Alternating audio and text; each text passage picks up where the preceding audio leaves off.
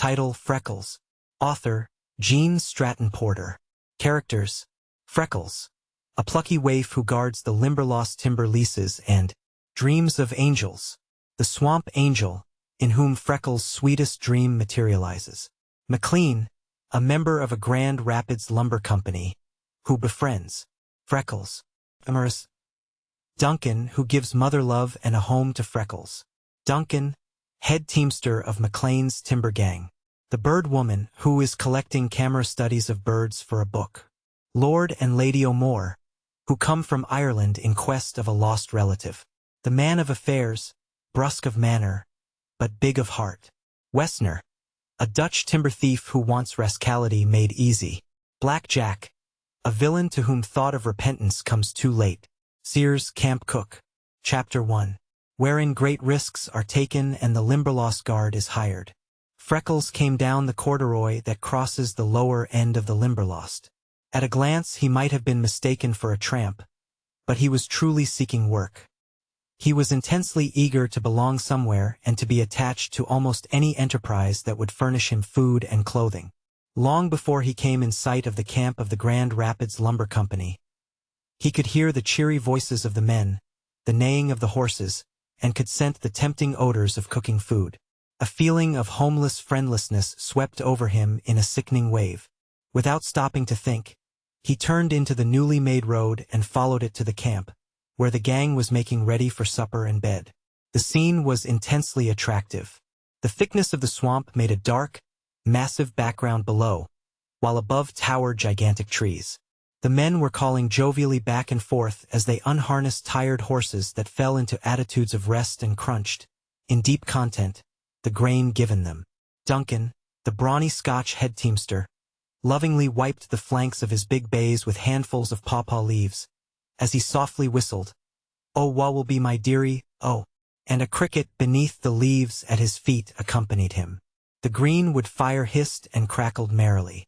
Wreathing tongues of flame wrapped around the big black kettles, and when the cook lifted the lids to plunge in his testing fork, gusts of savory odors escaped. Freckles approached him. "I want to speak with the boss," he said. The cook glanced at him and answered carelessly, "He can't use you." The color flooded Freckles' face, but he said simply, "If you will be having the goodness to point him out, we will give him a chance to do his own talking."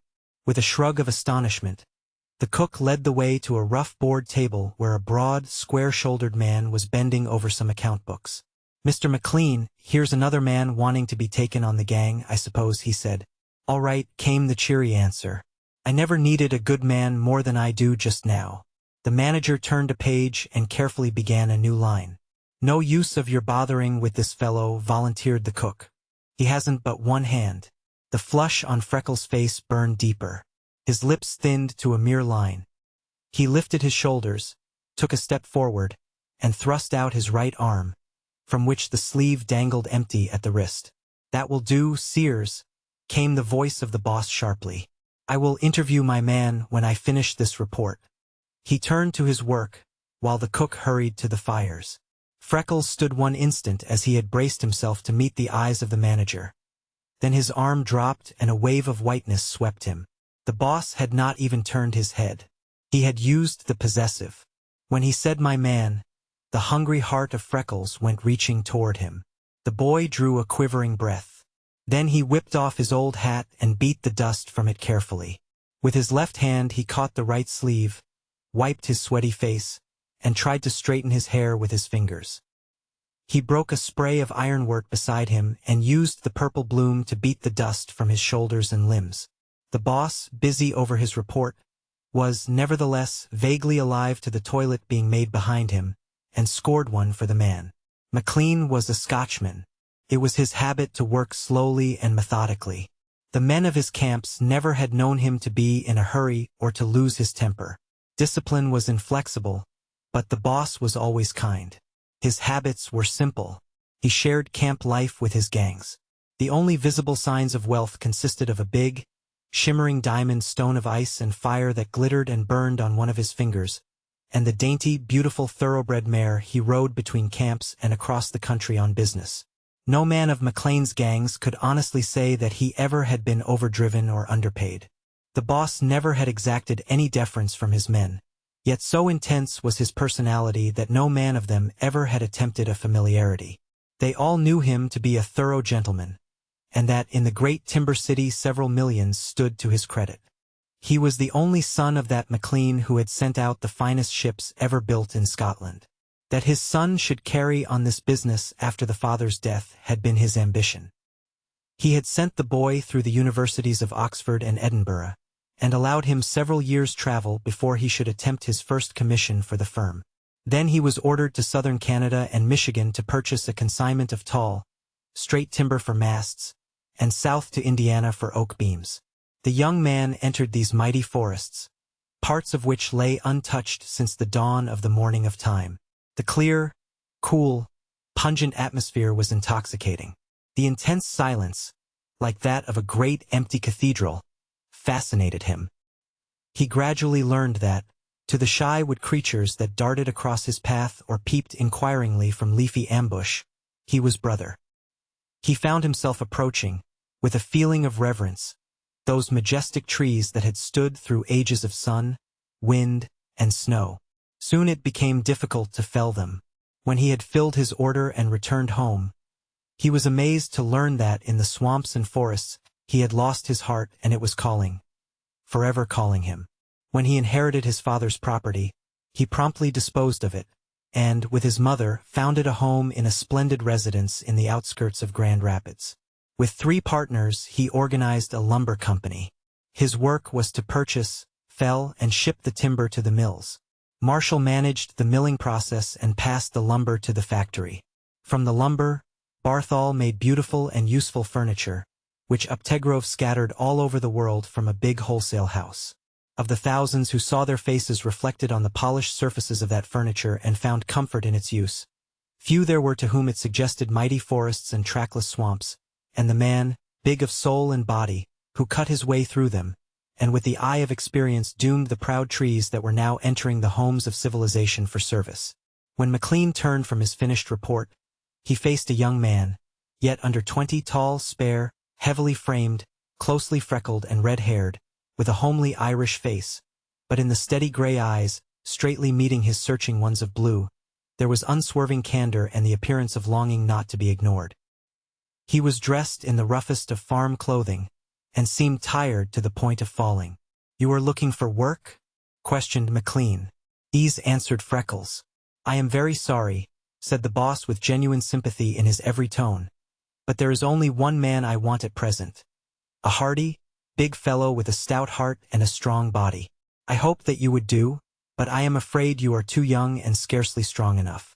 Freckles stood, hat in hand, watching MacLean. "And what was it you thought I might be doing?" he asked. The boss could scarcely repress a start.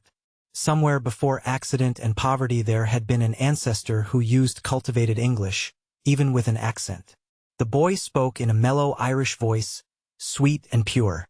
It was scarcely definite enough to be called brogue, yet there was a trick in the turning of the sentence, the wrong sound of a letter here and there, that was almost irresistible to MacLean, and presaged a misuse of infinitives and possessives with which he was very familiar and which touched him nearly. He was of foreign birth, and despite years of alienation, in times of strong feeling he committed inherited sins of accent and construction. "It's no child's job," answered MacLean. "I am the field manager of a big lumber company. We have just leased 2,000 acres of the Limberlost. Many of these trees are of great value. We can't leave our camp, 6 miles south, for almost a year yet, so we have blazed a trail and strung barbed wires securely around this lease. Before we return to our work, I must put this property in the hands of a reliable, brave, strong man who will guard it every hour of the day, and sleep with one eye open at night. I shall require the entire length of the trail to be walked at least twice each day, to make sure that our lines are up and that no one has been trespassing." Freckles was leaning forward, absorbing every word with such intense eagerness that he was beguiling the boss into explanations he had never intended making. "But why wouldn't that be the finest job in the world for me?" he pleaded. "I am never sick. I could walk the trail twice, 3 times every day, and I'd be watching sharp all the while." "It's because you are scarcely more than a boy, and this will be a trying job for a work-hardened man," answered MacLean. You see, in the first place, you would be afraid. In stretching our lines, we killed 6 rattlesnakes almost as long as your body and as thick as your arm. It's the price of your life to start through the marsh grass surrounding the swamp unless you are covered with heavy leather above your knees. You should be able to swim in case high water undermines the temporary bridge we have built where Sleepy Snake Creek enters the swamp. The fall and winter changes of weather are abrupt and severe, while I would want strict watch kept every day. You would always be alone, and I don't guarantee what is in the Limberlost. It is lying here as it has lain since the beginning of time, and it is alive with forms and voices. I don't pretend to say what all of them come from, but from a few slinking shapes I've seen, and hair-raising yells I've heard, I'd rather not confront their owners myself, and I am neither weak nor fearful. Worst of all, any man who will enter the swamp to mark and steal timber is desperate. One of my employees at the South Camp, John Carter, compelled me to discharge him for a number of serious reasons.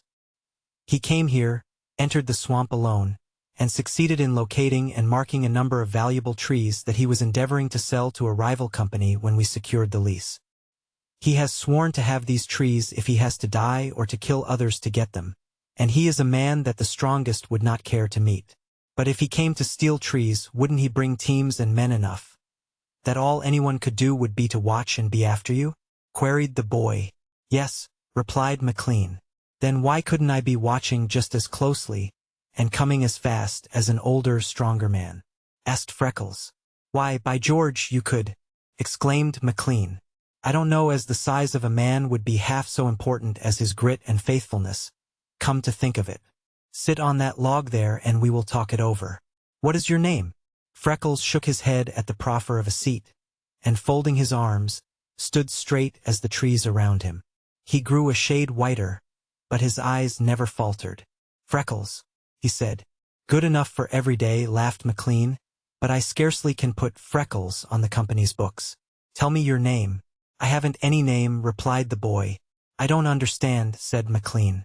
I was thinking from the voice and the face of you that you wouldn't, said Freckles slowly. I've spent more time on it than I ever did on anything else in all me life, and I don't understand. Does it seem to you that anyone would take a newborn baby and row over it, until it was bruised black, cut off its hand, and leave it out in a bitter night on the steps of a charity home, to the care of strangers? That's what somebody did to me. McLean stared aghast. He had no reply ready, and presently in a low voice he suggested, and after? The home people took me in, and I was there the full legal age and several years over. For the most part we were a lot of little Irishmen together. They could always find homes for the other children, but nobody would ever be wanting me on account of me arm. Were they kind to you? McLean regretted the question the minute it was asked. I don't know, answered Freckles. The reply sounded so hopeless, even to his own ears, that he hastened to qualify it by adding, You see, it's like this, sir. Kindnesses that people are paid to lay off in job lots and that belong equally to several hundred others, ain't going to be soaking into any one fellow so much. Go on, said McLean, nodding comprehendingly. There's nothing worth the taking of your time to tell, replied Freckles. The home was in Chicago, and I was there all me life until 3 months ago. When I was too old for the training they gave to the little children, they sent me to the closest ward school as long as the law would let them. But I was never like any of the other children, and they all knew it. I'd to go and come like a prisoner, and be working around the home early and late for me board and clothes. I always wanted to learn mighty bad, but I was glad when that was over. Every few days, all me life, I'd to be called up, looked over, and refused a home and love, on account of me hand and ugly face. But it was all the home I'd ever known, and I didn't seem to belong to any place else. Then a new superintendent was put in. He wasn't for being like any of the others, and he swore he'd weed me out the first thing he did. He made a plan to send me down the state to a man he said he knew who needed a boy. He wasn't for remembering to tell that man that I was a hand short, and he knocked me down the minute he found I was the boy who had been sent him. Between noon and that evening, he and his son close my age had me in pretty much the same shape in which I was found in the beginning, so I lay awake that night and ran away. I'd like to have squared me account with that boy before I left, but I didn't dare for fear of waking the old man, and I knew I couldn't handle the two of them. But I'm hoping to meet him alone some day before I die. McLean tugged at his mustache to hide the smile on his lips, but he liked the boy all the better for this confession. I didn't even have to steal clothes to get rid of starting in me home ones, Freckles continued, for they had already taken all me clean, neat things for the boy and put me into his rags, and that went almost as sore as the beatings, for where I was we were always kept tidy and sweet-smelling, anyway. I hustled clear into the state before I learned that man couldn't have kept me if he'd wanted to. When I thought I was good and away from him, I commenced hunting work, but it is with everybody else just as it is with you, sir. Big, strong, whole men are the only ones for being wanted. I have been studying over this matter, answered McLean. I am not so sure but that a man no older than you and similar in every way could do this work very well, if he were not a coward, and had it in him to be trustworthy and industrious. Freckles came forward a step. If you will give me a job where I can earn me food, clothes, and a place to sleep, he said, if I can have a boss to work for like other men, and a place I feel I've a right to, I will do precisely what you tell me or die trying. He spoke so convincingly that McLean believed, although in his heart he knew that to employ a stranger would be wretched business for a man with the interests he had involved. Very well, the boss found himself answering, I will enter you on my pay rolls. We'll have supper, and then I will provide you with clean clothing, wading boots, the wire-mending apparatus, and a revolver. The first thing in the morning, I will take you the length of the trail myself and explain fully what I want done. All I ask of you is to come to me at once at the South Camp and tell me as a man if you find this job too hard for you. It will not surprise me. It is work that few men would perform faithfully. What name shall I put down? Freckles' gaze never left McLean's face, and the boss saw the swift spasm of pain that swept his lonely, sensitive features. I haven't any name, he said stubbornly. No more than one somebody clapped on to me when they put me on the home books, with not the thought or care they'd name a house cat. I've seen how they enter those poor little abandoned devils often enough to know. What they called me is no more my name than it is yours. I don't know what mine is, and I never will, but I am going to be your man and do your work, and I'll be glad to answer to any name you choose to call me. Won't you please be giving me a name, Mr. McLean? The boss wheeled abruptly and began stacking his books. What he was thinking was probably what any other gentleman would have thought in the circumstances. With his eyes still downcast, and in a voice harsh with huskiness, he spoke. I will tell you what we will do, my lad, he said. My father was my ideal man, and I loved him better than any other I have ever known. He went out 5 years ago, but that he would have been proud to leave you his name I firmly believe. If I give to you the name of my nearest kin and the man I loved best, will that do? Freckles' rigid attitude relaxed suddenly. His head dropped, and big tears splashed on the soiled calico shirt. McLean was not surprised at the silence, for he found that talking came none too easily just then. All right, he said. I will write it on the roll, James Ross McLean. Thank you mightily, said Freckles. That makes me feel almost as if I belonged, already. You do, said McLean. Until someone armed with every right comes to claim you, you are mine. Now come and take a bath, have some supper, and go to bed. As Freckles followed into the lights and sounds of the camp, his heart and soul were singing for joy. Chapter 2. Wherein Freckles proves his mettle and finds friends. Next morning found Freckles in clean, whole clothing, fed, and rested. Then McLean outfitted him and gave him careful instruction in the use of his weapon. The boss showed him around the timberline, and engaged him a place to board with the family of his head teamster, Duncan, whom he had brought from Scotland with him, and who lived in a small clearing he was working out between the swamp and the corduroy. When the gang was started for the South Camp, Freckles was left to guard a fortune in the Limberlost. That he was under guard himself those first weeks he never knew. Each hour was torture to the boy. The restricted life of a great city orphanage was the other extreme of the world compared with the Limberlost. He was afraid for his life every minute. The heat was intense. The heavy wading boots rubbed his feet until they bled. He was sore and stiff from his long tramp and outdoor exposure. The 7 miles of trail was agony at every step. He practiced at night under the direction of Duncan, until he grew sure in the use of his revolver. He cut a stout hickory cudgel with a knot on the end as big as his fist. This never left his hand. What he thought in those first days he himself could not recall clearly afterward. His heart stood still every time he saw the beautiful marsh grass begin a sinuous waving against the play of the wind, as McLean had told him it would. He bolted 1/2 mile with the first boom of the bittern, and his hat lifted with every yelp of the shitepoke. Once he saw a lean, shadowy form following him, and fired his revolver. Then he was frightened worse than ever for fear it might have been Duncan's collie. The first afternoon that he found his wires down, and he was compelled to plunge knee-deep into the black swamp muck to wring them. He became so ill from fear and nervousness that he scarcely could control his shaking hand to do the work. With every step, he felt that he would miss secure footing and be swallowed in that clinging sea of blackness. In dumb agony he plunged forward, clinging to the posts and trees until he had finished restringing and testing the wire. He had consumed much time. Night closed in. The Limberlost stirred gently, then shook herself, growled, and awoke around him.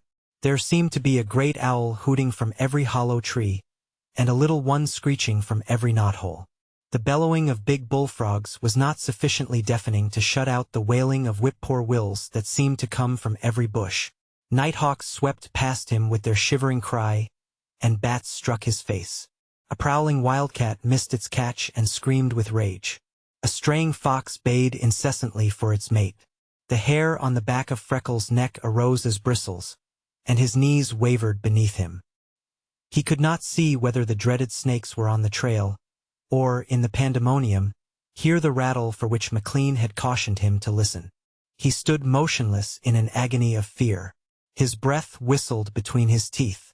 The perspiration ran down his face and body in little streams. Something big, black, and heavy came crashing through the swamp close to him, and with a yell of utter panic Freckles ran.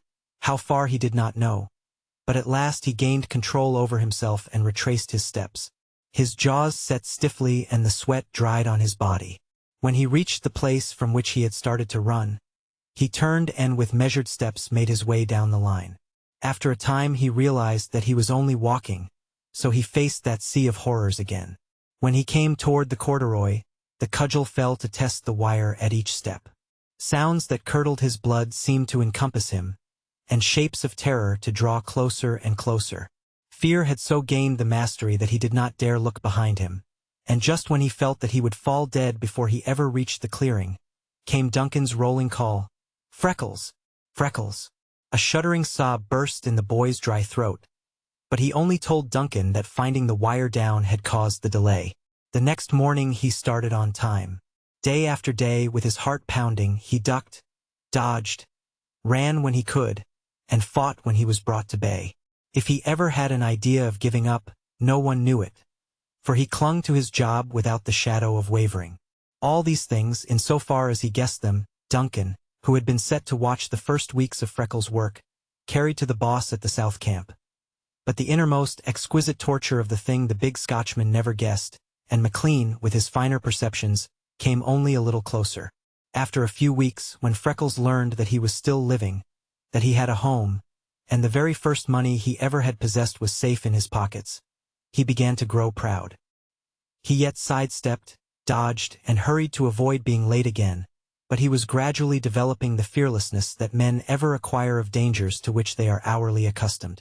His heart seemed to be leaping when his first rattler disputed the trail with him, but he mustered courage to attack it with his club.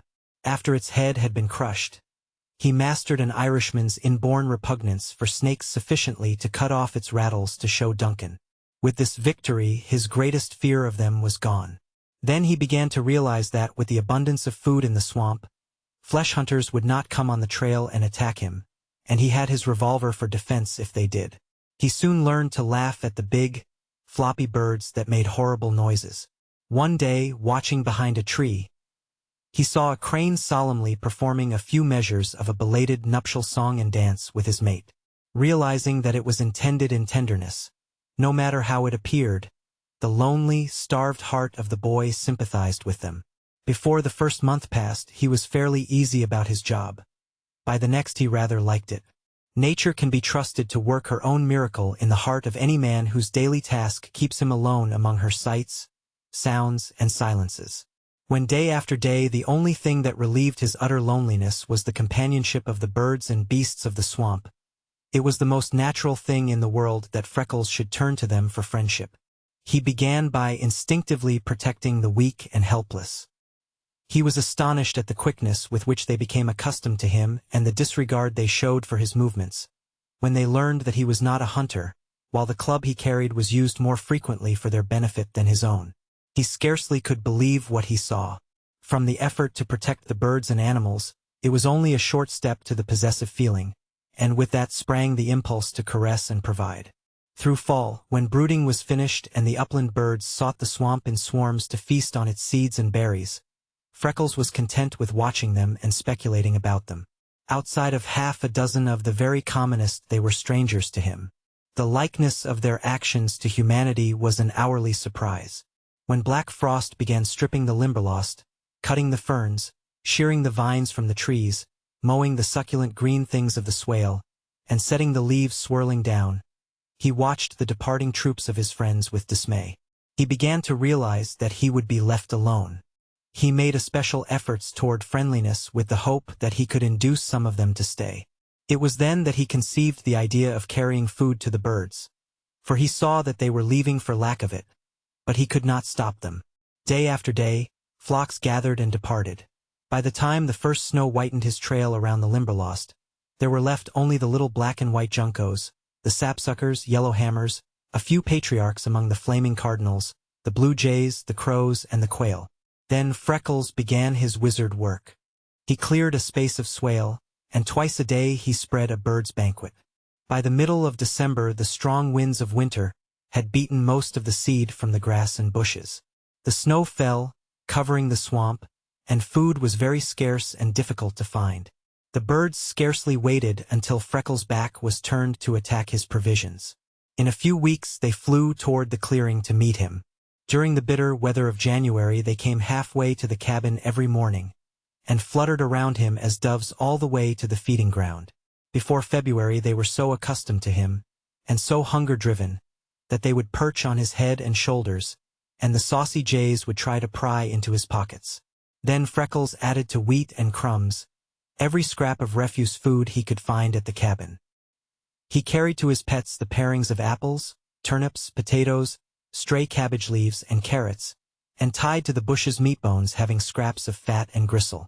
One morning, coming to his feeding ground unusually early, he found a gorgeous cardinal and a rabbit side by side sociably nibbling a cabbage leaf, and that instantly gave to him the idea of cracking nuts, from the store he had gathered for Duncan's children, for the squirrels, in the effort to add them to his family. Soon he had them coming red, gray, and black. Then he became filled with a vast impatience that he did not know their names or habits. So the winter passed. Every week McLean rode to the Limberlost, never on the same day or at the same hour. Always he found Freckles at his work, faithful and brave, no matter how severe the weather. The boy's earnings constituted his first money, and when the boss explained to him that he could leave them safe at a bank and carry away a scrap of paper that represented the amount, he went straight on every payday and made his deposit, keeping out barely what was necessary for his board and clothing. What he wanted to do with his money he did not know, but it gave to him a sense of freedom and power to feel that it was there. It was his and he could have it when he chose. In imitation of McLean, he bought a small pocket account book, in which he carefully set down every dollar he earned and every penny he spent. As his expenses were small and the boss paid him generously, it was astonishing how his little hoard grew. That winter held the first hours of real happiness in Freckles' life. He was free. He was doing a man's work faithfully, through every rigor of rain, snow, and blizzard. He was gathering a wonderful strength of body, paying his way, and saving money. Every man of the gang and of that locality knew that he was under the protection of McLean, who was a power. This had the effect of smoothing Freckles' path in many directions. Mrs. Duncan showed him that individual kindness for which his hungry heart was longing. She had a hot drink ready for him when he came from a freezing day on the trail. She knit him a heavy mitten for his left hand, and devised a way to sew and pad the right sleeve that protected the maimed arm in bitter weather.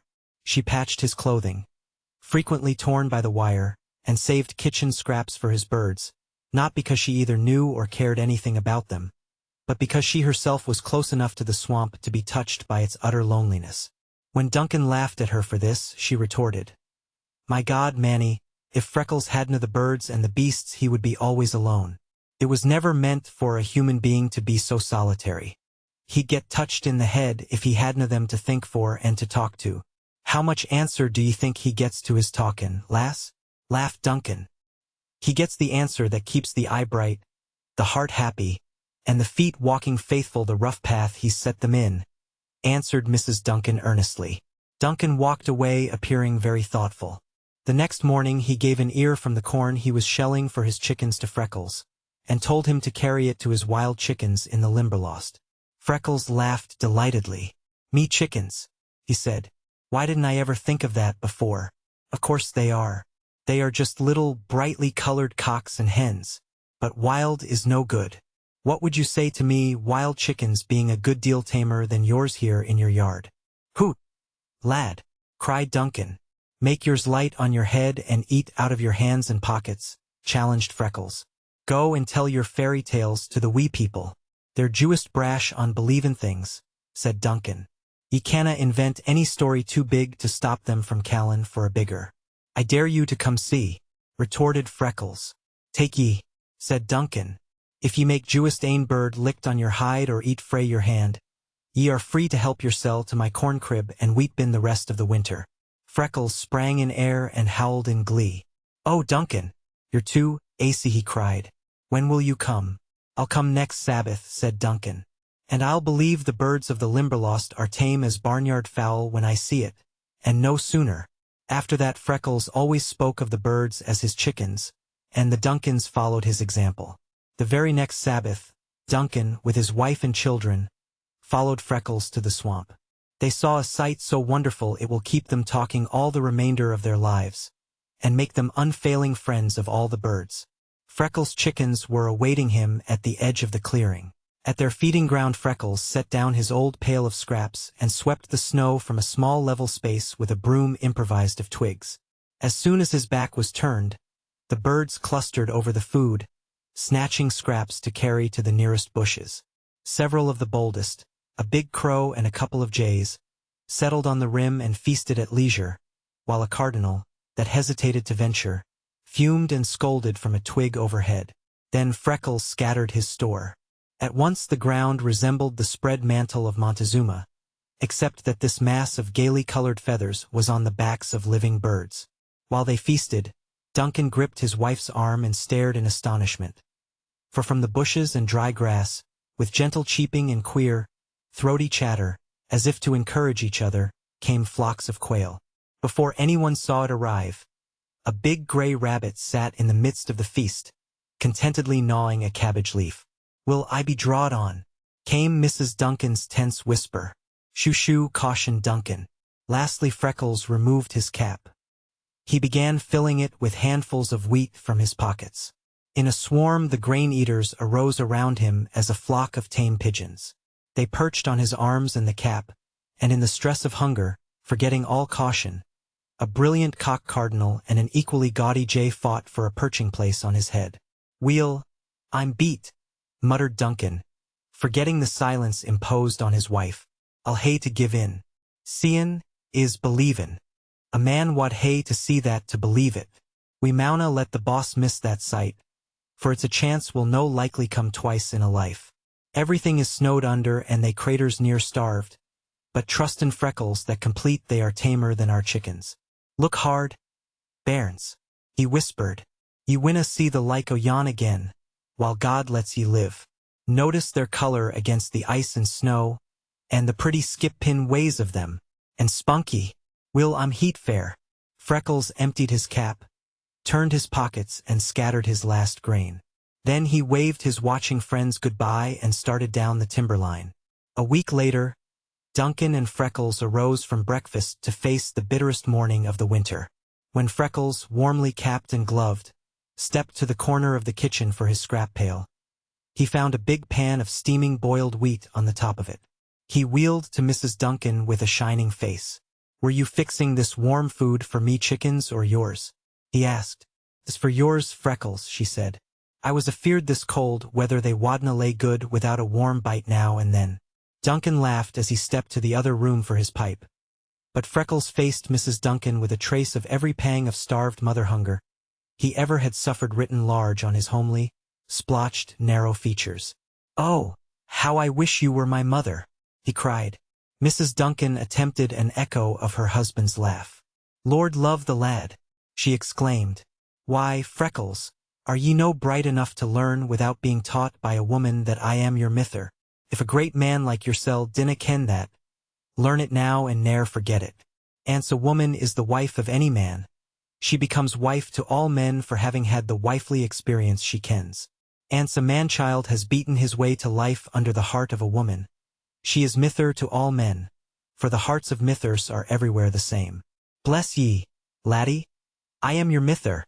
She tucked the coarse scarf she had knit for him closer over his chest and pulled his cap lower over his ears.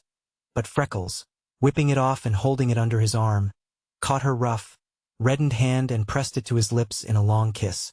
Then he hurried away to hide the happy, embarrassing tears that were coming straight from his swelling heart. Mrs. Duncan, sobbing unrestrainedly, swept into the adjoining room and threw herself into Duncan's arms. "Oh, the puir lad," she wailed. "Oh, the puir mither-hungry lad. He breaks my heart." Duncan's arms closed convulsively around his wife. With a big, brown hand he lovingly stroked her rough, sorrel hair. "Sarah, you're a guid woman," he said. "You're a michty guid woman. Ye hae a way o' speakin' out at times that's like the inspired prophets of the Lord. If that had been put to me, now, I'd have felt all I kent how to and been keen enough to say the richt thing. But dang it, I'd ha' stuttered and stammered and got naething out that would ha' done onybody a mite o' good. But ye, Sarah, did ye see his face, woman? Ye sent him off lookin' like a white light of holiness had passed o'er and settled on him. Ye sent the lad away too happy for mortal words, Sarah. And ye made me that proud o' ye. I wouldna trade ye and my share o' the Limberlost with ony king ye could mention." He relaxed his clasp, and setting a heavy hand on each shoulder, he looked straight into her eyes. "Yeri prime, Sarah. Jewist prime," he said. Sarah Duncan stood alone in the middle of her two-roomed log cabin and lifted a bony, claw-like pair of hands, reddened by frequent immersion in hot water, cracked and chafed by exposure to cold, black-lined by constant battle with swamp loam, calloused with burns, and stared at them wonderingly. "Pretty-lookin' things ye are," she whispered, "but ye hae juist been kissed. And by such a man, fine as God ever made at his vera best. Duncan woudna trade wi' a king. Nah, nor I wadna trade with a queen wi' a palace, and velvet gowns, and diamonds big as hazelnuts, and 100 visitors a day into the bargain. If ye been that honored, I'm blessed if I can bear to souse ye in dishwater. Still, that kiss winna come off. Naething can take it from me, for it's mine till I dee. Lord, if I amna proud, kisses on these old claws, will I be drawed on." Chapter 3, wherein a feather falls and a soul is born. So Freckles fared through the bitter winter. He was very happy. He had hungered for freedom, love, and appreciation so long. He had been unspeakably lonely at the home, and the utter loneliness of a great desert or forest is not so difficult to endure as the loneliness of being constantly surrounded by crowds of people who do not care in the least whether one is living or dead. All through the winter Freckles' entire energy was given to keeping up his lines and his chickens from freezing or starving. When the first breath of spring touched the Limberlost, and the snow receded before it, when the catkins began to bloom, when there came a hint of green to the trees, bushes, and swale, when the rushes lifted their heads, and the pulse of the newly resurrected season beat strongly in the heart of nature, something new stirred in the breast of the boy. Nature always levies her tribute. Now she laid a powerful hand on the soul of Freckles, to which the boy's whole being responded, though he had not the least idea what was troubling him. Duncan accepted his wife's theory that it was a touch of spring fever, but Freckles knew better. He never had been so well. Clean, hot, and steady the blood pulsed in his veins. He was always hungry, and his most difficult work tired him not at all. For long months, without a single intermission, he had tramped those 7 miles of trail twice each day, through every conceivable state of weather. With the heavy club he gave his wires a sure test, and between sections, first in play, afterward to keep his circulation going, he had acquired the skill of an expert drum major. In his work there was exercise for every muscle of his body each hour of the day. At night a bath, wholesome food, and sound sleep in a room that never knew fire. He had gained flesh and color, and developed a greater strength and endurance than anyone ever could have guessed. Nor did the Limberlost contain last year's terrors. He had been with her in her hour of desolation, when stripped bare and deserted, she had stood shivering, as if herself afraid. He had made excursions into the interior until he was familiar with every path and road that ever had been cut. He had sounded the depths of her deepest pools, and had learned why the trees grew so magnificently. He had found that places of swamp and swale were few compared with miles of solid timberland, concealed by summer's luxuriant undergrowth. The sounds that at first had struck cold fear into his soul, he now knew had left on wing and silent foot at the approach of winter. As flock after flock of the birds returned and he recognized the old echoes reawakening, he found to his surprise that he had been lonely for them and was hailing their return with great joy. All his fears were forgotten. Instead, he was possessed of an overpowering desire to know what they were, to learn where they had been, and whether they would make friends with him as the winter birds had done. And if they did, would they be as fickle? For, with the running sap, creeping worm, and winging bug, most of Freckles' chickens had deserted him, entered the swamp, and feasted to such a state of plethora on its store that they cared little for his supply, so that in the strenuous days of mating and nest-building the boy was deserted. He chafed at the birds' ingratitude, but he found speedy consolation in watching and befriending the newcomers. He surely would have been proud and highly pleased if he had known that many of the former inhabitants of the interior swamp now grouped their nests beside the timberline solely for the sake of his protection and company. The yearly resurrection of the Limberlost is a mighty revival. Freckles stood back and watched with awe and envy the gradual reclothing and repopulation of the swamp. Keen-eyed and alert through danger and loneliness, he noted every stage of development, from the first piping frog and unsheathing bud, to full leafage and the return of the last migrant. The knowledge of his complete loneliness and utter insignificance was hourly thrust upon him. He brooded and fretted until he was in a fever, yet he never guessed the cause. He was filled with a vast impatience, a longing that he scarcely could endure. It was June by the zodiac, June by the Limberlost, and by every delight of a newly resurrected season it should have been June in the hearts of all men. Yet Freckles scowled darkly as he came down the trail, and the running tap that tested the sagging wire and telegraphed word of his coming to his furred and feathered friends of the swamp, this morning carried the story of his discontent a mile ahead of him. Freckles' special pet, a dainty, yellow-coated, black-sleeved, cock goldfinch, had remained on the wire for several days past the bravest of all. And Freckles, absorbed with the cunning and beauty of the tiny fellow, never guessed that he was being duped.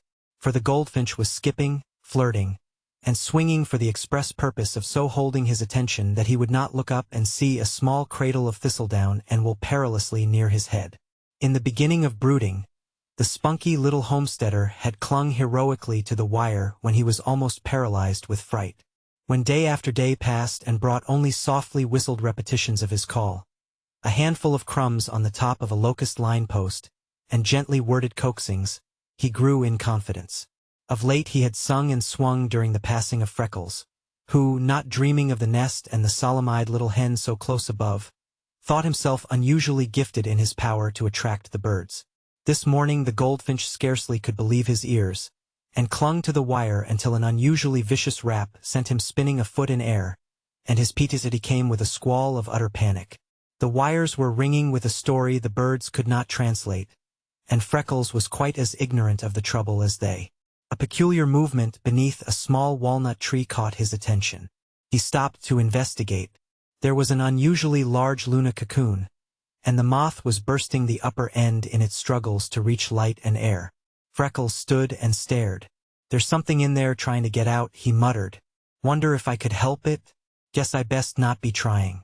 If I hadn't happened along, there wouldn't have been anyone to do anything, and maybe I'd only be hurting it. Oh, Skagany! It's just being born." Freckles gasped with surprise. The moth cleared the opening, and with many wobblings and contortions climbed up the tree. He stared speechless with amazement as the moth crept around a limb and clung to the underside.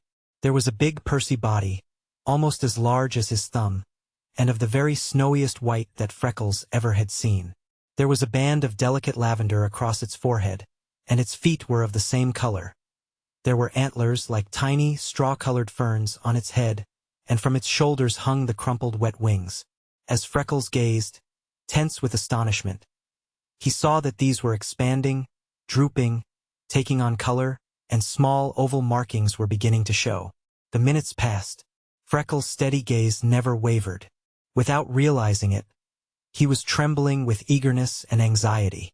As he saw what was taking place, "It's going to fly," he breathed in hushed wonder.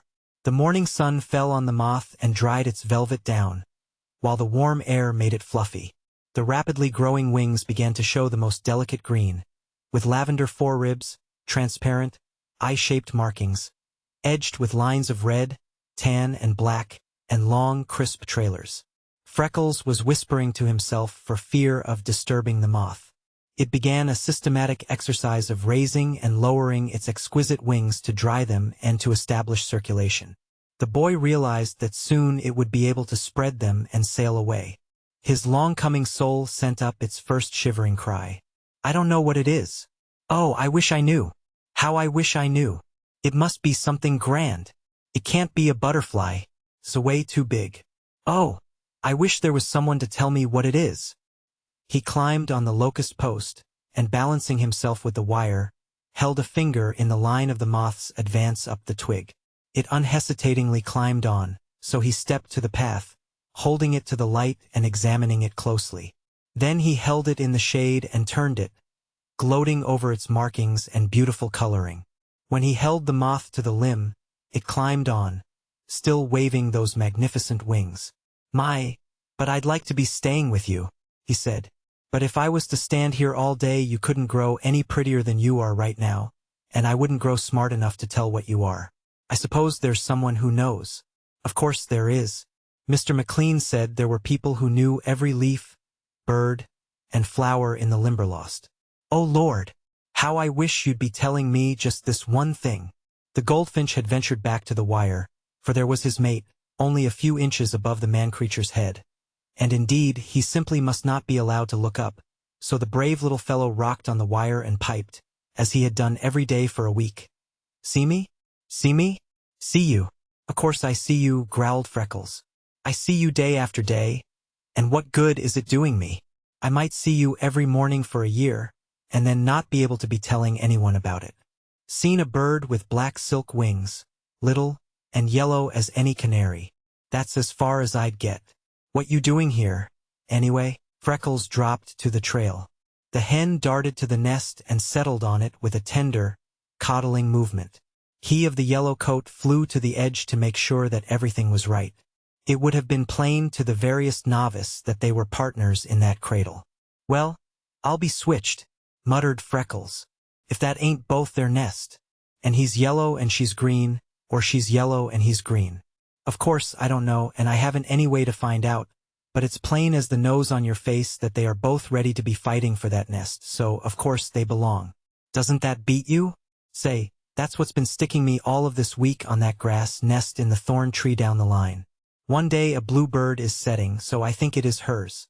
The next day a brown bird is on, and I chase it off because the nest is blue's. Next day the brown bird is on again, and I let her be, because I think it must be hers. Next day, be golly, blue's on, and off I send her because it's brown's.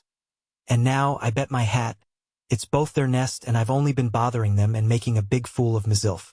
Pretty specimen I am, pretending to be a friend to the birds, and so blamed ignorant I don't know which ones go in pairs, and blue and brown are a pair, of course, if yellow and green are, and there's the red birds. I never thought of them. He's red and she's gray, and now I want to be knowing, are they all different? Why no. Of course they ain't. There's the jays all blue, and the crows all black. The tide of Freckles' discontent welled until he almost choked with anger and chagrin. He plodded down the trail, scowling blackly and viciously spanging the wire. At the finch's nest he left the line and peered into the thorn tree. There was no bird brooding. He pressed closer to take a peep at the snowy, spotless little eggs he had found so beautiful, when at the slight noise up raised 4 tiny baby heads with wide-open mouths, uttering hunger cries. Freckles stepped back. The brown bird alighted on the edge and closed one cavity with a wiggling green worm, while not 2 minutes later the blue filled another with a white. That settled it. The blue and brown were mates. Once again Freckles repeated his "How I wish I knew." Around the bridge spanning Sleepy Snake Creek the swale spread widely. The timber was scattering, and willows, rushes, marshgrass, and splendid wild flowers grew abundantly. Here lazy, big, black water snakes, for which the creek was named, sunned on the bushes, wild ducks and grebe chattered, cranes and herons fished, and muskrats plowed the bank in queer, rolling furrows. It was always a place full of interest, so Freckles loved to linger on the bridge, watching the marsh and water people. He also transacted affairs of importance with the wildflowers and sweet marshgrass. He enjoyed splashing through the shallow pools on either side of the bridge. Then, too, where the creek entered the swamp was a place of unusual beauty. The water spread in darksome, mossy, green pools. Water plants and lilies grew luxuriantly, throwing up large, rank, green leaves. Nowhere else in the Limberlost could be found frog music to equal that of the mouth of the creek. The drumming and piping rolled in never-ending orchestral effect, while the full chorus rang to its accompaniment throughout the season.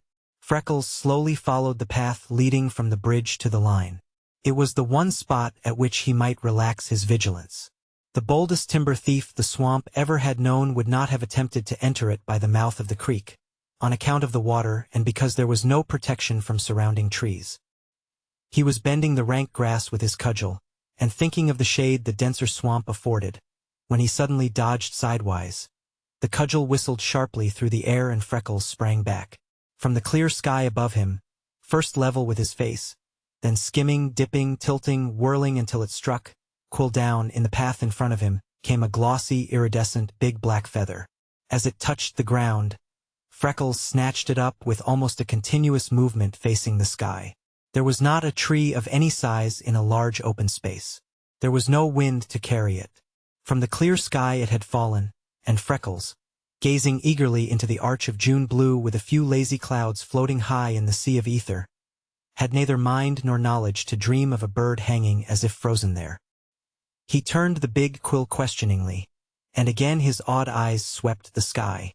A feather dropped from heaven. He breathed reverently. Are the holy angels molting? But no, if they were, it would be white. Maybe all the angels are not for being white. What if the angels of God are white and those of the devil are black? But a black one has no business up there. Maybe some poor black angel is so tired of being punished it's for slipping to the gates, beating its wings trying to make the master hear. Again and again Freckles searched the sky, but there was no answering gleam of golden gates, no form of sailing bird. Then he went slowly on his way, turning the feather and wondering about it. It was a wing quill, 18 inches in length, with a heavy spine, gray at the base, shading to jet black at the tip, and it caught the play of the sun's rays in slanting gleams of green and bronze. Again Freckles, old man of the sea, sat sullen and heavy on his shoulders and weighted him down until his step lagged and his heart ached. Where did it come from? What is it? Oh, how I wish I knew. He kept repeating as he turned and studied the feather, with almost unseeing eyes, so intently was he thinking. Before him spread a large green pool, filled with rotting logs and leaves, bordered with delicate ferns and grasses among which lifted the creamy spikes of the arrowhead, the blue of water hyacinth, and the delicate yellow of the jewel flower. As Freckles leaned, handling the feather and staring at it, then into the depths of the pool, he once more gave voice to his old query. I wonder what it is. Straight across from him, couched in the mosses of a soggy old log, a big green bullfrog, with palpitant throat and batting eyes, lifted his head and bellowed in answer. Findu, Findu, wah, what's that? Stammered Freckles, almost too much bewildered to speak. I know you are only a bullfrog, but, be jabbers, that sounded mightily like speech. Wouldn't you please to be saying it over? The bullfrog cuddled contentedly in the ooze. Then suddenly he lifted his voice, and, as an imperative drumbeat, rolled it again. Findu, Findu. Freckles had the answer. Something seemed to snap in his brain. There was a wavering flame before his eyes. Then his mind cleared. His head lifted in a new poise, His shoulders squared, while his spine straightened. The agony was over. His soul floated free. Freckles came into his birthright. Before God, I will. He uttered the oath so impressively that the recording angel never winced as he posted it in the prayer column. Freckles set his hat over the top of one of the locust posts used between trees to hold up the wire while he fastened the feather securely in the band. Then he started down the line, talking to himself as men who have worked long alone always fall into the habit of doing. What a fool I have been, he muttered. Of course that's what I have to do. There wouldn't likely anybody be doing it for me. Of course I can. What am I a man for? If I was a four-footed thing of the swamp, maybe I couldn't. But a man can do anything if he's the grit to work hard enough and stick at it, Mr. McLean is always saying, and here's the way I am to do it. He said, too, that there were people that knew everything in the swamp. Of course they have written books. The thing for me to be doing is to quit moping and be buying some. Never bought a book in me life or anything else of much account, for that matter. Oh, ain't I glad I didn't waste me money. I'll surely be having enough to get a few. Let me see. Freckles sat on a log, took his pencil and account book, and figured on a back page. He had walked the timberline 10 months. His pay was $30 a month, and his board cost him $8. That left $22 a month, and his clothing had cost him very little. At the least he had $200 in the bank. He drew a deep breath and smiled at the sky with satisfaction.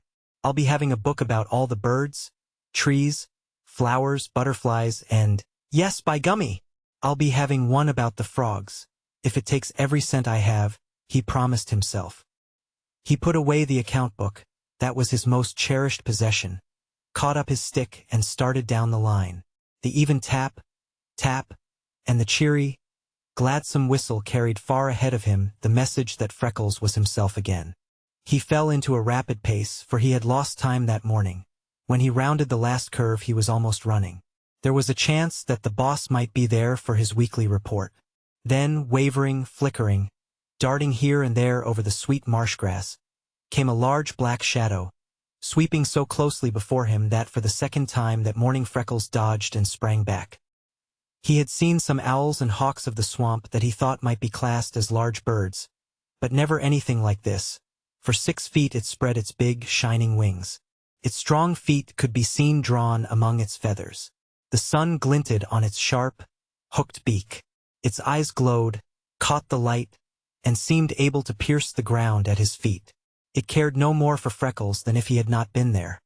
For it perched on a low tree, while a second later it awkwardly hopped to the trunk of a lightning-riven elm, turned its back and began searching the blue. Freckles looked just in time to see a second shadow sweep the grass. And another bird, a trifle smaller and not quite so brilliant in the light, slowly sailed down to perch beside the first.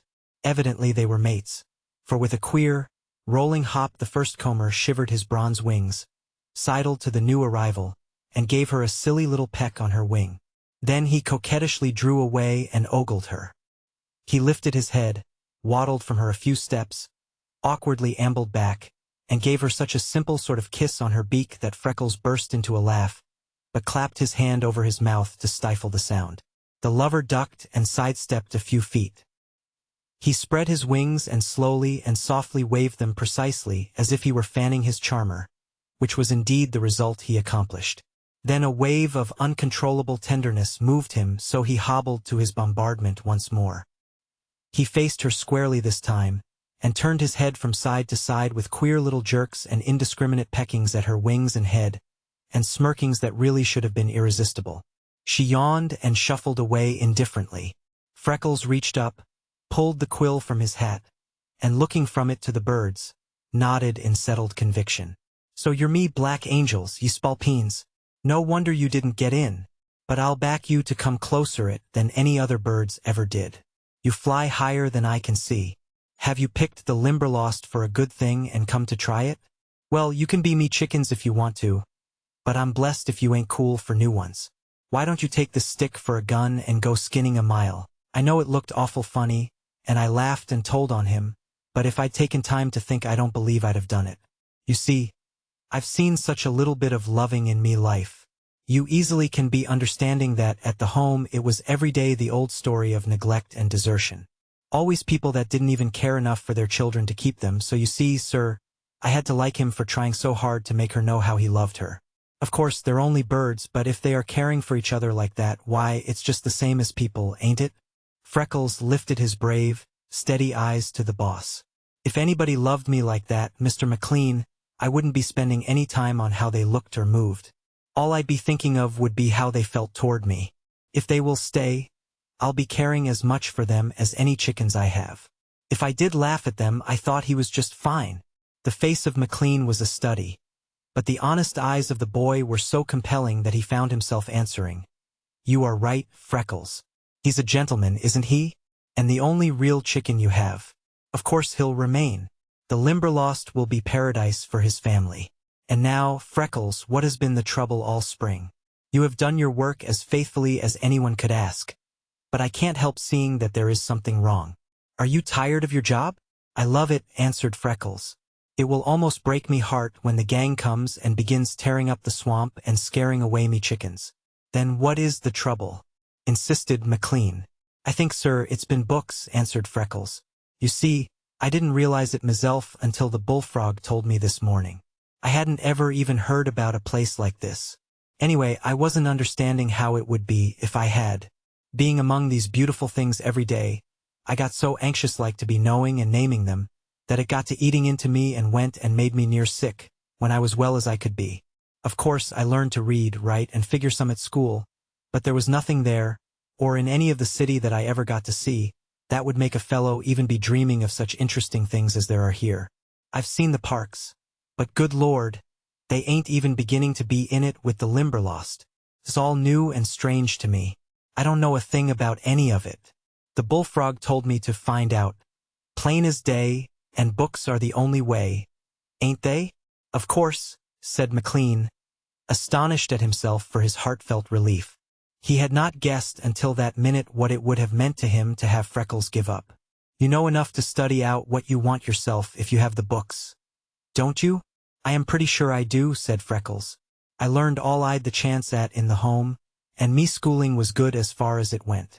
Wouldn't let you go past 14, you know. I always did me some's perfect, and loved me history books. I had them almost by heart. I never could get me grammar to suit them. They said it was just born in me to go wrong talking, and if it hadn't been I suppose I would have picked it up from the other children. But I'd the best voice of any of them in the home or at school. I could knock them all out singing. I was always leader in the home, and once one of the superintendents gave me carfare and let me go into the city and sing in a boys' choir. The master said I'd the swattest voice of them all until it got rough-like, and then he made me quit for a while, but he said it would be coming back by now, and I'm rarely thinking it is, sir, for I've tried on the line a bit of late and it seems to go smooth again and lots stronger. That and me chickens have been all the company I've been having, and it will be all I'll want if I can have some books and learn the real names of things, where they come from, and why they do such interesting things. It's been fretting me more than I knew to be shut up here among all these wonders and not knowing a thing. I wanted to ask you what some books would cost me, and if you'd be having the goodness to get me the right ones. I think I have enough money. Freckles offered his account book and the boss studied it gravely. You needn't touch your account, Freckles, he said. $10 from this month's pay will provide you everything you need to start on. I will write a friend in Grand Rapids today to select you the very best and send them at once. Freckles' eyes were shining. Never owned a book in me life, he said. Even me school books were never mine. Lord, how I used to wish I could have just one of them for me very own. Won't it be fun to see me Sawbird and me little yellow fellow looking at me from the pages of a book, and their real names and all about them printed alongside? How long will it be taking, sir? 10 days should do it nicely, said McLean. Then, seeing Freckles' lengthening face, he added, I'll have Duncan bring you a 10-bushel store box the next time he goes to town. He can haul it to the west entrance and set it up wherever you want it. You can put in your spare time filling it with the specimens you find until the books come, and then you can study out what you have. I suspect you could collect specimens that I could send to naturalists in the city and sell for you. Things like that winged creature this morning. I don't know much in that line, but it must have been a moth and it might have been rare. I've seen them by the thousand in museums, and in all nature I don't remember rarer coloring than their wings. I'll order you a butterfly net and box and show you how scientists pin specimens. Possibly you can make a fine collection of these swamp beauties. It will be all right for you to take a pair of different moths and butterflies, but I don't want to hear of your killing any birds. They are protected by heavy fines. McLean rode away, leaving Freckles staring aghast. Then he saw the point and smiled. Standing on the trail, he twirled the feather and thought over the morning. Well, if life ain't getting to be worth living, he said wonderingly. Biggest streak of luck I ever had. 'Bout time something was coming my way, but I wouldn't ever thought anybody could strike such magnificent prospects through only a falling feather. Chapter 4. Wherein Freckles faces trouble bravely and opens the way for new experiences. On Duncan's return from his next trip to town, there was a big store box loaded on the back of his wagon. He drove to the west entrance of the swamp, set the box on a stump that Freckles had selected in a beautiful, sheltered place, and made it secure on its foundations with a tree at its back. It seems most a pity to nail into that tree, said Duncan. I haena the time to examine into the grain of it, but it looks as if it might be a rare ane. Anyhow, the nailin' winna hurt it deep, and havin' the case by it will make it safer if it is a geoideane. Isn't it an oak? Asked Freckles. I said Duncan. It looks like it might be ane of they fine-grained white aints that mak such grand furniture. When the body of the case was secure, Duncan made a door from the lid and fastened it with hinges. He drove a staple, screwed on a latch, and gave Freckles a small padlock, so that he might fasten in his treasures safely. He made a shelf at the top for his books, and last of all covered the case with oilcloth. It was the first time in Freckles' life that anyone ever had done that much for his pleasure, and it warmed his heart with pure joy. If the interior of the box already had been covered with the rarest treasures of the Limberlost, he could have been no happier. When the big teamster stood back to look at his work, he laughingly quoted, "Neat but no gaudy," as McLean says. All we're needing now is a coat of paint to make a cupboard that would turn Sarah green with envy. Ye'll find that safe and dry, lad. And that's all that's needed. Mr. Duncan, said Freckles, I don't know why you are being so mighty good to me, but if you have any jobs at the cabin that I could do for you or Mrs. Duncan, hours off the line, it would make me mighty happy. Duncan laughed. Ye needna feel ye are obliged to me, lad. Ye mauna think I could take a half-day off in the best hauling season and go to town for boxes to rig up, and spend a my little for fixtures. I knew Mr. McLean sent you, said Freckles, his eyes wide and bright with happiness. So good of him. How I wish I could do something that would please him as much. Why, Freckles, said Duncan, as he knelt and began collecting his tools, I canna see that it will hurt ye to be told that ye are doing every day a thing that pleases the boss as much as anything ye could do. Ye're being uncommon faithful, lad, and honest as old Father Time. McLean is trusting ye as he would his own flesh and blood. Oh, Duncan, cried the happy boy, are you sure? Why, I know, answered Duncan. I wadna venture to say so else. In those first days he cautioned me not to tell ye, but now he wadna care. Ye ken, Freckles, that some of the single trees ye are guarding are worth $1,000? Freckles caught his breath and stood speechless. Ye see, said Duncan, that's why they maun be watched so closely. They tack, say, for instance, a burl maple. Bird's eye they call it in the factory, because it's full o' wee knots and twists that look like the eye of a bird. They saw it out in sheets no muckle thicker than writin' paper. Then they make up the furniture out of cheaper wood and cover it with the maple veneer they call it. When it's all done and polished ye never saw onything grander. Gang into a retail shop the next time ye are in town and see some. By sawin' it thin that way they get finish for thousands of dollars worth of furniture from a single tree. If ye dinna watch faithful and Black Jack gets out a few he has marked, it means the loss of more money than ye ever dreamed of, lad. The other night, down at camp, some son of Balaam was suggestin' that ye might be sellin' the boss out to Jack and lettin' him tack the trees secretly, and nobody wad ever ken till the gang gets here. A wave of scarlet flooded Freckles' face and he blazed hotly at the insult. And the boss, continued Duncan, coolly ignoring Freckles' anger, he lays back just as cool as cowcumbers and says, I'll give $1,000 to ony man that will show me a fresh stump when we reach the Limberlost, says he. Some of the men just snapped him up that they'd find some. So you see bow the boss is trustin' ye, lad. I am gladder than I can ever express, said Freckles.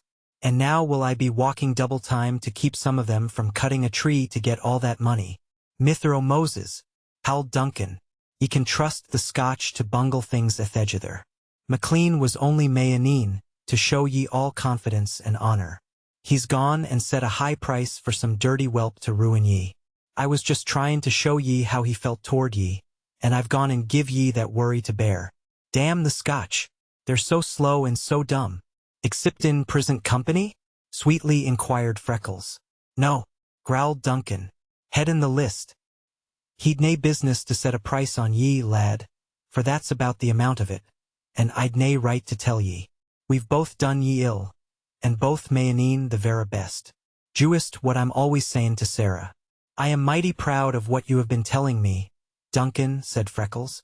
I need the warning, sure. For with the books coming I might be tempted to neglect me work when double watching is needed. Thank you more than I can say for putting me on to it. What you've told me may be the saving of me. I won't stop for dinner now. I'll be getting along the East Line, and when I come around about 3, maybe Mother Duncan will let me have a glass of milk and a bite of something. Ye see now, cried Duncan in disgust. Ye'll start on that 7-mile tramp with na bite to stay your stomach. What was it I told ye? You told me that the Scotch had the hardest heads and the softest hearts of any people that's living, answered Freckles. Duncan grunted in gratified disapproval. Freckles picked up his club and started down the line, whistling cheerily, for he had an unusually long repertoire upon which to draw. Duncan went straight to the lower camp and, calling McLean aside, repeated the conversation verbatim, ending, and nae matter what happens now or ever, dinna ye dare let onything make ye believe that Freckles hasna guarded faithful as ony man could. I don't think anything could shake my faith in the lad, answered McLean. Freckles was whistling merrily. He kept one eye religiously on the line. The other he divided between the path, his friends of the wire, and a search of the sky for his latest arrivals. Every day since their coming he had seen them, either hanging as small black clouds above the swamp or bobbing over logs and trees with their queer, tilting walk. Whenever he could spare time, he entered the swamp and tried to make friends with them, for they were the tamest of all his unnumbered subjects. They ducked, dodged, and ambled around him over logs and bushes, and not even a near approach would drive them to flight. For 2 weeks he had found them circling over the Limberlost regularly, but one morning the female was missing and only the big black chicken hung sentinel above the swamp. His mate did not reappear in the following days, and Freckles grew very anxious. He spoke of it to Mrs. Duncan, and she quieted his fears by raising a delightful hope in their stead. Why, Freckles, if it's the hen bird ye are missing, it's 10 to 1 she's safe, she said. Besides these were a butterfly net, a naturalist's tin specimen box, a bottle of cyanide, a box of cotton, a paper of long steel specimen pins, and a letter telling what all these things were and how to use them. At the discovery of each new treasure, Freckles shouted, "Will you be looking at this now?" Mrs. Duncan cried, "Will I be drawed on?" The eldest boy turned a somersault for every extra, while the baby, trying to follow his example, bunched over in a sidewise sprawl and cut his foot on the axe with which his mother had prized up the box lid. That sobered them. They carried the books indoors. Mrs. Duncan had a top shelf in her closet cleared for them, far above the reach of meddling little fingers. When Freckles started for the trail next morning, the shining new specimen box flashed on his back. The black chicken, a mere speck in the blue, caught the gleam of it. The folded net hung beside the boy's hatchet, and the bird book was in the box. He walked the line and tested each section scrupulously, watching every foot of the trail, for he was determined not to slight his work. But if ever a boy made haste slowly in a hurry, it was Freckles that morning. When at last he reached the space he had cleared and planted around his case, his heart swelled with the pride of possessing even so much that he could call his own, while his quick eyes feasted on the beauty of it. He had made a large room with the door of the case set even with one side of it. On 3 sides, fine big bushes of wild rose climbed to the lower branches of the trees. Part of his walls were mallow, part alder, thorn, willow, and dogwood. Below there filled in a solid mass of pale pink sheep laurel and yellow St. John's wort, while the amber threads of the dodder interlaced everywhere. At one side the swamp came close, here cattails grew in profusion. In front of them he had planted a row of water hyacinths without disturbing in the least the state of their azure bloom, and where the ground arose higher for his floor, a row of foxfire that soon would be open. To the left he had discovered a queer natural arrangement of the trees, that grew to giant size and were set in a gradually narrowing space so that a long, open vista stretched away until lost in the dim recesses of the swamp. A little trimming of underbush, rolling of dead logs, leveling of floor and carpeting with moss, made it easy to understand why Freckles had named this the cathedral. Yet he never had been taught that the groves were God's first temples. On either side of the trees that constituted the first arch of this dim vista of the swamp, he planted ferns that grew waist-high thus early in the season, and so skillfully the work had been done that not a frond drooped because of the change. Opposite, he cleared a space and made a flower bed. He filled one end with every delicate, lacy vine and fern he could transplant successfully. The body of the bed was a riot of color. Here he set growing dainty blue-eyed Marys and blue-eyed grass side by side. He planted harebells, violets, blue, white, and yellow, wild geranium, cardinal flower, columbine, pink snake's mouth, buttercups, painted trilliums, and orchis. Here were bloodroot, moccasin flower, hepatica, pitcher plant, jack-in-the-pulpit, and every other flower of the Limberlost that was in bloom or bore a bud presaging a flower. Every day saw the addition of new specimens. The place would have driven a botanist wild with envy. On the line side he left the bushes thick for concealment, entering by a narrow path he and Duncan had cleared in setting up the case. He called this the front door, though he used every precaution to hide it. He built rustic seats between several of the trees, leveled the floor, and thickly carpeted it with rank, heavy, woolly dog moss. Around the case he planted wild clematis, bittersweet, and wild grapevines, and trained them over it until it was almost covered. Every day he planted new flowers, cut back rough bushes, and coaxed out graceful ones. His pride in his room was very great, but he had no idea how surprisingly beautiful it would appear to anyone who had not witnessed its growth and construction.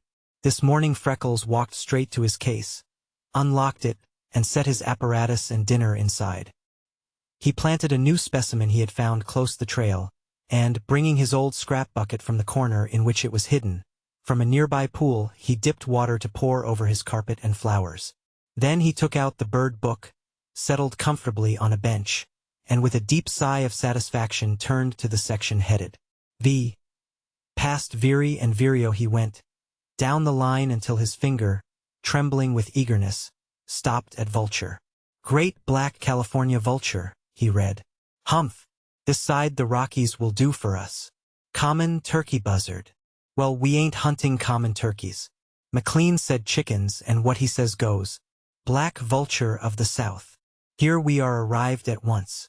Freckles' finger followed the line, and he read scraps aloud. Common in the South. Sometimes called Jim Crow.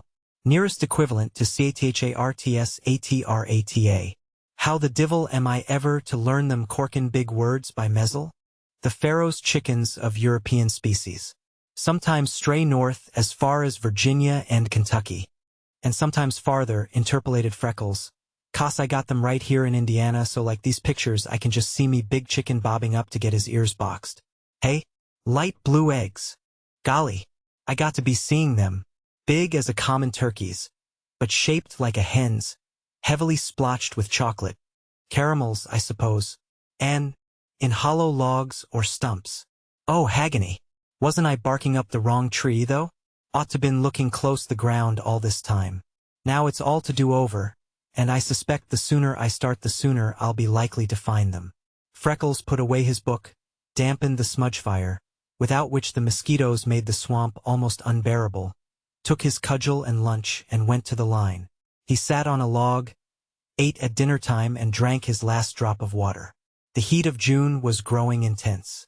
Even on the west of the swamp, where one had full benefit of the breeze from the upland, it was beginning to be unpleasant in the middle of the day.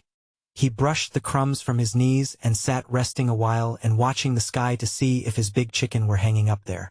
But he came to the earth abruptly, for there were steps coming down the trail that were neither McLean's nor Duncan's, and there never had been others.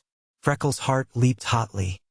He ran a quick hand over his belt to feel if his revolver and hatchet were there, caught up his cudgel and laid it across his knees, then sat quietly, waiting. Was it Black Jack? or someone even worse. Forced to do something to brace his nerves, he puckered his stiffening lips and began whistling a tune he had led in his clear tenor every year of his life at the home Christmas exercises. Who comes this way so blithe and gay, upon a merry Christmas day? His quick Irish wit roused to the ridiculousness of it until he broke into a laugh that steadied him amazingly. Through the bushes he caught a glimpse of the oncoming figure.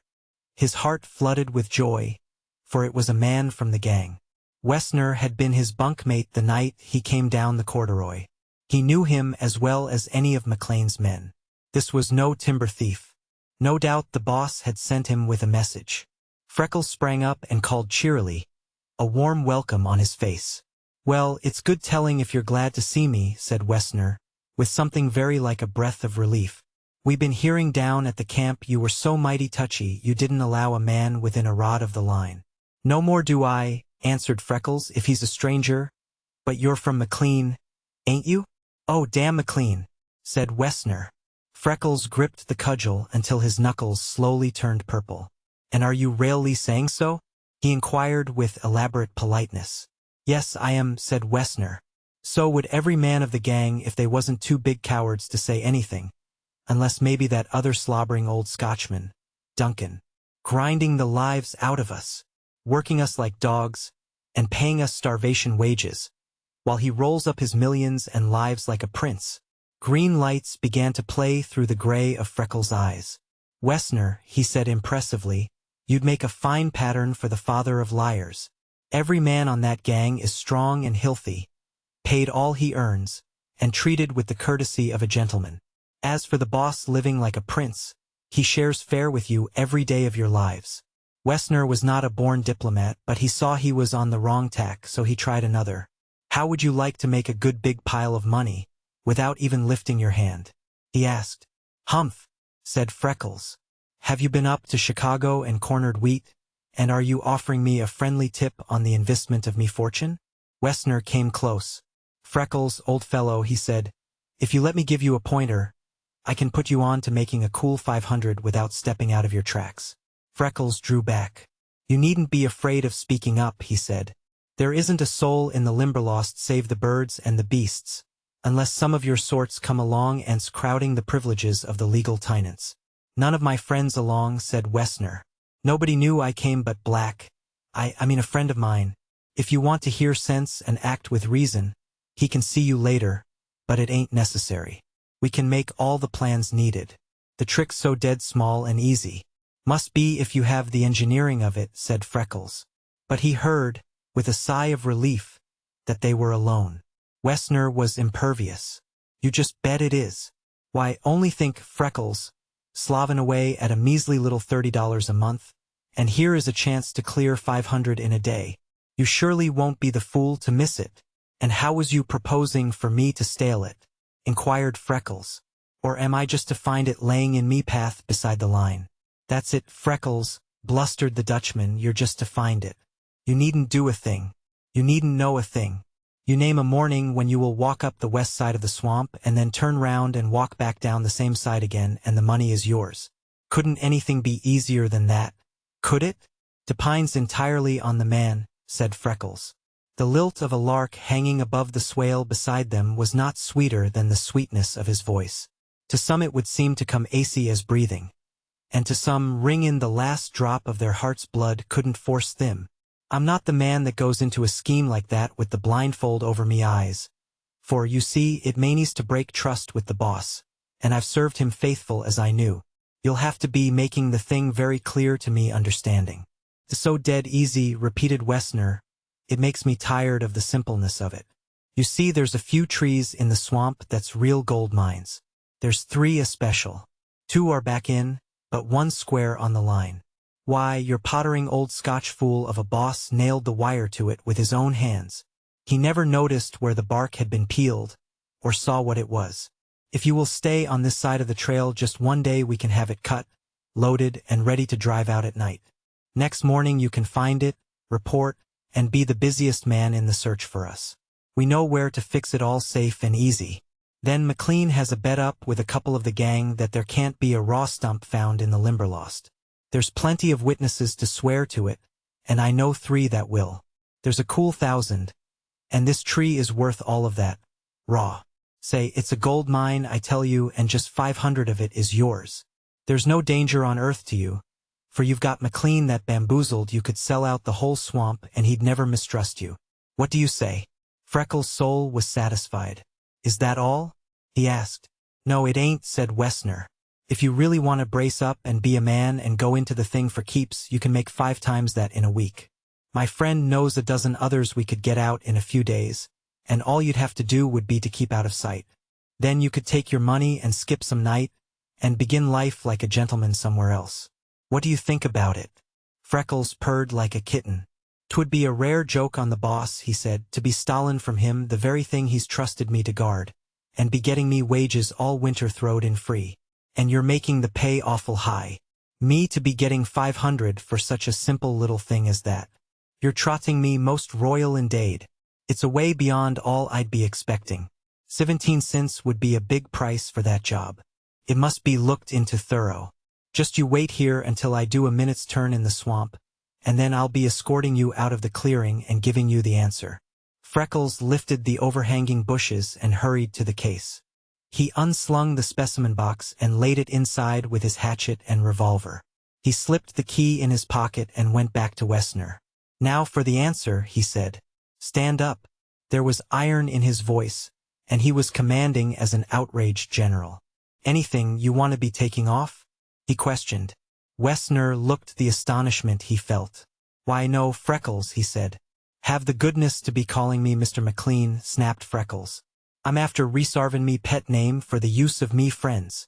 You may stand with your back to the light or be taking any advantage you want. Why, what do you mean? Spluttered Wessner. I'm mainin', said Freckles tersely, to lick a quarter section of hell out of you, and may the holy Vargin stay me before I leave you here carrion, for your carcass would turn the stomachs of me chickens.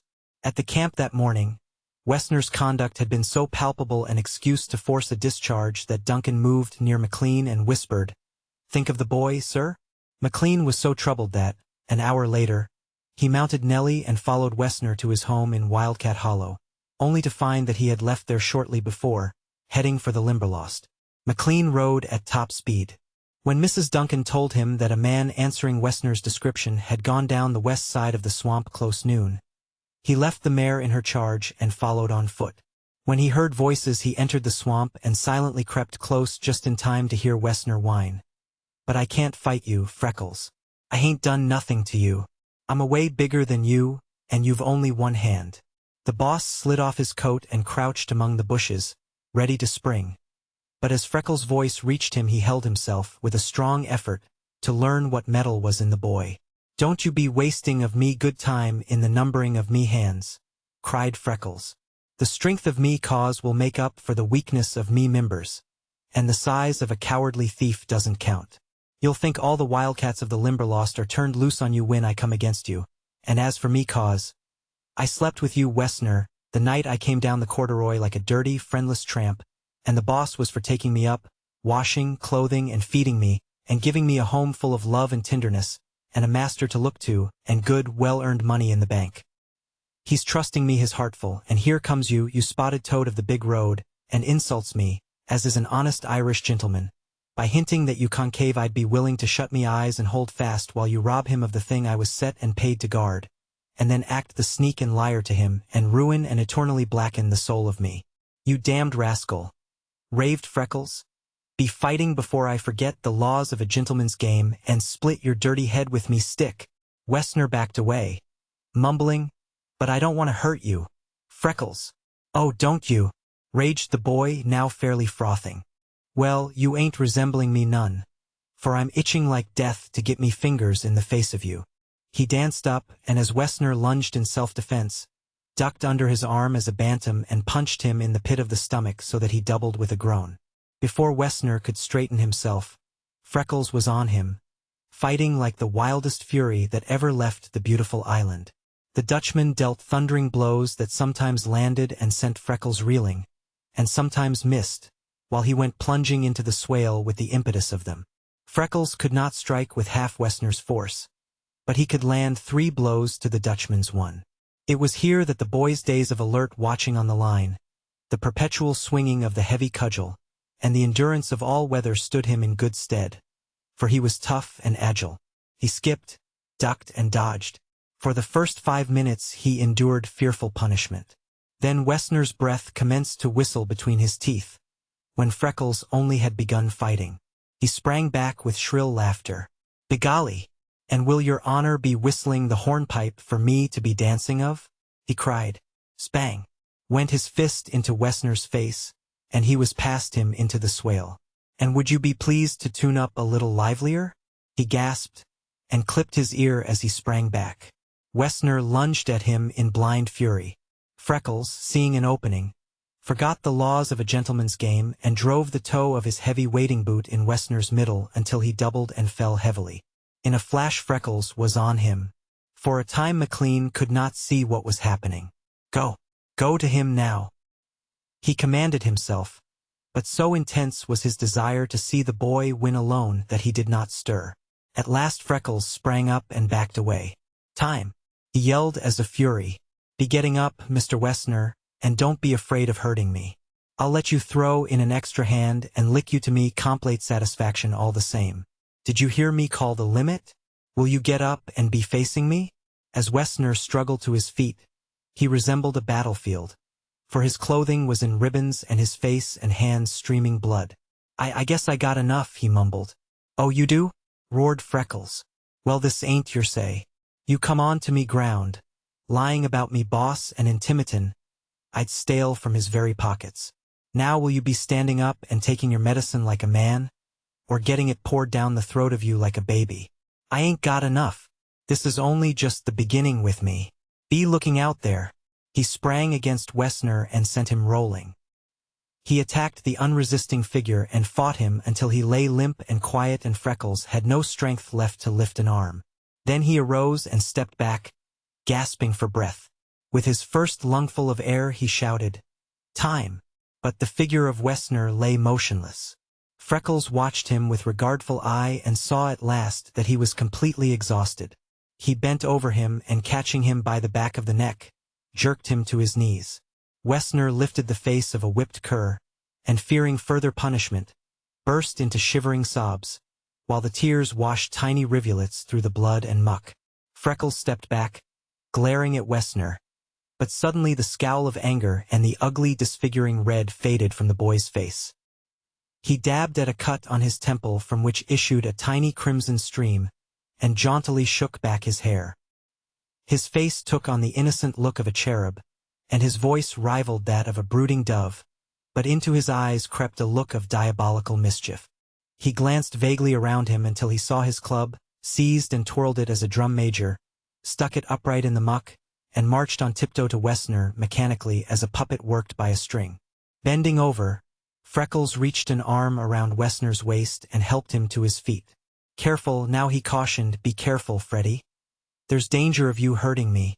Drawing a handkerchief from a back pocket, Freckles tenderly wiped Wessner's eyes and nose. "Come, Freddy, me child," he admonished Wessner. "It's time little boys were going home. I've me work to do, and can't be entertaining you any more today. Come back tomorrow if you ain't through yet, and we'll repate the performance. Don't be staring at me so wild-like. I would eat you, but I can't afford it. Me earnings, being honest, come slow, and I've no money to be squanderin' on the pailful of dyspeptic's delight it would be to taking to work you out of my innards." Again an awful wrenching seized McLean. Freckles stepped back as Wessner, tottering and reeling, as a thoroughly drunken man, came toward the path, appearing indeed as if wildcats had attacked him. The cudgel spun high in air, and catching it with an expertness acquired by long practice on the line, the boy twirled it a second, shook back his thick hair bonnily, and stepping into the trail followed Wessner. Because Freckles was Irish, it was impossible to do it silently, so presently his clear tenor rang out, though there were bad catches where he was hard-pressed for breath. "It was the Dutch.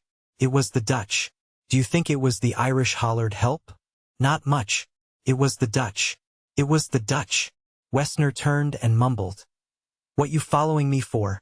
What are you going to do with me?" Freckles called the Limberlost to witness.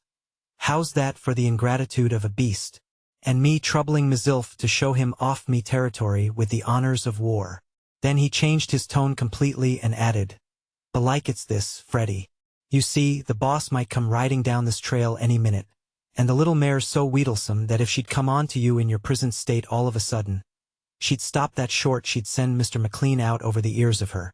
No disparagement intended to the sense of the mare, he added hastily. Wessner belched a fearful oath, while Freckles laughed merrily. "That's a sample of the thanks a generous act's always for getting," he continued. "Here's me neglectin' me work to escort you out proper, and you saying such awful words, Freddy," he demanded sternly. "Do you want me to soap out your mouth? You don't seem to be realizing it, but if you was to buck into Mr. McLean in your prison state, without me there to explain matters, the chance is he'd cut the liver out of you, and I shouldn't think you'd be wanting such a fine gentleman as him to see that it's white." Wessner grew ghastly under his grime and broke into a staggering run. "And now will you be looking at the manners of him?" questioned Freckles plaintively. "Going without even a thank you, right in the face of all the pains I've taken to make it interesting for him." Freckles twirled the club and stood as a soldier at attention until Wessner left the clearing. But it was the last scene of that performance. When the boy turned, there was deathly illness on his face, while his legs wavered beneath his weight. He staggered to the case, and opening it he took out a piece of cloth. He dipped it into the water, and sitting on a bench, he wiped the blood and grime from his face, while his breath sucked between his clenched teeth. He was shivering with pain and excitement in spite of himself. He unbuttoned the band of his right sleeve, and turning it back, exposed the blue-lined, calloused whiteness of his maimed arm, now vividly streaked with contusions, while in a series of circular dots the blood oozed slowly. Here Wessner had succeeded in setting his teeth.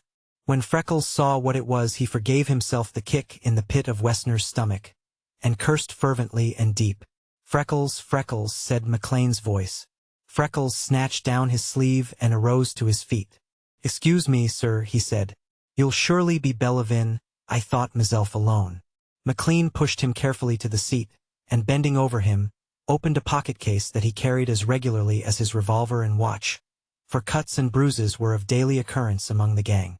Taking the hurt arm, he turned back the sleeve and bathed and bound the wounds. He examined Freckles' head and body and convinced himself that there was no permanent injury, although the cruelty of the punishment the boy had borne set the boss shuddering. Then he closed the case, shoved it into his pocket, and sat beside Freckles. All the indescribable beauty of the place was strong around him, but he saw only the bruised face of the suffering boy, who had hedged for the information he wanted as a diplomat, argued as a judge, fought as a sheik, and triumphed as a devil. When the pain lessened and breath relieved Freckles' pounding heart, he watched the boss covertly. How had McLean gotten there, and how long had he been there? Freckles did not dare ask. At last he arose, and going to the case, took out his revolver and the wire-mending apparatus and locked the door. Then he turned to McLean. "Have you any orders, sir?" he asked. "Yes," said McLean, "I have, and you are to follow them to the letter. Turn over that apparatus to me and go straight home. Soak yourself in the hottest bath your skin will bear and go to bed at once. Now hurry." "Mr. McLean," said Freckles, "it's sorry I am to be telling you, but the afternoon's walking of the line ain't done. You see, I was just forgetting to me feet to start, and I was on time when up came a gentleman and we got into a little heated argument. It's either settled or it's just begun. But between us, I'm that late I haven't started for the afternoon yet. I must be going at once, for there's a tree I must find before the day's over." "You plucky little idiot," growled McLean. "You can't walk the line. I doubt if you can reach Duncan's. Don't you know when you are done up? You go to bed. I'll finish your work." "Never," protested Freckles. "I was just a little done up for the present, a minute ago. I'm all right now. Riding boots are far too low. The day's hot and the walk a good 7 miles, sir." "Never." As he reached for the outfit he pitched forward and his eyes closed. McLean stretched him on the moss and applied restoratives. When Freckles returned to consciousness, McLean ran to the cabin to tell Mrs. Duncan to have a hot bath ready, and to bring Nellie. That worthy woman promptly filled the wash boiler, starting a roaring fire under it. She pushed the horse trough from its base and rolled it to the kitchen. By the time McLean came again, leading Neely and holding Freckles on her back, Mrs. Duncan was ready for business. She and the boss laid Freckles in the trough and poured on hot water until he squirmed. They soaked and massaged him. Then they drew off the hot water and closed his pores with cold. Lastly, they stretched him on the floor and chafed, rubbed, and kneaded him until he cried out for mercy. As they rolled him into bed, his eyes dropped shut, but a little later they flared open. "Mr. McLean," he cried, "the tree! Oh, do be looking after the tree!" McLean bent over him. "Which tree, Freckles?" "I don't know exact, sir. But it's on the east line, and the wire is fastened to it. He bragged that you nailed it yourself, sir. You'll know it by the bark having been laid open to the grain somewhere low down. $500 he offered me. To be selling you out, sir." Freckles' head rolled over and his eyes dropped shut. McLean towered above the lad. His bright hair waved on the pillow. His face was swollen and purple with bruises. His left arm, with the hand battered almost out of shape, stretched beside him, and the right, with no hand at all, lay across a chest that was a mass of purple welts. McLean's mind traveled to the night, almost a year before, when he had engaged Freckles, a stranger. The boss bent, covering the hurt arm with one hand and laying the other with a caress on the boy's forehead. Freckles stirred at his touch and whispered as softly as the swallows under the eaves, "If you're coming this way tomorrow, be pleased to step over and we'll repate the chorus softly." "Bless the gritty devil," muttered McLean. Then he went out and told Mrs. Duncan to keep close watch on Freckles, also to send Duncan to him at the swamp the minute he came home. Following the trail to the line and back to the scent of the fight, the boss entered Freckles' study quietly, as if his spirit, keeping there, might be roused, and gazed around with astonished eyes. How had the boy conceived it? What a picture he had wrought in living colors. He had the heart of a painter. He had the soul of a poet.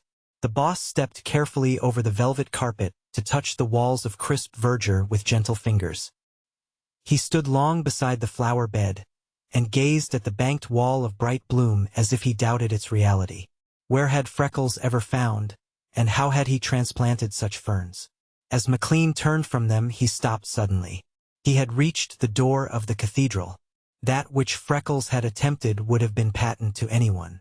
What had been in the heart of the shy, silent boy when he had found that long, dim stretch of forest, decorated its entrance, cleared and smoothed its aisle, and carpeted its altar? What veriest work of God was in these mighty living pillars and the arched dome of green? How similar to stained cathedral windows were the long openings between the trees, filled with rifts of blue, rays of gold, and the shifting emerald of leaves. Where could be found mosaics to match this aisle paved with living color and glowing light? Was Freckles a devout Christian, and did he worship here? Or was he an untaught heathen, and down this vista of entrancing loveliness did Pan come piping, and dryads, nymphs, and fairies dance for him? Who can fathom the heart of a boy? McLean had been thinking of Freckles as a creature of unswerving honesty, courage, and faithfulness.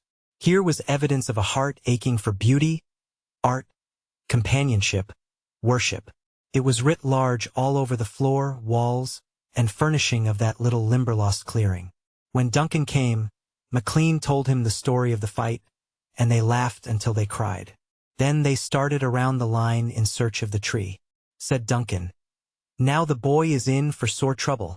"I hope not," answered McLean.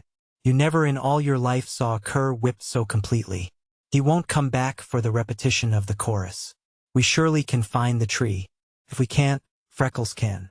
I will bring enough of the gang to take it out at once. That will ensure peace for a time, at least, and I am hoping that in a month more the whole gang may be moved here. It soon will be fall, and then, if he will go, I intend to send Freckles to my mother to be educated. With his quickness of mind and body and a few years' good help, he can do anything. Why, Duncan, I'd give $100 bill if you could have been here and seen for yourself." "Yes, and I'd a done murder," muttered the big teamster. "I hope, sir, ye will make good your plans for Freckles, though I'd as soon see ony born child o' my ain taken from our home. We love the lad, me and Sarah." Locating the tree was easy because it was so well identified. When the rumble of the big lumber wagons passing the cabin on the way to the swamp wakened Freckles next morning, he sprang up and was soon following them. He was so sore and stiff that every movement was torture at first, but he grew easier and shortly did not suffer so much. McLean scolded him for coming, yet in his heart triumphed over every new evidence of fineness in the boy. The tree was a giant maple, and so precious that they almost dug it out by the roots. When it was down, cut in lengths, and loaded, there was yet an empty wagon. As they were gathering up their tools to go, Duncan said, "There's a big hollow tree somewhere mighty close here that I've been wanting for a watering trough for my stock. The one I have is so small. The Portland Company cut this for elm butts last year, and it's 6 feet diameter and hollow for 40 feet. It was a buster. While the men are here and there is an empty wagon, why mightn't I load it on and tack it up to the barn as we pass?" McLean said he was very willing, ordered the driver to break line and load the log, detailing men to assist. He told Freckles to ride on a section of the maple with him, but now the boy asked to enter the swamp with Duncan. "I don't see why you want to go," said McLean. "I have no business to let you out today at all." "It's me chickens," whispered Freckles in distress. "You see, I was just after finding yesterday from me new book how they do be nesting in hollow trees, and there ain't any too many in the swamp. There's just a chance that they might be in that one." "Go ahead," said McLean. "That's a different story. If they happen to be there, why tell Duncan he must give up the tree until they have finished with it." Then he climbed on a wagon and was driven away. Freckles hurried into the swamp. He was a little behind, yet he could see the men. Before he overtook them, they had turned from the west road and had entered the swamp toward the east. They stopped at the trunk of a monstrous prostrate log. It had been cut 3 feet from the ground, over 3/4 of the way through, and had fallen toward the east, the body of the log still resting on the stump. The underbrush was almost impenetrable, but Duncan plunged in and with a crowbar began tapping along the trunk to decide how far it was hollow, so that they would know where to cut. As they waited his decision, there came from the mouth of it, on wings, a large black bird that swept over their heads. Freckles danced wildly. "It's me chickens. Oh, it's me chickens," he shouted. "Oh, Duncan, come quick. You found the nest of me precious chickens."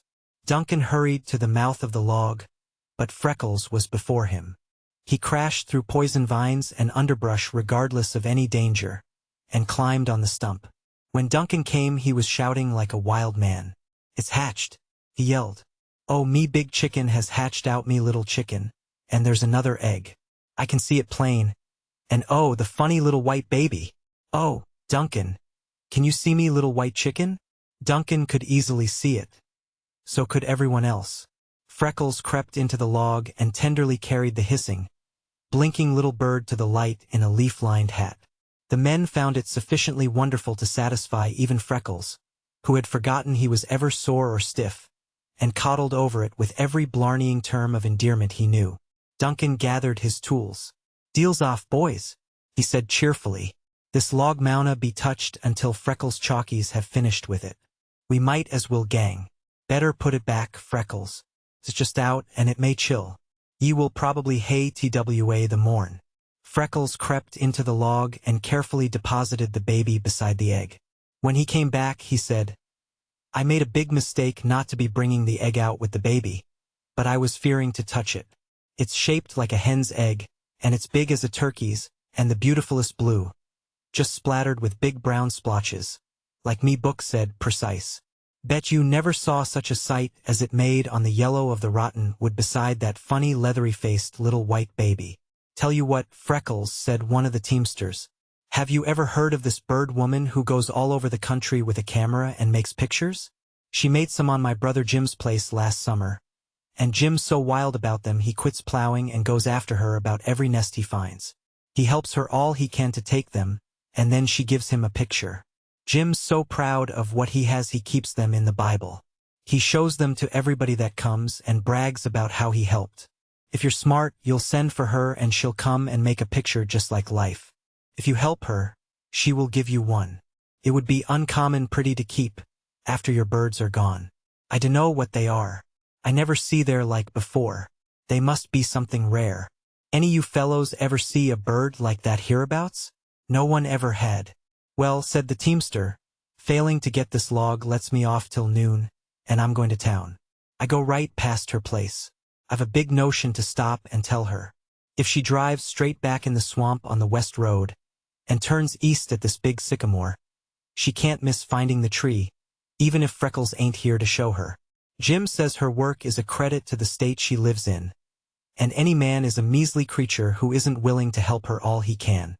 My old daddy used to say that all there was to religion was doing to the other fellow what you'd want him to do to you, and if I was making a living taking bird pictures, seems to me I'd be mighty glad for a chance to take one like that. So I'll just stop and tell her, and by gummy, maybe she will give me a picture of the little white sucker for my trouble. Freckles touched his arm. Will she be rough with it? He asked. Government land. No, said the teamster. She's dead down on anybody that shoots a bird or tears up a nest.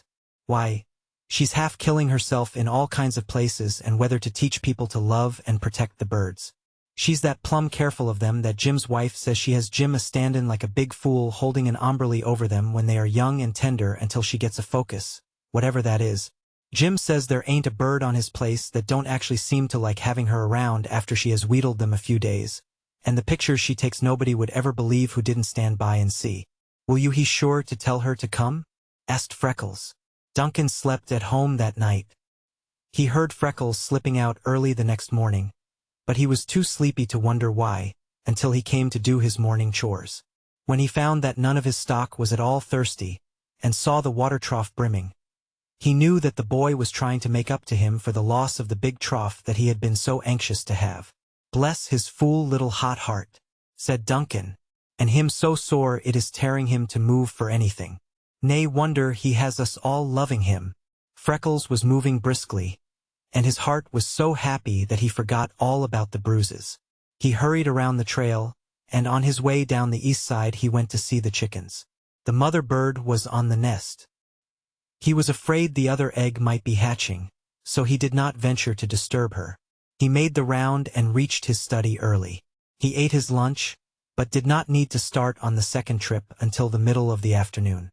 He would have long hours to work on his flower bed, improve his study, and learn about his chickens. Lovingly, he set his room in order and watered the flowers and carpet. He had chosen for his resting place the coolest spot on the west side, where there was almost always a breeze. But today the heat was so intense that it penetrated even there. I'm mighty glad there's nothing calling me inside, he said. There's no bit of air stirring, and it will just be steaming. Oh, but it's luck Duncan found the nest before it got so unbearing hot. I might have missed it altogether. Wouldn't it have been a shame to lose that sight? The cunning little divil. When he gets to toddling down that log to meet me, won't he be a circus? Wonder if he'll be as graceful a performer afoot as his father and mother? The heat became more insistent. Noon came. Freckles ate his dinner and settled for an hour or two on a bench with a book. Chapter 5. Wherein an angel materializes and a man worships. Perhaps there was a breath of sound. Freckles never afterward could remember, but for some reason he lifted his head as the bushes parted and the face of an angel looked between.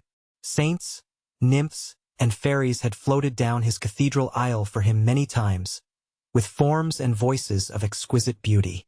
Parting the wild roses at the entrance was beauty of which Freckles never had dreamed. Was it real or would it vanish as the other dreams? He dropped his book and rising to his feet, went a step closer, gazing intently. This was real flesh and blood. It was in every way kin to the Limberlost, for no bird of its branches swung with easier grace than this dainty young thing rocked on the bit of morass on which she stood. A sapling beside her was not straighter or rounder than her slender form. Her soft, waving hair clung around her face from the heat, and curled over her shoulders. It was all of one piece with the gold of the sun that filtered between the branches. Her eyes were the deepest blue of the iris, her lips the reddest red of the foxfire, while her cheeks were exactly of the same satin as the wild rose petals caressing them. She was smiling at Freckles in perfect confidence, and she cried, "Oh, I'm so delighted that I found you." The wildly leaping heart of Freckles burst from his body and fell in the black swamp muck at her feet with such a thud that he did not understand how she could avoid hearing. He really felt that if she looked down she would see. Incredulous, he quavered, And was you looking for me? I hoped I might find you, said the angel. You see, I didn't do as I was told, and I'm lost. The bird woman said I should wait in the carriage until she came back. She's been gone hours. It's a perfect Turkish bath in there, and I'm all lumpy with mosquito bites. Just when I thought that I couldn't bear it another minute, along came the biggest Papilio Ajax you ever saw. I knew how pleased she'd be, so I ran after it. It flew so slow and so low that I thought a dozen times I had it. Then all at once it went from sight above the trees, and I couldn't find my way back to save me. I think I've walked more than an hour. I have been mired to my knees. A thorn raked my arm until it is bleeding, and I'm so tired and warm. She parted the bushes farther. Freckles saw that her blue cotton frock clung to her, limp with perspiration. It was torn across the breast. One sleeve hung open from shoulder to elbow. A thorn had torn her arm until it was covered with blood, and the gnats and mosquitoes were clustering around it. Her feet were in lace hose and low shoes. Freckles gasped. In the Limberlost in low shoes. He caught an armful of moss from his carpet and buried it in the ooze in front of her for a footing. Come out here so I can see where you are stepping. Quick! For the life of you, he ordered. She smiled on him indulgently. Why? She inquired. Did anybody let you come here and not be telling you of the snakes? Urged Freckles. We met Mr. McLean on the corduroy, and he did say something about snakes, I believe. The bird woman put on leather leggings, and a nice parboiled time she must be having. Worst dose I ever endured, and I'd nothing to do but swelter. Will you be coming out of there? Groaned Freckles. She laughed as if it were a fine joke. Maybe if I'd be telling you I killed a rattler curled upon that same place you're standing. As long as me body and the thickness of me arm, you'd be moving where I can see your footing, he urged insistently. What a perfectly delightful little brogue you speak, she said. My father is Irish, and half should be enough to entitle me to that much. Maybe if I'd be telling you, she imitated, rounding and accenting each word carefully. Freckles was beginning to feel a wildness in his head. He had derided Wessner at that same hour yesterday. Now his own eyes were filling with tears. If you were understanding the danger, he continued desperately. Oh, I don't think there is much. She tilted on the morass. If you killed one snake here, it's probably all there is near. And anyway, the bird woman says a rattlesnake is a gentleman and always gives warning before he strikes. I don't hear any rattling. Do you? Would you be knowing it if you did? Asked Freckles almost impatiently. How the laugh of the young thing rippled. Would I be knowing it? She mocked. You should see the swamps of Michigan where they dump rattlers from the marl dredgers 3 and 4 at a time. Freckles stood astounded. She did know. She was not in the least afraid. She was depending on a rattlesnake to live up to his share of the contract and rattle in time for her to move. The one characteristic an Irishman admires in a woman, above all others, is courage. Freckles worshipped anew. He changed his tactics. I'd be pleased to be receiving you at me front door, he said. But as you have arrived at the back, will you come in and be seated? He waved toward a bench. The angel came instantly. Oh, how lovely and cool, she cried. As she moved across his room, Freckles had difficult work to keep from falling on his knees, for they were very weak, while he was hard driven by an impulse to worship. Did you arrange this? She asked. Ease, said Freckles simply. Someone must come with a big canvas and copy each side of it, she said. I never saw anything so beautiful. How I wish I might remain here with you. I will some day if you will let me. But now, if you can spare the time, will you help me find the carriage? If the bird woman comes back and I am gone, she will be almost distracted. Did you come on the West Road? Asked Freckles. I think so, she said. The man who told the bird woman said that was the only place the wires were down. We drove away in, and it was dreadful, over stumps and logs, and we mired to the hubs. I suppose you know, though. I should have stayed in the carriage, but I was so tired. I never dreamed of getting lost. I suspect I will be scolded finely. I go with the bird woman half the time during the summer vacations. My father says I learn a lot more than I do at school, and get it straight. I never came within a smell of being lost before. I thought at first it was going to be horrid. But since I've found you, maybe it will be good fun after all. Freckles was amazed to hear himself excusing. It was so hot in there. You couldn't be expected to bear it for hours and not be moving. I can take you around the trail almost to where you were. Then you can sit in the carriage and I will go find the bird woman. You'll be killed if you do. When she stays this long, it means that she has a focus on something. You see, when she has a focus and lies in the weeds and water for hours, and the sun bakes her and things crawl over her, and then someone comes along and scares her bird away just as she has it coaxed up, why, she kills them. If I melt, you won't go after her. She's probably blistered and half eaten up. But she never will quit until she is satisfied. Then it will be safer to be taking care of you, suggested Freckles. Now you're talking sense, said the angel. May I try to help your arm? He asked. Have you any idea how it hurts? She parried. A little, said Freckles. Well, Mr. McLean said we'd probably find his son here. His son, cried Freckles. That's what he said. And that you would do anything you could for us. And that we could trust you with our lives. But I would have trusted you anyway, if I hadn't known a thing about you. Say, your father is rampaging proud of you. Isn't he? I don't know, answered the dazed Freckles. Well, call on me if you want reliable information. He's so proud of you, he is all swelled up like the toad in Aesop's fables. If you have ever had an arm hurt like this and can do anything, why, for pity's sake, do it. She turned back her sleeve, holding toward Freckles an arm of palest cameo, shaped so exquisitely that no sculptor could have chiseled it. Freckles unlocked his case, and taking out some cotton cloth, he tore it in strips. Then he brought a bucket of the cleanest water he could find. She yielded herself to his touch as a baby, and he bathed away the blood and bandaged the ugly, ragged wound. He finished his surgery by lapping the torn sleeve over the cloth and binding it down with a piece of twine, with the angel's help about the knots. Freckles worked with trembling fingers and a face tense with earnestness. Is it feeling any better? He asked. Oh, it's well now, cried the angel. It doesn't hurt at all anymore. I'm mighty glad, said Freckles. But you had best go and be having your doctor fix it right the minute you get home. Oh, bother. A little scratch like that, jeered the angel. My blood is perfectly pure.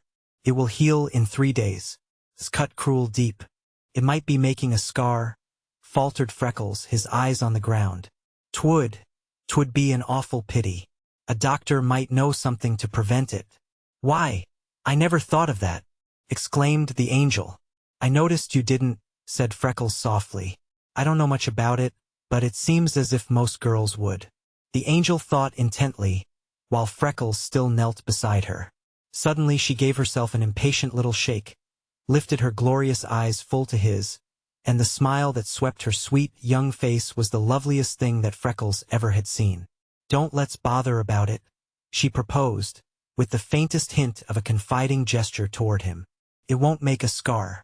Why, it couldn't when you have dressed it so nicely. The velvety touch of her warm arm was tingling in Freckles' fingertips. Dainty lace and fine white ribbon peeped through her torn dress. There were beautiful rings on her fingers. Every article she wore was of the finest material and in excellent taste. There was the trembling Limberlost guard in his coarse clothing, with his cotton rags and his old pail of swamp water. Freckles was sufficiently accustomed to contrasts to notice them, and sufficiently fine to be hurt by them always. He lifted his eyes with a shadowy pain in them to hers, and found them of serene, unconscious purity. What she had said was straight from a kind, untainted young heart. She meant every word of it. Freckles' soul sickened. He scarcely knew whether he could muster strength to stand. We must go and hunt for the carriage, said the angel, rising. In instant alarm for her, Freckles sprang up, grasped the cudgel, and led the way, sharply watching every step. He went as close the log as he felt that he dared, and with a little searching found the carriage. He cleared a path for the angel, and with a sigh of relief saw her enter it safely. The heat was intense. She pushed the damp hair from her temples. This is a shame, said Freckles. You'll never be coming here again. Oh yes, I shall, said the angel. The bird woman says that these birds remain over a month in the nest and she would like to make a picture every few days for 7 or 8 weeks, perhaps. Freckles barely escaped crying aloud for joy. Then don't you ever be torturing yourself and your horse to be coming in here again, he said. I'll show you a way to drive almost to the nest on the east trail, and then you can come around to my room and stay while the bird woman works. It's nearly always cool there, and there's comfortable seats and water. Oh, did you have drinking water there? She cried. I was never so thirsty or so hungry in my life, but I thought I wouldn't mention it. And I had not the wit to be seeing, wailed Freckles. I can be getting you a good drink in no time. He turned to the trail. Please wait a minute, called the angel. What's your name? I want to think about you while you are gone. Freckles lifted his face with the brown rift across it and smiled quizzically. Freckles? She guessed with a peal of laughter. And mine is. I'm knowing yours, interrupted Freckles. I don't believe you do. What is it? Asked the girl. You won't be getting angry? Not until I've had the water, at least. It was Freckles' turn to laugh. He whipped off his big, floppy straw hat, stood uncovered before her, and said, in the sweetest of all the sweet tones of his voice, There's nothing you could be but the swamp angel. The girl laughed happily. Once out of her sight, Freckles ran every step of the way to the cabin. Mrs. Duncan gave him a small bucket of water, cool from the well. He carried it in the crook of his right arm, and a basket filled with bread and butter, cold meat, apple pie and pickles in his left hand. Pickles are kind o' cooling, said Mrs. Duncan. Then Freckles ran again. The angel was on her knees, reaching for the bucket, as he came up. Be drinking slow, he cautioned her. Oh, she cried with a long breath of satisfaction. It's so good. You are more than kind to bring it. Freckles stood blinking in the dazzling glory of her smile until he scarcely could see to lift the basket. Mercy, she exclaimed. I think I had better be naming you the angel. My guardian angel. Said Freckles.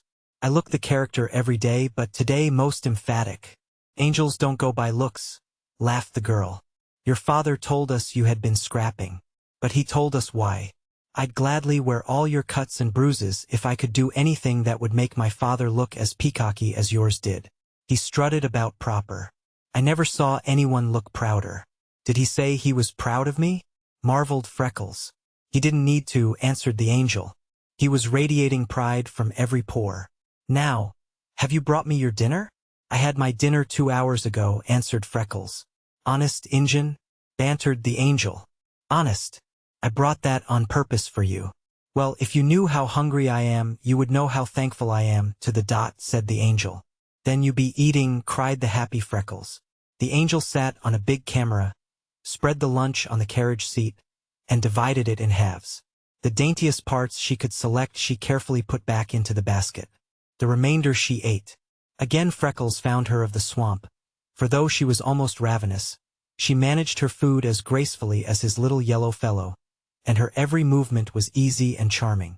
As he watched her with famished eyes, Freckles told her of his birds, flowers, and books, and never realized what he was doing. He led the horse to a deep pool that he knew of, and the tortured creature drank greedily, and lovingly rubbed him with its nose as he wiped down its welted body with grass. Suddenly the angel cried, There comes the bird woman. Freckles had intended leaving before she came, but now he was glad indeed to be there, for a warmer, more worn, and worse-bitten creature he never had seen. She was staggering under a load of cameras and paraphernalia. Freckles ran to her aid. He took all he could carry of her load, stowed it in the back of the carriage, and helped her in. The angel gave her water, knelt and unfastened the leggings, bathed her face and offered the lunch. Freckles brought the horse. He was not sure about the harness, but the angel knew, and soon they left the swamp.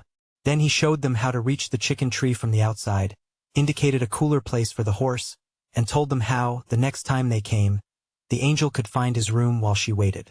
The bird woman finished her lunch and lay back, almost too tired to speak. Were you forgetting Little Chicken's picture? Freckles asked. Finally, she answered. He posed splendidly, but I couldn't do anything with his mother. She will require coaxing. The Lord be praised, muttered Freckles under his breath. The bird woman began to feel better. Why do you call the baby vulture Little Chicken? She asked, leaning toward Freckles in an interested manner. 'Twas Duncan began it, said Freckles. You see, through the fierce cold of winter the birds of the swamp were almost starving. It is mighty lonely here, and they were all the company I was having. I got to carrying scraps and grain down to them. Duncan was that generous he was giving me of his wheat and corn from his chickens' feed, and he called the birds me swamp chickens. Then when these big black fellows came, Mr. McLean said they were our nearest kind to some in the old world that they called Pharaoh's chickens. And he called mine Freckles chickens. Good enough, cried the bird woman, her splotched purple face lighting with interest. You must shoot something for them occasionally, and I'll bring more food when I come. If you will help me keep them until I get my series, I'll give you a copy of each study I make, mounted in a book. Freckles drew a deep breath. I'll be doing me very best, he promised, and from the deeps he meant it. I wonder if that other egg is going to hatch? Mused the bird woman. I am afraid not. Should have pipped today. Isn't it a beauty? I never before saw either an egg or the young. They are rare this far north. So Mr. McLean said, answered Freckles. Before they drove away, the bird woman thanked him for his kindness to the angel and to her. She gave him her hand at parting, and Freckles joyfully realized that this was going to be another person for him to love. He could not remember, after they had driven away, that they even had noticed his missing hand, and for the first time in his life he had forgotten it.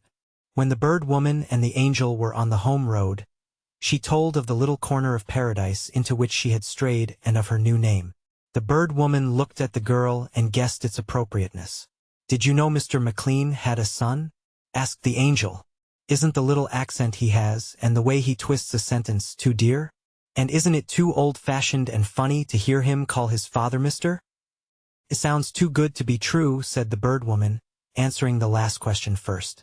I am so tired of these present-day young men who patronizingly call their fathers Dad, Governor, Old Man and Old Chap, that the boy's attitude of respect and deference appealed to me as being fine as silk. There must be something rare about that young man. She did not find it necessary to tell the angel that for several years she had known the man who so proudly proclaimed himself Freckles' father to be a bachelor and a Scotchman. The bird woman had a fine way of attending strictly to her own business. Freckles turned to the trail, but he stopped at every wild briar to study the pink satin of the petals. She was not of his world, and better than any other he knew it.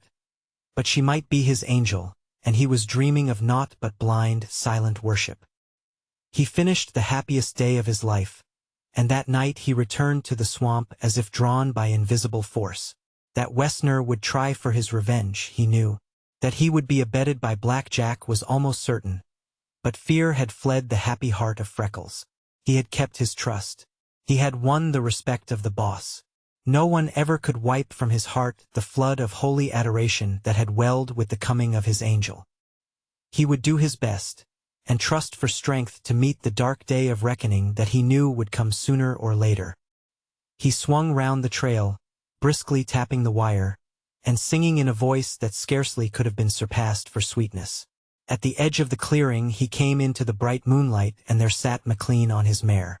Freckles hurried to him. Is there trouble? He inquired anxiously. That's what I wanted to ask you, said the boss. I stopped at the cabin to see you a minute before I turned in, and they said you had come down here. You must not do it, Freckles. The swamp is none too healthful at any time, and at night it is rank poison. Freckles stood combing his fingers through Nellie's mane, while the dainty creature was twisting her head for his caresses. He pushed back his hat and looked into McLean's face. It's come to the sleep with one eye open, sir. I'm not looking for anything to be happening for a week or two, but it's bound to come, and soon. If I'm to keep me trust as I've promised you and myself, I've to live here mostly until the gang comes. You must be knowing that, sir. I'm afraid it's true, Freckles, said McLean, and I've decided to double the guard until we come. It will be only a few weeks now, and I'm so anxious for you that you must not be left alone further. If anything should happen to you, Freckles, it would spoil one of the very dearest plans of my life. Freckles heard with dismay the proposition to place a second guard. Oh, no, Mr. McLean, he cried. Not for the world. I wouldn't be having a stranger around, scaring me birds and tramping up me study, and disturbing all me ways, for any money. I am all the guard you need. I will be faithful. I will turn over the lease with no tree missing. On me life I will. Oh, don't be sending another man to set them saying I turned coward and asked for help. It will just kill the honor of me heart if you do it. The only thing I want is another gun. If it rarely comes to trouble, 6 cartridges ain't many, and you know I am slow-like about reloading. McLean reached into his hip pocket and handed a shining big revolver to Freckles, who slipped it beside the one already in his belt. Then the boss sat brooding. Freckles, he said at last, we never know the timber of a man's soul until something cuts into him deeply and brings the grain out strong. You've the making of a mighty fine piece of furniture, my boy, and you shall have your own way these few weeks yet. Then, if you will go, I intend to take you to the city and educate you, and you are to be my son, my lad, my own son. Freckles twisted his finger in Nellie's mane to steady himself. But why should you be doing that, sir? He faltered. McLean slid his arm around the boy's shoulder and gathered him close. Because I love you, Freckles, he said simply. Freckles lifted a white face. My God, sir, he whispered. Oh, my God. McLean tightened his clasp a second longer. Then he rode down the trail. Freckles lifted his hat and faced the sky. The harvest moon looked down, sheeting the swamp in silver glory. The Limberlost sang her night song. The swale softly rustled in the wind. Winged things of night brushed his face, and still Freckles gazed upward, trying to fathom these things that had come to him. There was no help from the sky. Seemed far away, cold, and blue. The earth, where flowers blossomed, angels walked, and love could be found, was better. But to one, above, he must make acknowledgment for these miracles. His lips moved and he began talking softly. Thank you for each separate good thing that has come to me, he said, and above all for the falling of the feather. For if it didn't really fall from an angel, its falling brought an angel, and if it's in the great heart of you to exercise yourself any further about me, oh, do please to be taking good care of her. Chapter 6. Wherein a fight occurs and women shoot straight. The following morning Freckles, inexpressibly happy, circled the Limberlost. He kept snatches of song ringing, as well as the wires. His heart was so full that tears of joy glistened in his eyes. He rigorously strove to divide his thought evenly between McLean and the angel. He realized to the fullest the debt he already owed the boss and the magnitude of last night's declaration and promises. He was hourly planning to deliver his trust and then enter with equal zeal on whatever task his beloved boss saw fit to set him next. He wanted to be ready to meet every device that Wessner and Blackjack could think of to outwit him. He recognized their double leverage, for if they succeeded in felling even one tree, McLean became liable for his wager. Freckles' brow wrinkled in his effort to think deeply and strongly, but from every swaying wild rose the angel beckoned to him. When he crossed Sleepy Snake Creek and the Goldfinch, waiting as ever, challenged. See me? Freckles saw the dainty swaying grace of the angel instead. What is a man to do with an angel who dismembers herself and scatters over a whole swamp, thrusting a vivid reminder upon him at every turn? Freckles counted the days. This first one he could do little but test his wires, sing broken snatches and dream. But before the week would bring her again he could do many things. He would carry all his books to the swamp to show to her. He would complete his flower bed, arrange every detail he had planned for his room, and make of it a bower fairies might envy. He must devise a way to keep water cool. He would ask Mrs. Duncan for a double lunch and an especially nice one the day of her next coming, so that if the bird woman happened to be late, the angel might not suffer from thirst and hunger. He would tell her to bring heavy leather leggings so that he might take her on a trip around the trail. She should make friends with all of his chickens and see their nests. On the line he talked of her incessantly. You needn't be thinking, he said to the goldfinch, that because I'm coming down this line alone day after day, it's always to be so. Some of these times you'll be swinging on this wire, and you'll see me coming, and you'll swing, skip, and flirt yourself around, and chip up right spunky. Esumi? I'll be saying see you? Oh Lord! See her! You'll look, and there she'll stand. The sunshine won't look gold anymore, or the roses pink, or the sky blue, because she'll be the pinkest, bluest, goldest thing of all. You'll be yelling yourself hoarse with the jealousy of her. The sawbird will stretch his neck out of joint, and she'll turn the heads of all the flowers. Wherever she goes, I can go back afterward and see the things she's seen, walk the path she's walked, hear the grasses whispering over all she's said, and if there's a place too swampy for her bits of feet, Holy Mother, maybe she'd be putting the beautiful arms of her around me neck and letting me carry her over. Freckles shivered as with a chill. He sent the cudgel whirling skyward, dexterously caught it, and set it spinning. You damned presumptuous fool, he cried. The thing for you to be thinking of would be to stretch in the muck for the feet of her to be walking over, and then you could hold yourself holy to be even of that service to her. Maybe she'll be wanting the cup me blue and brown chickens raised their babies in. Perhaps she'd like to stop at the pool and see me bullfrog that had the goodness to take on human speech to show me the way out of me trouble. If there's any feathers falling that day, why, it's from the wings of me chickens. It's sure to be, for the only angel outside the gates will be walking this timberline, and every step of the way I'll be holding me breath and praying that she don't unfold wings and sail away before the hungry eyes of me. So Freckles dreamed his dreams, made his plans, and watched his line. He counted not only the days but the hours of each day. As he told them off, everyone bringing her closer, he grew happier in the prospect of her coming. He managed daily to leave some offering at the big elm log for his black chickens. He slipped under the line at every passing, and went to make sure that nothing was molesting them. Though it was a long trip, he paid them several extra visits a day for fear a snake, hawk, or fox might have found the baby. For now his chickens not only represented all his former interest in them, but they furnished the inducement that was bringing his angel. Possibly he could find other subjects that the bird woman wanted.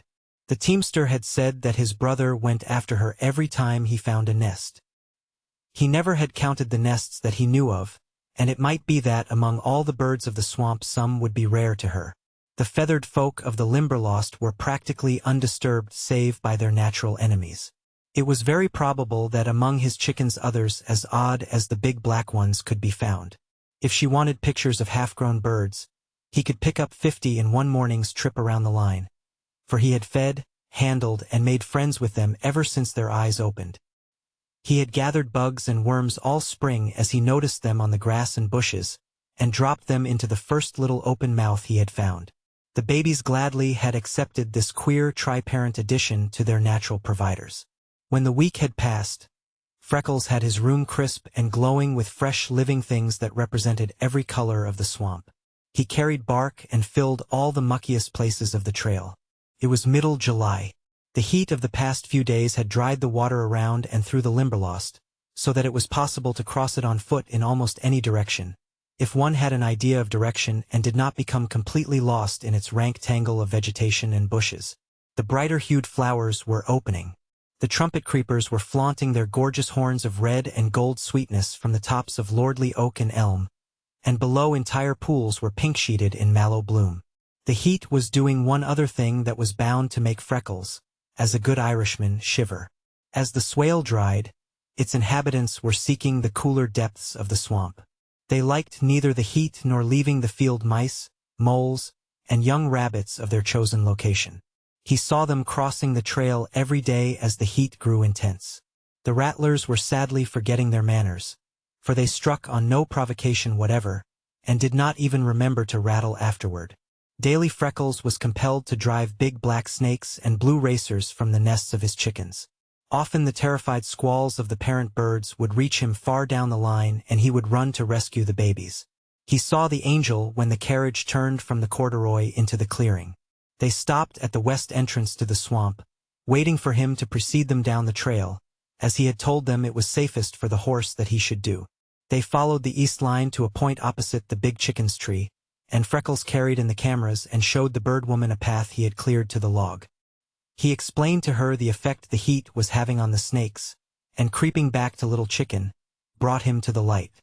As she worked at setting up her camera, he told her of the birds of the line, while she stared at him, wide-eyed and incredulous. They arranged that Freckles should drive the carriage into the east entrance in the shade, and then take the horse toward the north to a better place he knew.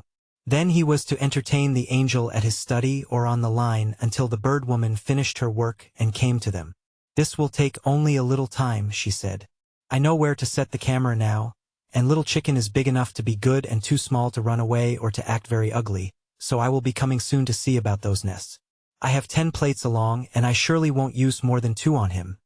So perhaps I can get some nests or young birds this morning." Freckles almost flew, for his dream had come true so soon.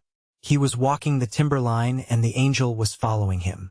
He asked to be excused for going first, because he wanted to be sure the trail was safe for her. She laughed at his fears, telling him that it was the polite thing for him to do, anyway.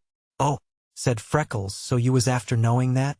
"Well, I didn't suppose you did, and I was afraid you'd think me wanting in respect to be preceding you." The astonished angel looked at him, caught the irrepressible gleam of Irish fun in his eyes, so they stood and laughed together. Freckles did not realize how he was talking that morning. He showed her many of the beautiful nests and eggs of the line. She could identify a number of them, but of some she was ignorant, so they made notes of the number and color of the eggs, material and construction of nest, color, size, and shape of the birds, and went to find them in the book. At his room, when Freckles had lifted the overhanging bushes and stepped back for her to enter, his heart was all out of time and place. The study was vastly more beautiful than a week previous. The angel drew a deep breath and stood gazing first at one side, then at another, then far down the cathedral aisle. "It's just fairyland," she cried ecstatically. Then she turned and stared at Freckles as she had at his handiwork. "What are you planning to be?" she asked wonderingly.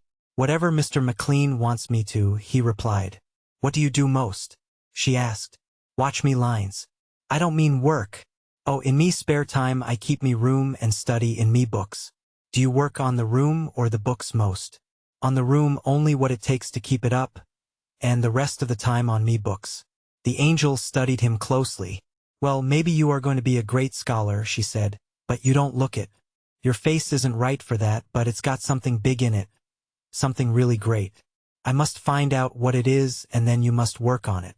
Your father is expecting you to do something. One can tell by the way he talks. You should begin right away. You've wasted too much time already." Poor Freckles hung his head. He never had wasted an hour in his life. There never had been one that was his to waste. The angel, studying him intently, read the thought in his face. "Oh, I don't mean that," she cried with the frank dismay of 16. "Of course, you're not lazy. No one ever would think that from your appearance. It's this I mean. There is something fine, strong, and full of power in your face. There is something you are to do in this world, and no matter how you work at all these other things or how successfully you do them, it is all wasted until you find the one thing that you can do best. If you hadn't a thing in the world to keep you, and could go anywhere you please and do anything you want, what would you do?" persisted the angel. "I'd go to Chicago and sing in the First Episcopal Choir," answered Freckles promptly.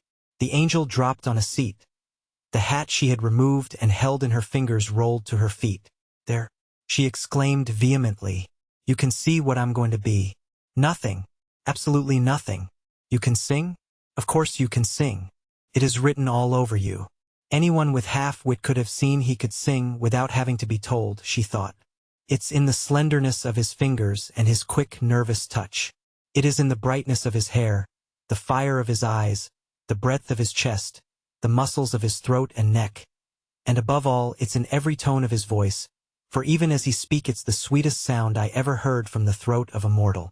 "Will you do something for me?" she asked.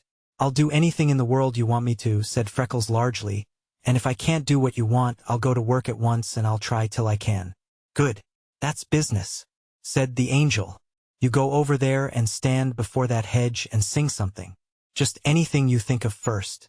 Freckles faced the angel from his banked wall of brown, blue, and crimson, with its background of solid green, and lifting his face to the sky, he sang the first thing that came into his mind. It was a children's song that he had led for the little folks at the home many times, recalled to his mind by the angel's exclamation, "To fairyland we go, with a song of joy, hey-o. In dreams we'll stand upon that shore, and all the realm behold. We'll see the sights so grand, that belong to fairyland. Its mysteries we will explore, its beauties will unfold. Oh tra-la-la, oh ha, we're happy now as we can be. Our welcome song we will prolong, and greet you with our melody. Oh fairyland, sweet fairyland, we love to sing." No song could have given the intense sweetness and rollicking quality of Freckles' voice better scope. He forgot everything but pride in his work. He was singing the chorus, and the angel was shivering in ecstasy, when clip, clip, came the sharply beating feet of a swiftly ridden horse down the trail from the north. They both sprang toward the entrance. "Freckles! Freckles!" called the voice of the bird woman. They were at the trail on the instant. "Both those revolvers loaded?" she asked. "Yes," said Freckles. "Is there a way you can cut across the swamp and reach the chicken tree in a few minutes and with little noise?" "Yes." "Then go flying," said the bird woman. "Give the angel a lift behind me, and we will ride the horse back where you left him and wait for you." I finished Little Chicken in no time and put him back. His mother came so close, I felt sure she would enter the log. The light was fine, so I set and focused the camera and covered it with branches, attached the long hose, and went away over 100 feet and hid in some bushes to wait. A short, stout man and a tall, dark one passed me so closely I almost could have reached out and touched them. They carried a big saw on their shoulders. They said they could work until near noon, and then they must lay off until you passed and then try to load and get out at night. They went on, not entirely from sight, and began cutting a tree. Mr. McLean told me the other day what would probably happen here, and if they fell that tree he loses his wager on you. Keep to the east and north and hustle. We'll meet you at the carriage. I always am armed. Give Angel one of your revolvers and you keep the other. We will separate and creep toward them from different sides and give them a fusillade that will send them flying. You hurry now." She lifted the reins and started briskly down the trail. The angel, hatless and with sparkling eyes, was clinging around her waist. Freckles wheeled and ran. He worked his way with much care, dodging limbs and bushes with noiseless tread, and cutting as closely where he thought the men were as he felt that he dared if he were to remain unseen. As he ran he tried to think. It was Wessner, burning for his revenge, aided by the bully of the locality, that he was going to meet. He was accustomed to that thought, but not to the complication of having two women on his hands who undoubtedly would have to be taken care of in spite of the birdwoman's offer to help him. His heart was jarring as it never had before with running. He must follow the birdwoman's plan and meet them at the carriage, but if they really did intend to try to help him, he must not allow it. Allow the angel to try to handle a revolver in his defense? Never. Not for all the trees in the Limberlost. She might shoot herself. She might forget to watch sharply and run across a snake that was not particularly well behaved that morning. Freckles permitted himself a grim smile as he went speeding on. When he reached the carriage, the bird woman and the angel had the horse hitched, the outfit packed, and were calmly waiting. The bird woman held a revolver in her hand. She wore dark clothing. They had pinned a big focusing cloth over the front of the angel's light dress. "Give Angel one of your revolvers. Quick," said the bird woman. "We will creep up until we are in fair range. The underbrush is so thick and they are so busy that they will never notice us, if we don't make a noise. You fire first, then I will pop in from my direction, and then you, Angel, and shoot quite high or else very low. We mustn't really hit them. We'll go close enough to the cowards to make it interesting, and keep it up until we have them going." Freckles protested. The bird woman reached over, and, taking the smaller revolver from his belt, handed it to the angel. "Keep your nerves steady, dear. Watch where you step and shoot high," she said. "Go straight at them from where you are. Wait until you hear Freckles' first shot. Then follow me as closely as you can, to let them know that we outnumber them. If you want to save McLean's wager on you, now you go." She commanded Freckles, who, with an agonized glance at the angel, ran toward the east. The bird woman chose the middle distance, and for a last time cautioned the angel as she moved away to lie down and shoot high. Through the underbrush the bird woman crept even more closely than she had intended, found a clear range, and waited for Freckles' shot. There was one long minute of sickening suspense. The men straightened for breath. Work was difficult with a handsaw in the heat of the swamp. As they rested, the big dark fellow took a bottle from his pocket and began oiling the saw. "We got to keep mighty quiet," he said, "and wait to fell it until that damned guard has gone to his dinner." Again they bent to their work. Freckles' revolver spat fire. Lead spanged on steel. The saw handle flew from Wessner's hand and he reeled from the jar of the shock. Black Jack straightened, uttering a fearful oath. The hat sailed from his head from the far northeast. The angel had not waited for the bird woman, and her shot scarcely could have been called high. At almost the same instant the third shot whistled from the east. Black Jack sprang into the air with a yell of complete panic, for it ripped a heel from his boot. Freckles emptied his second chamber, and the earth spattered over Wessner. Shots poured in rapidly. Without even reaching for a weapon, both men ran toward the east road in great leaping bounds, while leaden slugs sung and hissed around them in deadly earnest. Freckles was trimming his corners as closely as he dared, but if the angel did not really intend to hit, she was taking risks in a scandalous manner. When the men reached the trail, Freckles yelled at the top of his voice, "Head them off on the south, boys! Fire from the south!" As he had hoped, Jack and Wessner instantly plunged into the swale. A spattering of lead followed them. They crossed the swale, running low, with not even one backward glance, and entered the woods beyond the corduroy. Then the little party gathered at the tree. "I'd better fix this saw so they can't be using it if they come back," said Freckles, taking out his hatchet and making saw teeth fly. "Now we must leave here without being seen," said the bird woman to the angel. "It won't do for me to make enemies of these men, for I am likely to meet them while at work any day. You can do it by driving straight north on this road," said Freckles. "I will go ahead and cut the wires for you. The swale is almost dry. You will only be sinking a little. In a few rods you will strike a cornfield. I will take down the fence and let you into that. Follow the furrows and drive straight across it until you come to the other side. Be following the fence south until you come to a road through the woods east of it. Then take that road and follow east until you reach the pike. You will come out on your way back to town, and 2 miles north of anywhere they are likely to be. Don't for your lives ever let it out that you did this," he earnestly cautioned, "for it's black enemies you would be making." Freckles clipped the wires and they drove through. The angel leaned from the carriage and held out his revolver. Freckles looked at her in surprise. Her eyes were black, while her face was a deeper rose than usual. He felt that his own was white. "Did I shoot high enough?" she asked sweetly. "I really forgot about lying down." Freckles winced. Did the child know how close she had gone? Surely she could not. Or was it possible that she had the nerve and skill to fire like that purposely? "I will send the first reliable man I meet for McLean," said the bird woman, gathering up the lines. "If I don't meet one when we reach town, we will send a messenger. If it wasn't for having the gang see me, I would go myself. But I will promise you that you will have help in a little over 2 hours. You keep well hidden. They must think some of the gang is with you now. There isn't a chance that they will be back. But don't run any risks. Remain under cover. If they should come, it probably would be for their saw." She laughed as at a fine joke. Chapter 7. Wherein Freckles wins honor and finds a footprint on the trail. Round-eyed, Freckles watched the bird woman and the angel drive away.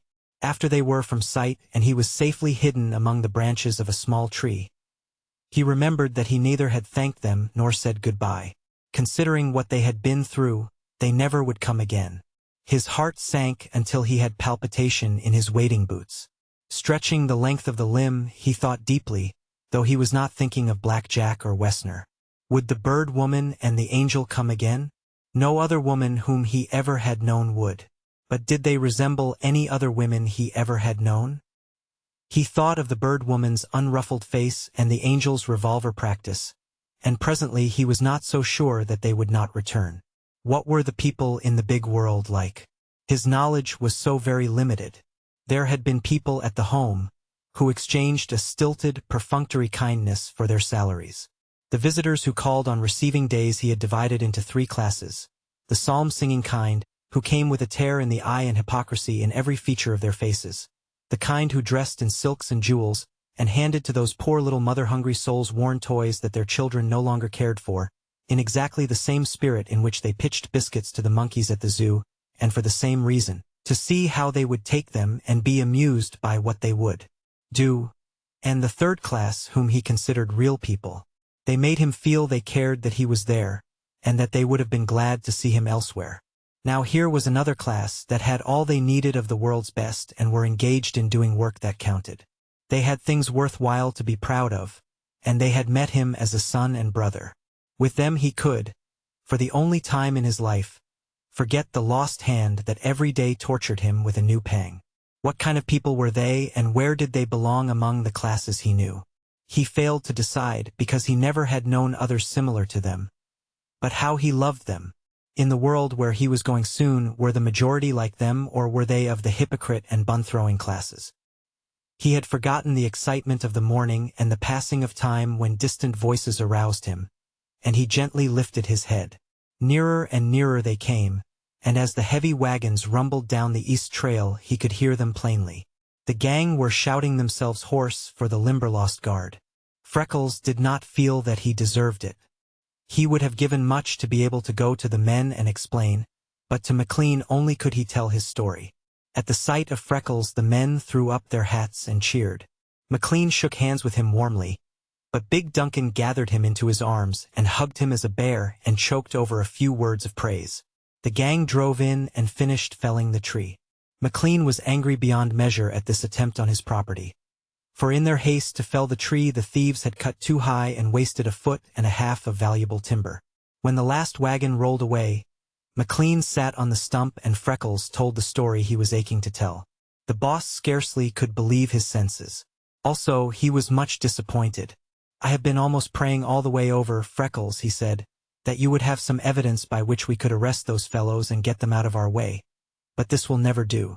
We can't mix up those women in it. They have helped you save me the tree and my wager as well. Going across the country as she does, the bird woman never could be expected to testify against them." "No, indeed. Nor the angel either, sir," said Freckles. "The angel?" queried the astonished McLean. The boss listened in silence while Freckles told of the coming and christening of the angel. "I know her father well," said McLean at last, "and I have often seen her. You are right. She is a beautiful young girl, and she appears to be utterly free from the least particle of false pride or foolishness. I do not understand why her father risks such a jewel in this place." "He's daring it because she is a jewel, sir," said Freckles eagerly. "Why, she's trusting a rattlesnake to rattle before it strikes her, and of course she thinks she can trust mankind as well. The man isn't made who wouldn't lay down the life of him for her. She doesn't need any care. Her face and the pretty ways of her are all the protection she would need in a band of howling savages." "Did you say she handled one of the revolvers?" asked McLean. "She scared all the breath out of me body," admitted Freckles. "Seems that her father has taught her to shoot. The bird woman told her distinctly to lie low and blaze away high, just to help scare them. The spunky little thing followed them right out into the west road, spitting lead like hail and clipping all around the heads and heels of them. And I'm damned, sir, if I believe she'd care to rap if she'd hit. I never saw much shooting, but if that wasn't the nearest to miss I ever want to see. Scared the life near out of me body with the fear that she'd drop one of them. As long as I'd no one to help me but a couple of women that didn't dare be mixed up in it, all I could do was to let them get away. Now, will they come back?" asked McLean. "Of course," said Freckles. "They're not going to be taking that. You could stake your life on it, they'll be coming back. At least Black Jack will. Wessner may not have the pluck, unless he is half drunk. Then he'd be a terror." And the next time Freckles hesitated. "What? It will be a question of who shoots first and straightest. Then the only thing for me to do is to double the guard and bring the gang here the first minute possible. As soon as I feel that we have the rarest of the stuff out below, we will come. The fact is, in many cases, until it is felled it's difficult to tell what a tree will prove to be. It won't do to leave you here longer alone. Jack has been shooting 20 years to your one, and it stands to reason that you are no match for him. Who of the gang would you like best to have with you?" "No one, sir," said Freckles emphatically. "Next time is where I run. I won't try to fight them alone. I'll just be getting wind of them, and then make tracks for you. I'll need to come like lightning, and Duncan has no extra horse, so I'm thinking you'd best get me one, or perhaps a wheel would be better. I used to do extra work for the home doctor, and he would let me take his bicycle to ride around the place. And at times the head nurse would loan me his for an hour. A wheel would cost less and be faster than a horse, and would take less care. I believe if you are going to town soon, you had best pick up any kind of an old one at some second-hand store, for if I'm ever called to use it in a hurry, there won't be the handlebars left after crossing the corduroy." "Yes," said McLean, "and if you didn't have a first-class wheel, you never could cross the corduroy on it at all." As they walked to the cabin, McLean insisted on another guard, but Freckles was stubbornly set on fighting his battle alone. He made one mental condition. If the bird woman was going to give up the little chicken series, he would yield to the second guard, solely for the sake of her work and the presence of the angel in the Limberlost. She turned it around, examining the weave of the straw and the foliage trimmings, passing her rough fingers over the satin ties delightedly. As she held it up, admiring it, Freckles' astonished eyes saw a new side of Sarah Duncan. She was jesting, but under the jest the fact loomed strong that, though poor, overworked, and with none but God-given refinement, there was something in her soul crying after that bit of feminine finery, and it made his heart ache for her. He resolved that when he reached the city he would send her a hat, if it took $50 to do it. She lingeringly handed it back to him. "It's unco juady of ye to think of me," she said lightly, "but I maun question your taste a wee. D'ye no think ye had best return this and get a woman with half her hair grey a little plainer headdress? Seems like that's far ower gay for me. I'm no saying that it's no exactly what I'd like to hae, but I mauna mak missile ridiculous. Ye'd best give this to somebody young and pretty, say about 16. Where did ye come by it, Freckles? If there's anything been dropping lately, ye hae forgotten to mention it. Do you see anything heavenly about that hat?" queried Freckles, holding it up. The morning breeze waved the ribbons gracefully, binding one around Freckles' sleeve and the other across his chest, where they caught and clung as if magnetized. "Yes," said Sarah Duncan. "It's vera plain and simple, but it juist makes ye feel that it's all of the finest stuff. It's exactly what I'd call a heavenly hat." "Sure," said Freckles, "for it's belonging to an angel." Then he told her about the hat and asked her what he should do with it. "Take it to her, of course," said Sarah Duncan, "like it's the only ain she has and she may need it badly." Freckles smiled. He had a clear idea about the hat being the only one the angel had. However, there was a thing he felt he should do and wanted to do, but he was not sure. "You think I might be taking it home?" he said. "Of course ye must," said Mrs. Duncan, "and without another hour's delay. It's been here 2 days no, and she may want it, and be too busy or afraid to come." "But how can I take it?" asked Freckles. "Gang spinning on your wheel. Ye can do it easy in an hour." "But in that hour, what if—" "Nonsense," interrupted Sarah Duncan. "Ye've watched that timberline until ye're grown fast to it, lad. Give me your boots and club and I'll gie walk the south end and watch doon the east and west sides until ye come back." "Mrs. Duncan, you never would be doing it," cried Freckles. "Why not?" inquired she. "But you know you're mortal afraid of snakes and a lot of other things in the swamp." "I am afraid of snakes," said Mrs. Duncan, "but likely they've gone into the swamp this hot weather. I'll juist stay on the trail and watch, and ye might hurry the least bit. The day's so bright it feels like storm. I can put the bairns on the woodpile to play until I get back. Ye gang awa and take the blessed little angel her beautiful hat." "Are you sure it will be all right?" urged Freckles. "Do you think if Mr. McLean came he would care?" "Nah," said Mrs. Duncan. "I dinna. If ye and me agree that a thing ought to be done, and I watch in your place, why, it's bound to be all right with McLean. Let me pin the hat in a paper, and ye jump on your wheel and gang flying. Ought ye put on your Sabbath day clothes?" Freckles shook his head. He knew what he should do, but there was no use in taking time to try to explain it to Mrs. Duncan while he was so hurried. He exchanged his wading boots for shoes, gave her his club, and went spinning toward town. He knew very well where the angel lived. He had seen her home many times, and he passed it again without even raising his eyes from the street, steering straight for her father's place of business. Carrying the hat, Freckles passed a long line of clerks, and at the door of the private office asked to see the proprietor. When he had waited a moment, a tall, spare, keen-eyed man faced him, and in brisk, nervous tones asked, "How can I serve you, sir?" Freckles handed him the package and answered, "By delivering to your daughter this hat, which she was after leaving at me place the other day, when she went away in a hurry, and by saying to her and the bird woman that I'm more thankful than I'll be having words to express for the brave things they was doing for me. I'm McLean's Limberlost guard, sir. Why don't you take it yourself? Questioned the man of affairs. Freckles' clear gray eyes met those of the angel's father squarely, and he asked, "If you were in my place, would you take it to her yourself?" "No, I would not," said that gentleman quickly. "Then why ask why I did not?" came Freckles' lamb-like query. "Bless me," said the angel's father.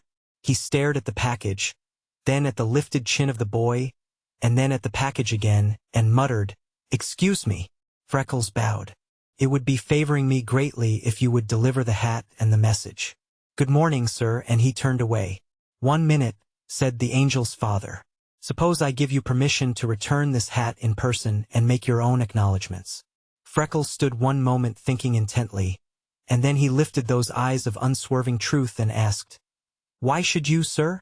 You are kind, indeed, to mention it, and it's thanking you I am for your good intentions, but my wanting to go or your being willing to have me ain't proving that your daughter would be wanting me or care to bother with me."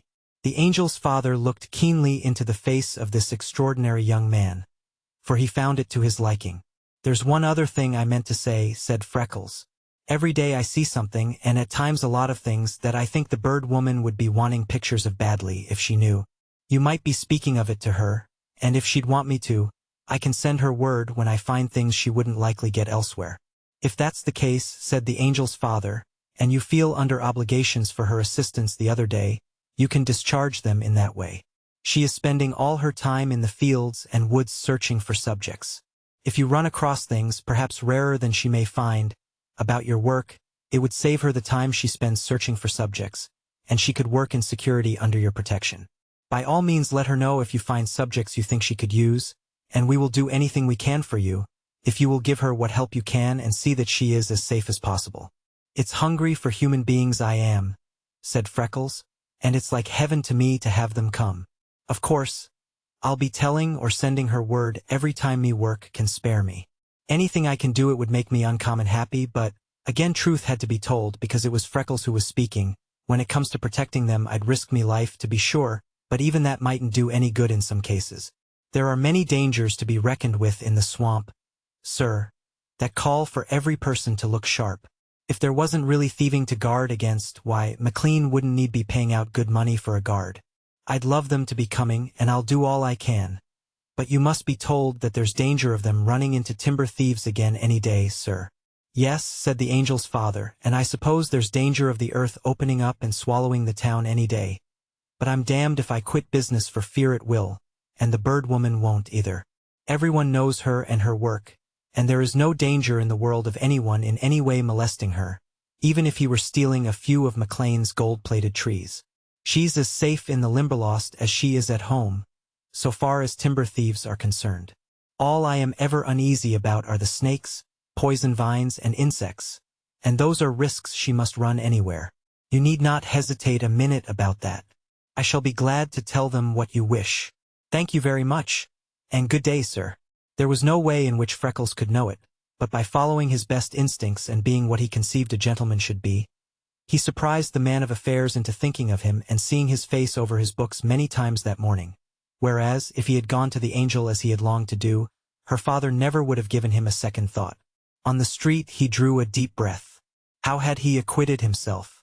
He only knew that he had lived up to his best impulse, and that is all anyone can do.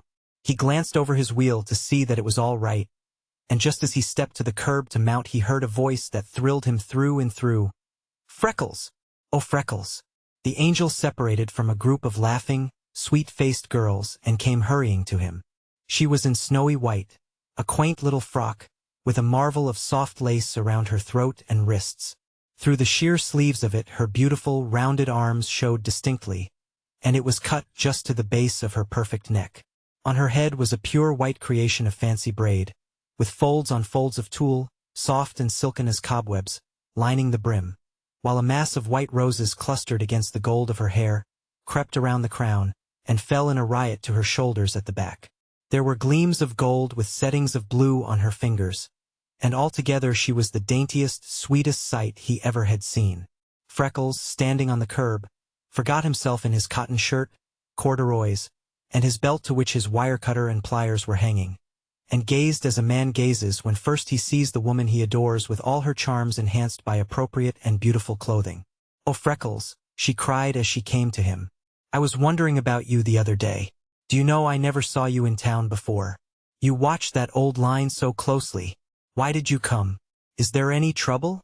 Are you just starting to the Limberlost?" "I came to bring your hat," said Freckles. "You forgot it in the rush the other day. I have left it with your father, and a message trying to express the gratitude of me for how you and the bird woman were for helping me out." The angel nodded gravely. Then Freckles saw that he had done the proper thing in going to her father. His heart bounded until it jarred his body, for she was saying that she scarcely could wait for the time to come for the next picture of the Little Chicken series. "I want to hear the remainder of that song, and I hadn't even begun seeing your room yet," she complained. "As for singing, if you can sing like that every day, I never can get enough of it.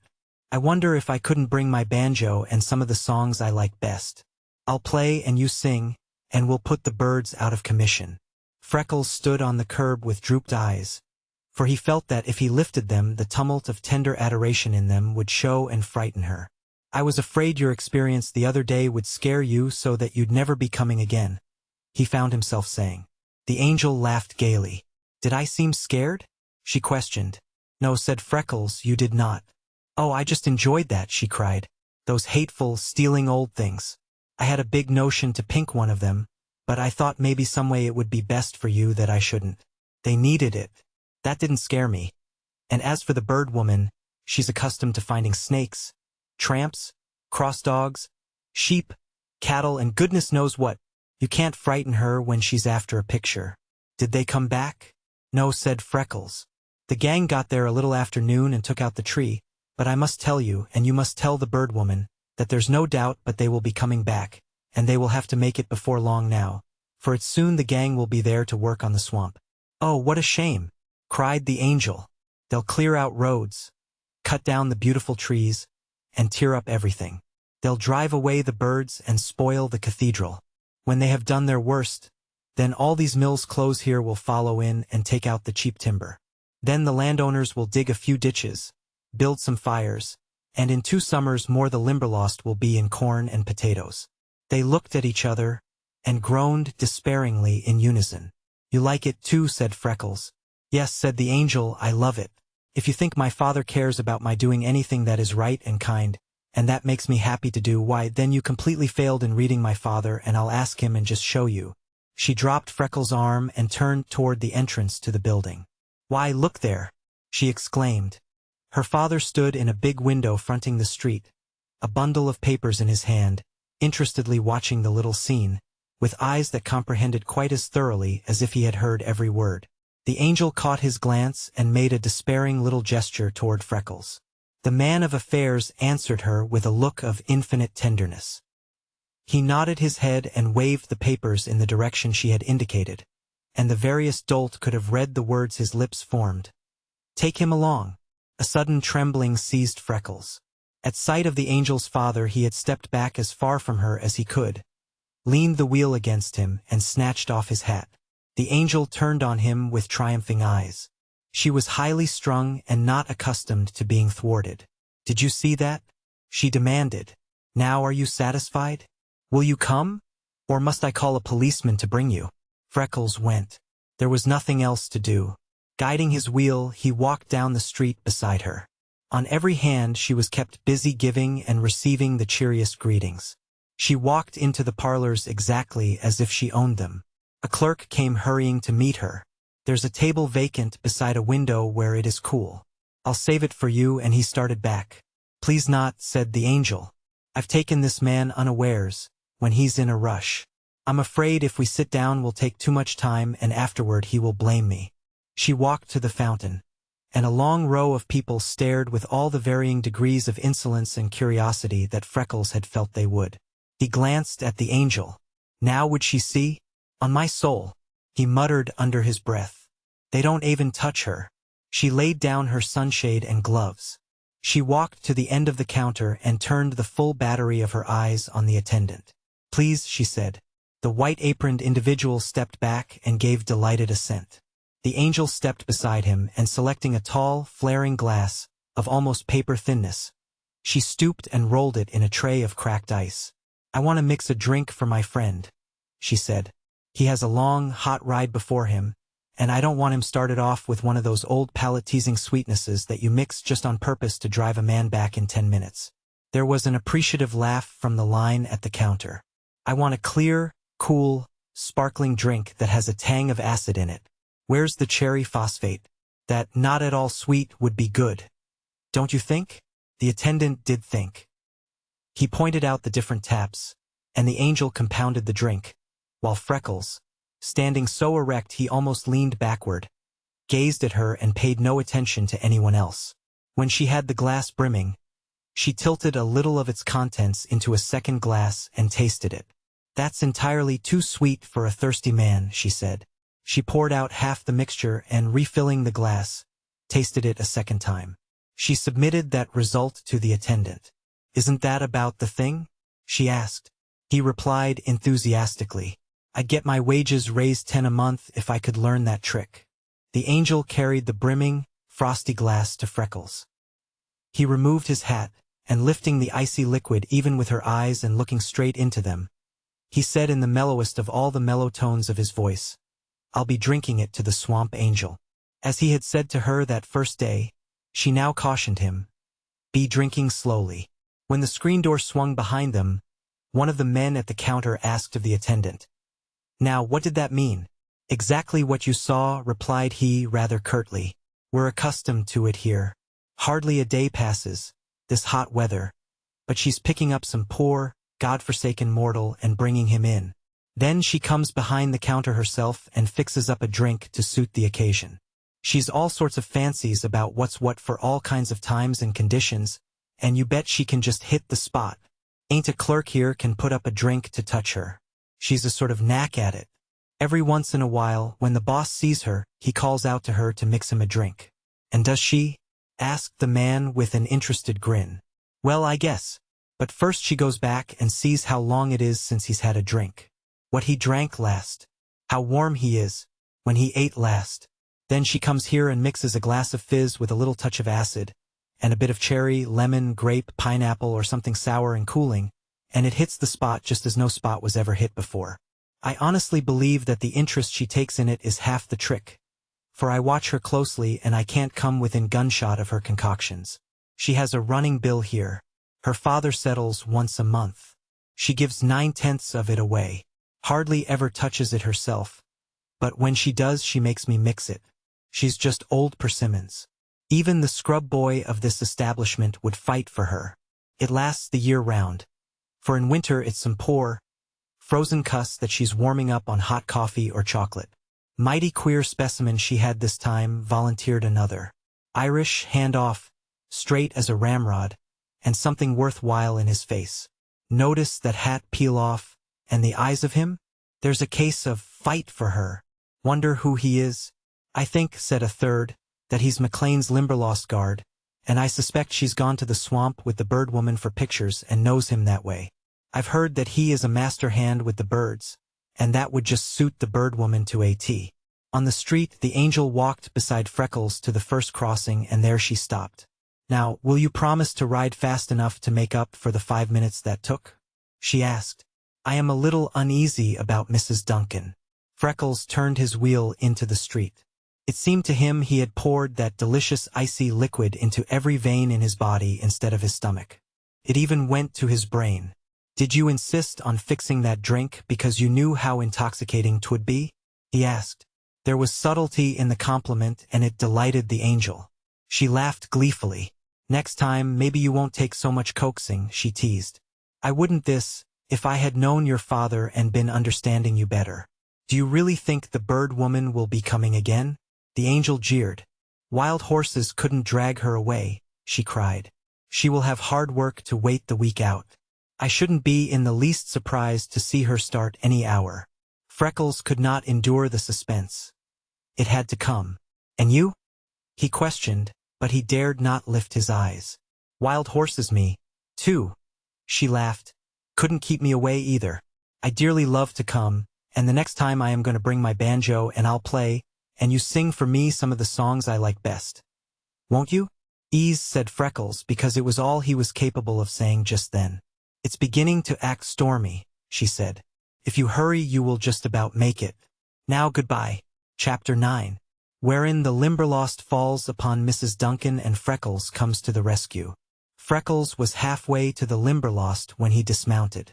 He could ride no farther because he could not see the road. He sat under a tree and, leaning against it, sobs shook, twisted, and rent him.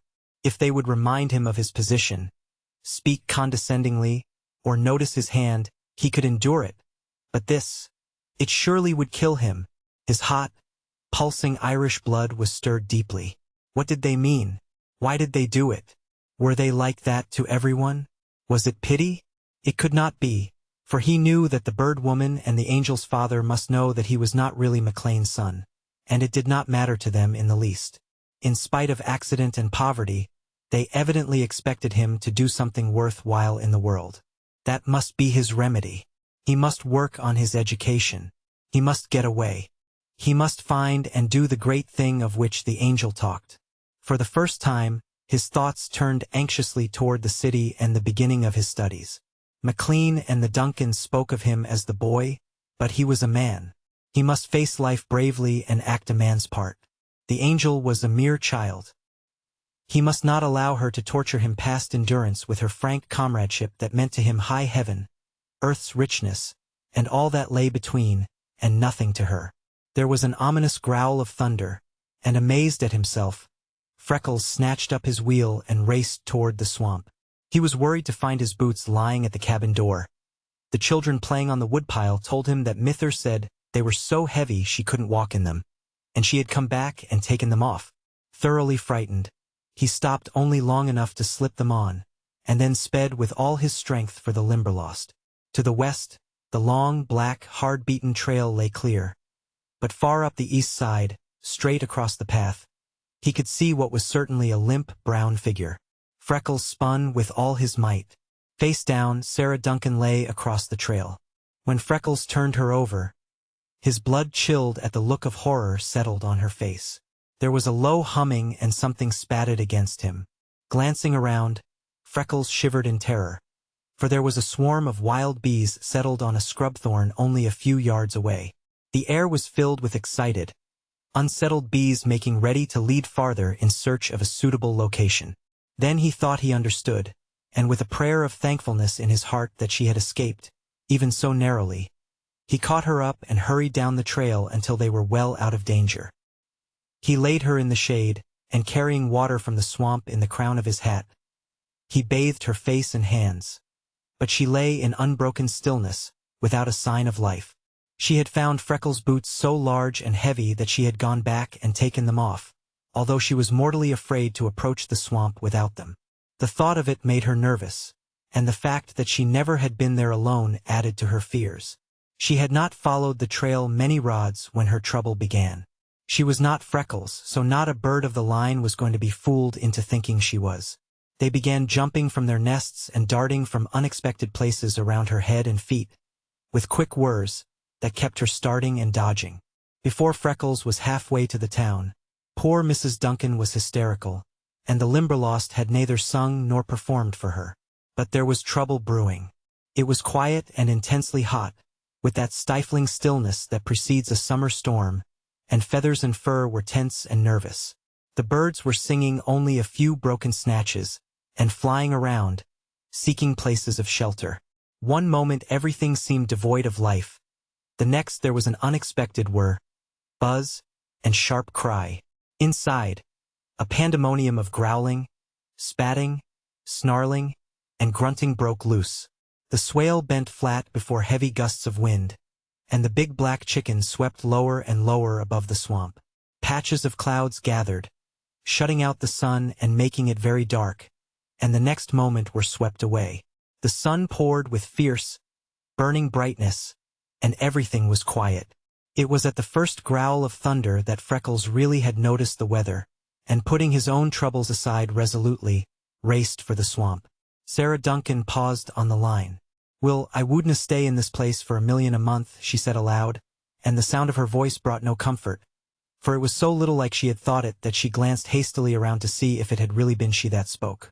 She tremblingly wiped the perspiration from her face with the skirt of her sunbonnet. "Awful hot," she panted huskily.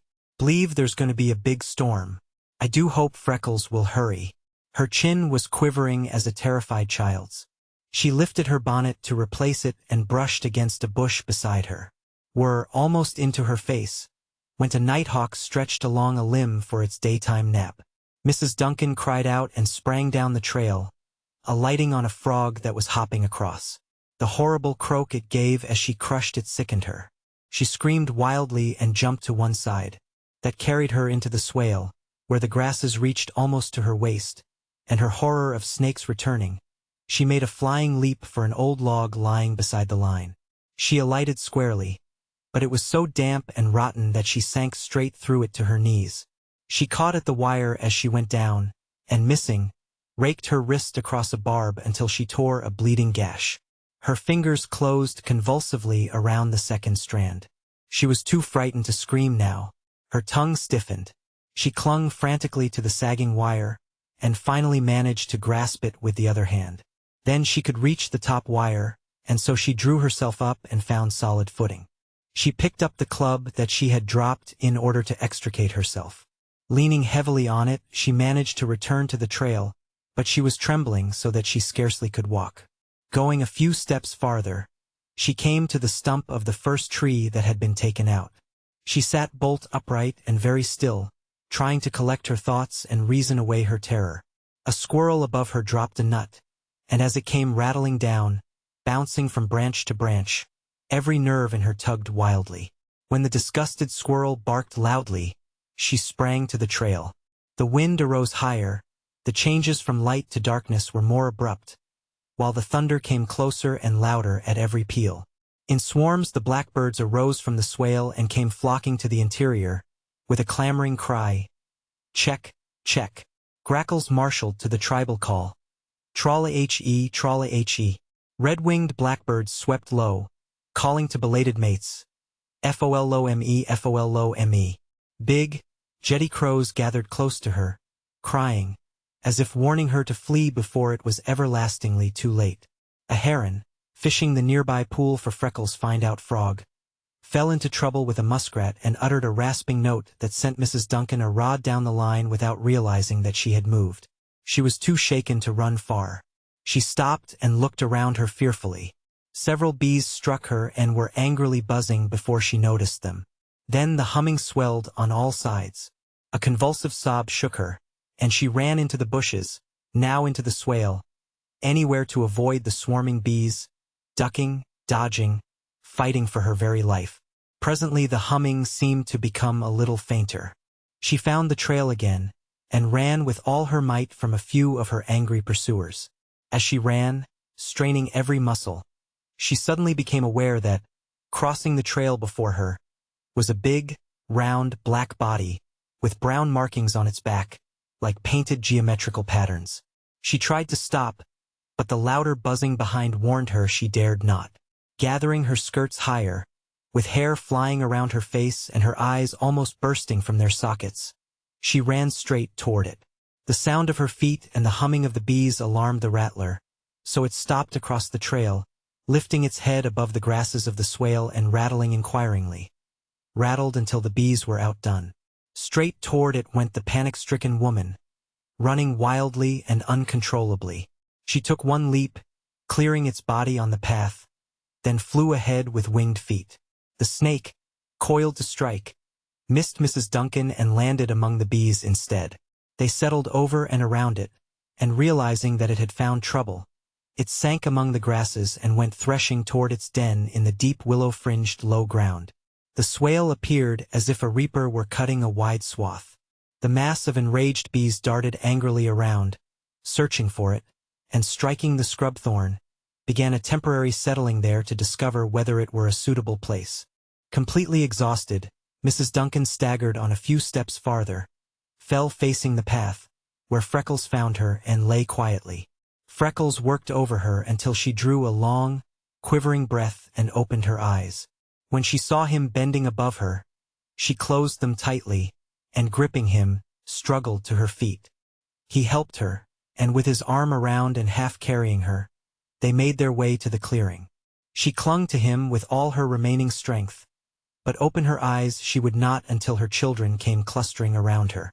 Then, brawny, big Scotswoman though she was, she quietly keeled over again. The children added their wailing to Freckles' panic. This time he was so close the cabin that he could carry her into the house and lay her on the bed. He sent the oldest boy scudding down the corduroy for the nearest neighbor, and between them they undressed Mrs. Duncan and discovered that she was not bitten. They bathed and bound the bleeding wrist and coaxed her back to consciousness. She lay sobbing and shuddering. The first intelligent word she said was, "Freckles, look at that jar on the kitchen table and see if my yeast is no running hour." Several days passed before she could give Duncan and Freckles any detailed account of what had happened to her. Even then she could not do it without crying as the least of her babies. Freckles was almost heartbroken, and nursed her as well as any woman could have done. While Big Duncan, with a heart full for them both, worked early and late to chink every crack of the cabin and examine every spot that possibly could harbor a snake. The effects of her mourning on the trail kept her shivering half the time. She could not rest until she sent for McLean and begged him to save Freckles from further risk, in that place of horrors. The boss went to the swamp with his mind fully determined to do so. Freckles stood and laughed at him. "Why, Mr. McLean, don't you let a woman's nervous system set you worrying about me," he said. "I'm not denying how she felt, because I've been through it myself, but that's all over and gone. It's the height of me glory to fight it out with the old swamp, and all that's in it, or will be coming to it, and then to turn it over to you as I promised you and myself I'd do, sir. You couldn't break the heart of me entire quicker than to be taking it from me now, when I'm just on the home stretch. It won't be over 3 or 4 weeks yet, and when I've gone it almost a year, why, what's that to me, sir? You mustn't let a woman get mixed up with business, for I've always heard about how it's bringing trouble." McLean smiled. "What about that last tree?" he said. Freckles blushed and grinned appreciatively. "Angels and bird women don't count in the common run, sir," he affirmed shamelessly. McLean sat in the saddle and laughed. Chapter 10. Wherein Freckles strives mightily and the swamp angel rewards him. The bird woman and the angel did not seem to count in the common run, for they arrived on time for the third of the series and found McLean on the line talking to Freckles. The boss was filled with enthusiasm over a Marsh article of the bird woman's that he just had read. He begged to be allowed to accompany her into the swamp and watch the method by which she secured an illustration in such a location. The bird woman explained to him that it was an easy matter with the subject she then had in hand, and as Little Chicken was too small to be frightened by him, and big enough to be growing troublesome, she was glad for his company. They went to the chicken log together, leaving to the happy Freckles the care of the angel, who had brought her banjo and a roll of songs that she wanted to hear him sing. The bird woman told them that they might practice in Freckles' room until she finished with Little Chicken, and then she and McLean would come to the concert. It was almost 3 hours before they finished and came down the west trail for their rest and lunch. McLean walked ahead, keeping sharp watch on the trail and clearing it of fallen limbs from overhanging trees. He sent a big piece of bark flying into the swale, and then stopped short and stared at the trail. The bird woman bent forward. Together they studied that imprint of the angel's foot. At last their eyes met, the bird woman's filled with astonishment, and McLean's humid with pity. Neither said a word, but they knew. McLean entered the swale and hunted up the bark. He replaced it, and the bird woman carefully stepped over. As they reached the bushes at the entrance, the voice of the angel stopped them, for it was commanding and filled with much impatience. "Freckles James Ross McLean," she was saying, "you fill me with dark blue despair. You're singing as if your voice were glass and might break at any minute. Why don't you sing as you did a week ago? Answer me that, please." Freckles smiled confusedly at the angel, who sat on one of his fancy seats, playing his accompaniment on her banjo. "You are a fraud," she said. "Here you went last week and led me to think that there was the making of a great singer in you, and now you are singing. Do you know how badly you are singing?" "Ease," said Freckles meekly. "I'm thinking I'm too happy to be singing well today. The music don't come right only when I'm lonesome and sad. The world's for being all sunshine at present. For among you and Mr. McLean and the bird woman I'm after being that happy that I can't keep me thoughts on me notes. It's more than sorry I am to be disappointing you. Play it over and I'll be beginning again, and this time I'll hold hard. Well, said the angel disgustedly, it seems to me that if I had all the things to be proud of that you have, I'd lift up my head and sing. And what is it I've to be proud of, ma'am? Politely inquired Freckles. Why, a whole worldful of things, cried the angel explosively. For one thing, you can be good and proud over the way you've kept the timber thieves out of this lease, and the trust your father has in you. You can be proud that you've never even once disappointed him or failed in what he believed you could do. You can be proud over the way everyone speaks of you with trust and honor, and about how brave of heart and strong of body you are. I heard a big man say a few days ago that the Limberlost was full of disagreeable things. Positive dangers, unhealthful as it could be, and that since the memory of the first settlers it has been a rendezvous for runaways, thieves, and murderers. This swamp is named for a man that was lost here and wandered around, till he starved. That man I was talking with said he wouldn't take your job for $1,000 a month. In fact, he said he wouldn't have it for any money, and you've never missed a day or lost a tree. Proud? Why, I should think you would just parade around about proper over that. And you can always be proud that you are born an Irishman. My father is Irish, and if you want to see him get up and strut, give him a teeny opening to enlarge on his race. He says that if the Irish had decent territory they'd lead the world. He says they've always been handicapped by lack of space and of fertile soil. He says if Ireland had been as big and fertile as Indiana, why, England wouldn't ever have had the upper hand. She'd only be an appendage. Fancy England an appendage. He says Ireland has the finest orators and the keenest statesmen in Europe today, and when England wants to fight, with whom does she fill her trenches? Irishmen, of course. Ireland has the greenest grass and trees, the finest stones and lakes, and they've jaunting cars. I don't know just exactly what they are, but Ireland has all there are, anyway. They've a lot of great actors and a few singers, and there never was a sweeter poet than one of theirs. You should hear my father recite, "Dear Harp of My Country." He does it this way. The angel arose, made an elaborate old-time bow, and holding up the banjo, recited in clipping feet and meter, with rhythmic swing and a touch of brogue that was simply irresistible. Dear Harp of My Country. The angel ardently clasped the banjo. In darkness I found thee. She held it to the light. The cold chain of silence had hung o'er thee long. She muted the strings with her rosy palm. Then proudly, my own Irish harp, I unbound thee. She threw up her head and swept a ringing harmony, and gave all thy chords to light, freedom, and song. She crashed into the notes of the accompaniment she had been playing for Freckles. That's what you want to be thinking of, she cried. Not darkness, and lonesomeness, and sadness, but light, freedom, and song. I can't begin to think offhand of all the big, splendid things an Irishman has to be proud of. But whatever they are all yours and you are a part of them. I just despise that saddest when I sing business. You can sing. Now you go over there and do it. Ireland has had her statesmen, warriors, actors, and poets. Now you be her voice. You stand right out there before the cathedral door, and I'm going to come down the aisle playing that accompaniment. And when I stop in front of you, you sing. The angel's face wore an unusual flush. Her eyes were flashing and she was palpitating with earnestness. She parted the bushes and disappeared.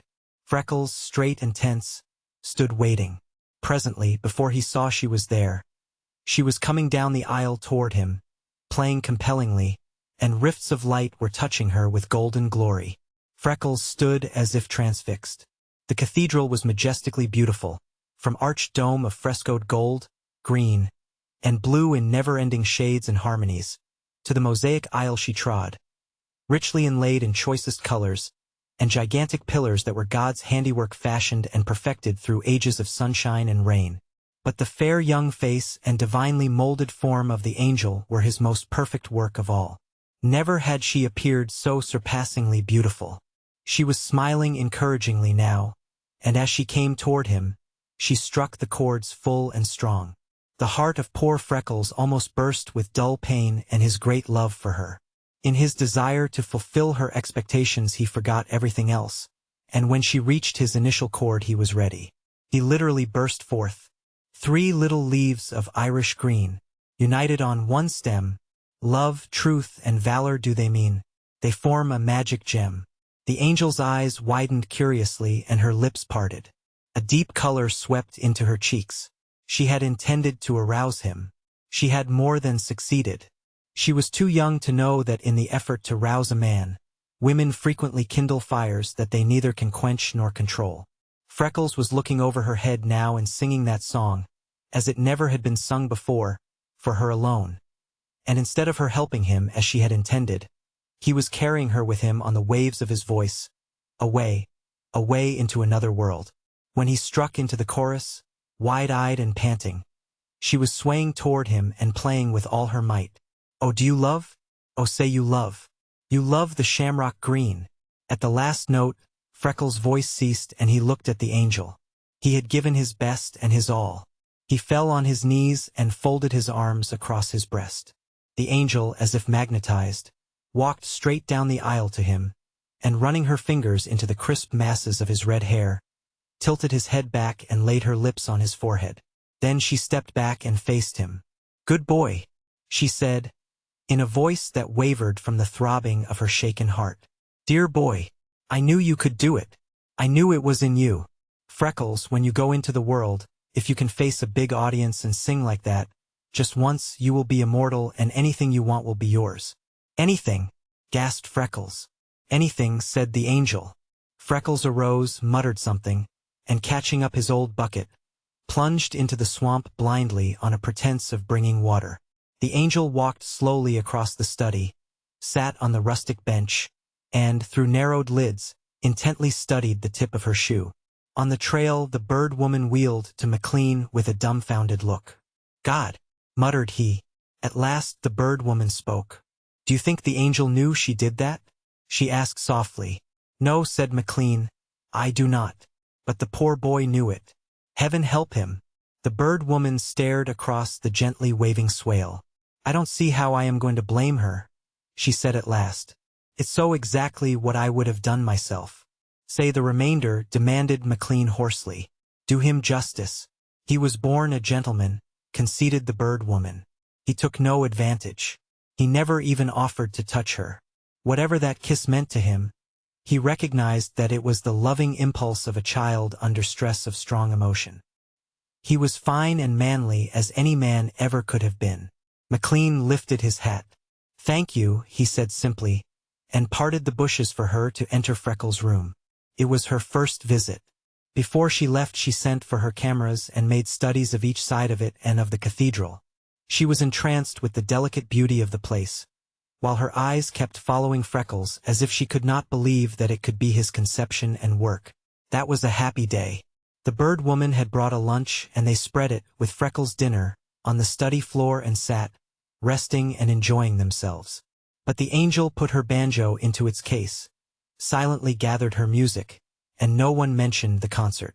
The bird woman left McLean and the angel to clear away the lunch, and with Freckles examined the walls of his room and told him all she knew about his shrubs and flowers. She analyzed a cardinal flower and showed him what he had wanted to know all summer: why the bees buzzed ineffectually around it while the hummingbirds found in it an ever-ready feast. Some of his specimens were so rare that she was unfamiliar with them, and with the flower book between them they knelt, studying the different varieties. She wandered the length of the cathedral aisle with him, and it was at her suggestion that he lighted his altar with a row of flaming foxfire. As Freckles came to the cabin from his long day at the swamp, he saw Mrs. Chicken sweeping to the south and wondered where she was going. He stepped into the bright, cozy little kitchen, and as he reached down the wash basin he asked Mrs. Duncan a question. "Mother Duncan, do kisses wash off?" So warm a wave swept her heart that a half-flush mantled her face. She straightened her shoulders and glanced at her hands tenderly. "Lord, nah, Freckles," she cried. "At least, the ain'ts ye get from people ye love dinna. They dinna stay on the outside. They strike in until they find the center of your heart and make their stopping place there, and nathing can take them from ye. I doubt if even death. Nah, lad, ye can be reached sure kisses dinna wash off." Freckles set the basin down and muttered as he plunged his hot, tired face into the water, "I needn't be afraid to be washing." Then, for that one struck in. Chapter 11. Wherein the butterflies go on a spree and Freckles informs the bird woman. "I wish," said Freckles at breakfast one morning, "that I had some way to be sending a message to the bird woman. I've something at the swamp that I'm believing never happened before, and surely she'll be wanting it." "What now, Freckles?" asked Mrs. Duncan. "Why, the oddest thing you ever heard of," said Freckles. "The whole insect tribe gone on a spree. I'm supposing it's my doings, but it all happened by accident, like. You see, on the swale side of the line, right against me trail, there's one of these scrub wild crab trees. Where the grass grows thick around it is the finest place you ever conceived of for snakes. Having women about has set me trying to clean out those fellows a bit, and yesterday I noticed that tree in passing. It struck me that it would be a good idea to be taking it out. First I thought I'd take me hatchet and cut it down, for it ain't thicker than me upper arm. Then I remembered how it was blooming in the spring and filling all the air with sweetness. The coloring of the blossoms is beautiful, and I hated to be killing it. I just cut the grass short all around it. Then I started at the ground, trimmed up the trunk near the height of me shoulder, and left the top spreading. That made it look so truly ornamental that, idle like, I chips off the rough places neat, and this morning, on me soul, it's a sight. You see, cutting off the limbs and trimming up the trunk sets the sap running. In this hot sun it ferments in a few hours. There isn't much room for more things to crowd on that tree than there are, and to get drunker isn't no ways possible." "Will I be drawed on?" exclaimed Mrs. Duncan. "What kind of things do you mean, Freckles?" "Why, just an army of black ants. Some of them are sucking away like old topers. Some of them are setting up on their tails and hind legs, fiddling with their forefeet and wiping their eyes. Some are rolling around on the ground, contented. There are quantities of big bluebottle flies over the bark and hanging on the grasses around, too drunk to steer a course flying. So they just buzz away like flying and all the time sitting still. The snake feeders are too full to feed anything, even more sap to themselves. There's a lot of hardback bugs, beetles I guess, colored like the brown, blue, and black of a peacock's tail. They hang on until the legs of them are so wake they can't stick a minute longer, and then they break away and fall to the ground. They just lay there on their backs, fably clawing air. When it wears off a bit, up they get and go crawling back for more, and they so full they bump into each other and roll over. Sometimes they can't climb the tree until they wait to sober up a little. There's a lot of big black and gold bumblebees, done for entire, stumbling over the bark and rolling on the ground. They just lay there on their backs, rocking from side to side, singing to themselves like fat, happy babies. The wild bees keep up a steady buzzing with the beating of their wings. The butterflies are the worst old topers of them all. They're just a circus. You never saw the like of the beauties. They come every color you could be naming, and every shape you could be thinking up. They drink and drink until, if I'm driving them away, they stagger as they fly and turn somersaults in the air. If I leave them alone, they cling to the grasses, shivering happy-like. And I'm blessed, Mother Duncan, if the best of them could be unlocking the front door with a lead pencil, even. "I never heard of anything SAE surprising," said Mrs. Duncan. "It's a rare sight to watch them, and no one ever made a picture of a thing like that before." "I'm for thinking," said Freckles earnestly. "Nah," said Mrs. Duncan. "Ye can be pretty sure there didna. The bird woman must have word in some way. If ye walk the line and I walk to town and tell her. If ye think ye can wait until after supper, I am most sure ye can gang yoursel, for Duncan is coming home and he'd be glad to watch for ye. If he does not come, and na ane passes that I can send word with today, I really will gang early in the morning and tell her missile." Freckles took his lunch and went to the swamp. He walked and watched eagerly. He could find no trace of anything, yet he felt a tense nervousness, as if trouble might be brooding. He examined every section of the wire, and kept watchful eyes on the grasses of the swale, in an effort to discover if anyone had passed through them, but he could discover no trace of anything to justify his fears. He tilted his hat brim to shade his face and looked for his chickens. They were hanging almost beyond sight in the sky. "Gee," he said, "if I only had your sharp eyes and convenient location now, I wouldn't need be troubling so." He reached his room and cautiously scanned the entrance before he stepped in. Then he pushed the bushes apart with his right arm and entered, his left hand on the butt of his favorite revolver. Instantly he knew that someone had been there. He stepped to the center of the room, closely scanning each wall and the floor. He could find no trace of a clue to confirm his belief, yet so intimate was he with the spirit of the place that he knew. How he knew he could not have told. Yet he did know that someone had entered his room, sat on his benches and walked over his floor. He was surest around the case. Nothing was disturbed, yet it seemed to Freckles that he could see where prying fingers had tried the lock. He stepped behind the case, carefully examining the ground all around it, and close beside the tree to which it was nailed he found a deep, fresh footprint in the spongy soil. A long, narrow print that was never made by the foot of Wessner. His heart tugged in his breast as he mentally measured the print, but he did not linger, for now the feeling arose that he was being watched. It seemed to him that he could feel the eyes of some intruder at his back. He knew he was examining things too closely.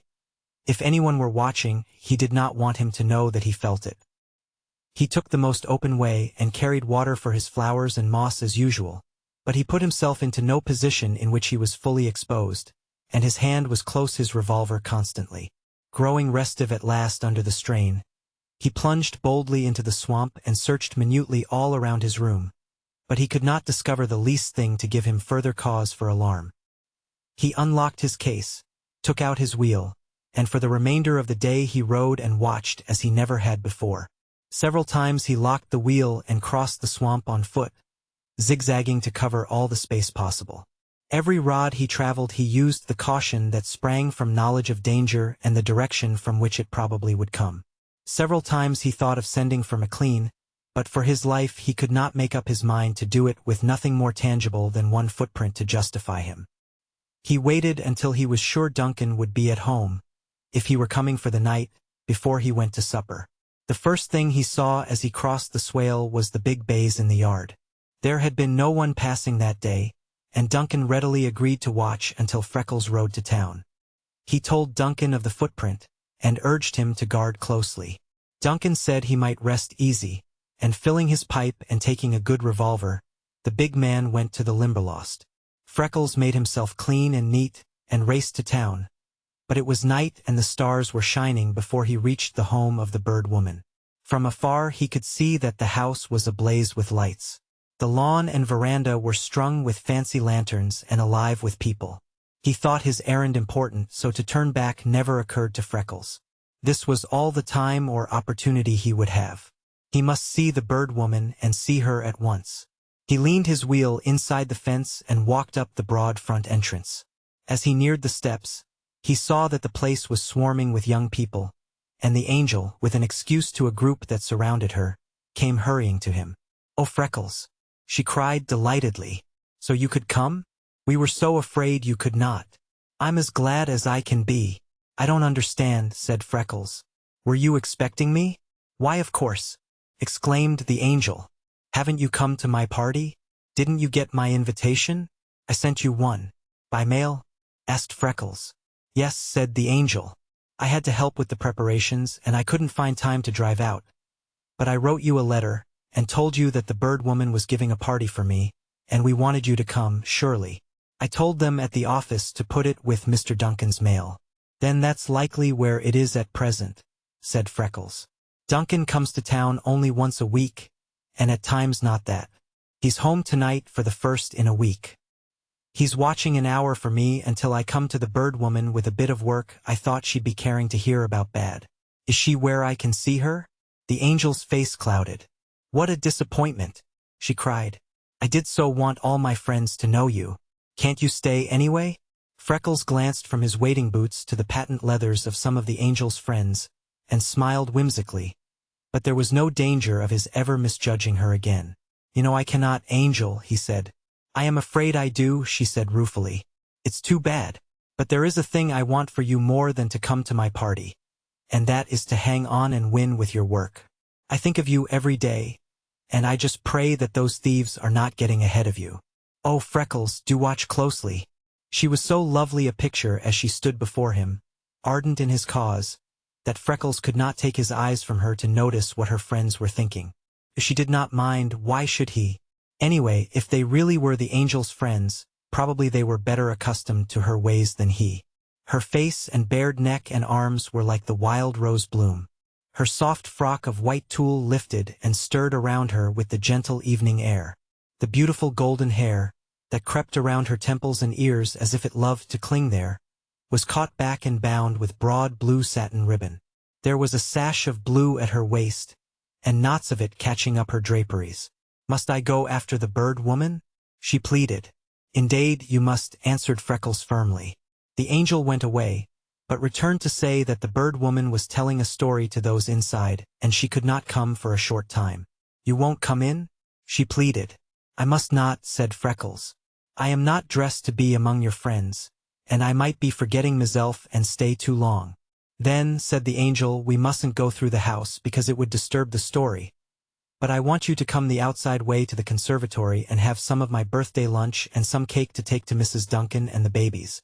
Won't that be fun?" Freckles thought that it would be more than fun, and followed delightedly.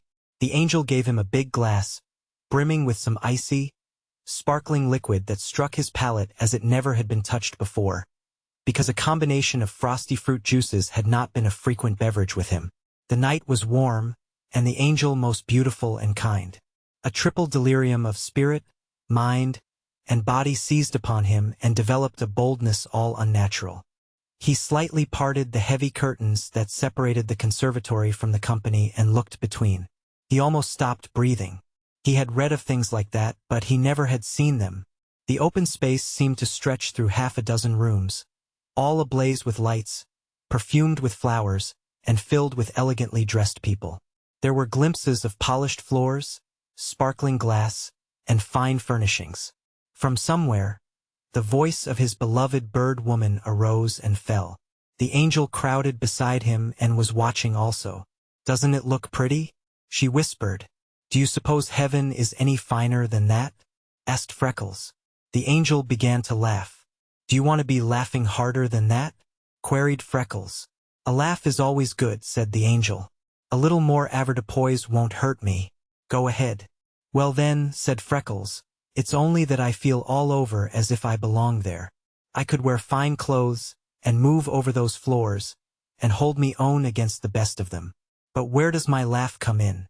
demanded the angel, as if she had been defrauded.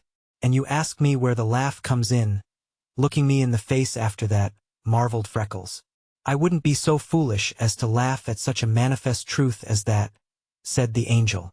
"Anyone who knows you even half as well as I do, knows that you are never guilty of a discourtesy, and you move with twice the grace of any man here. Why shouldn't you feel as if you belonged where people are graceful and courteous?" "On me soul," said Freckles, "you are kind to be thinking it. You are doubly kind to be saying it." The curtains parted and a woman came toward them. Her silks and laces trailed across the polished floors. The lights gleamed on her neck and arms, and flashed from rare jewels. She was smiling brightly, and until she spoke, Freckles had not realized fully that it was his loved bird woman. Noticing his bewilderment, she cried, "Why, Freckles, don't you know me in my war clothes?" "I do, in the uniform in which you fight the Limberlost," said Freckles. The bird woman laughed. Then he told her why he had come, but she scarcely could believe him. She could not say exactly when she would go, but she would make it as soon as possible, for she was most anxious for the study.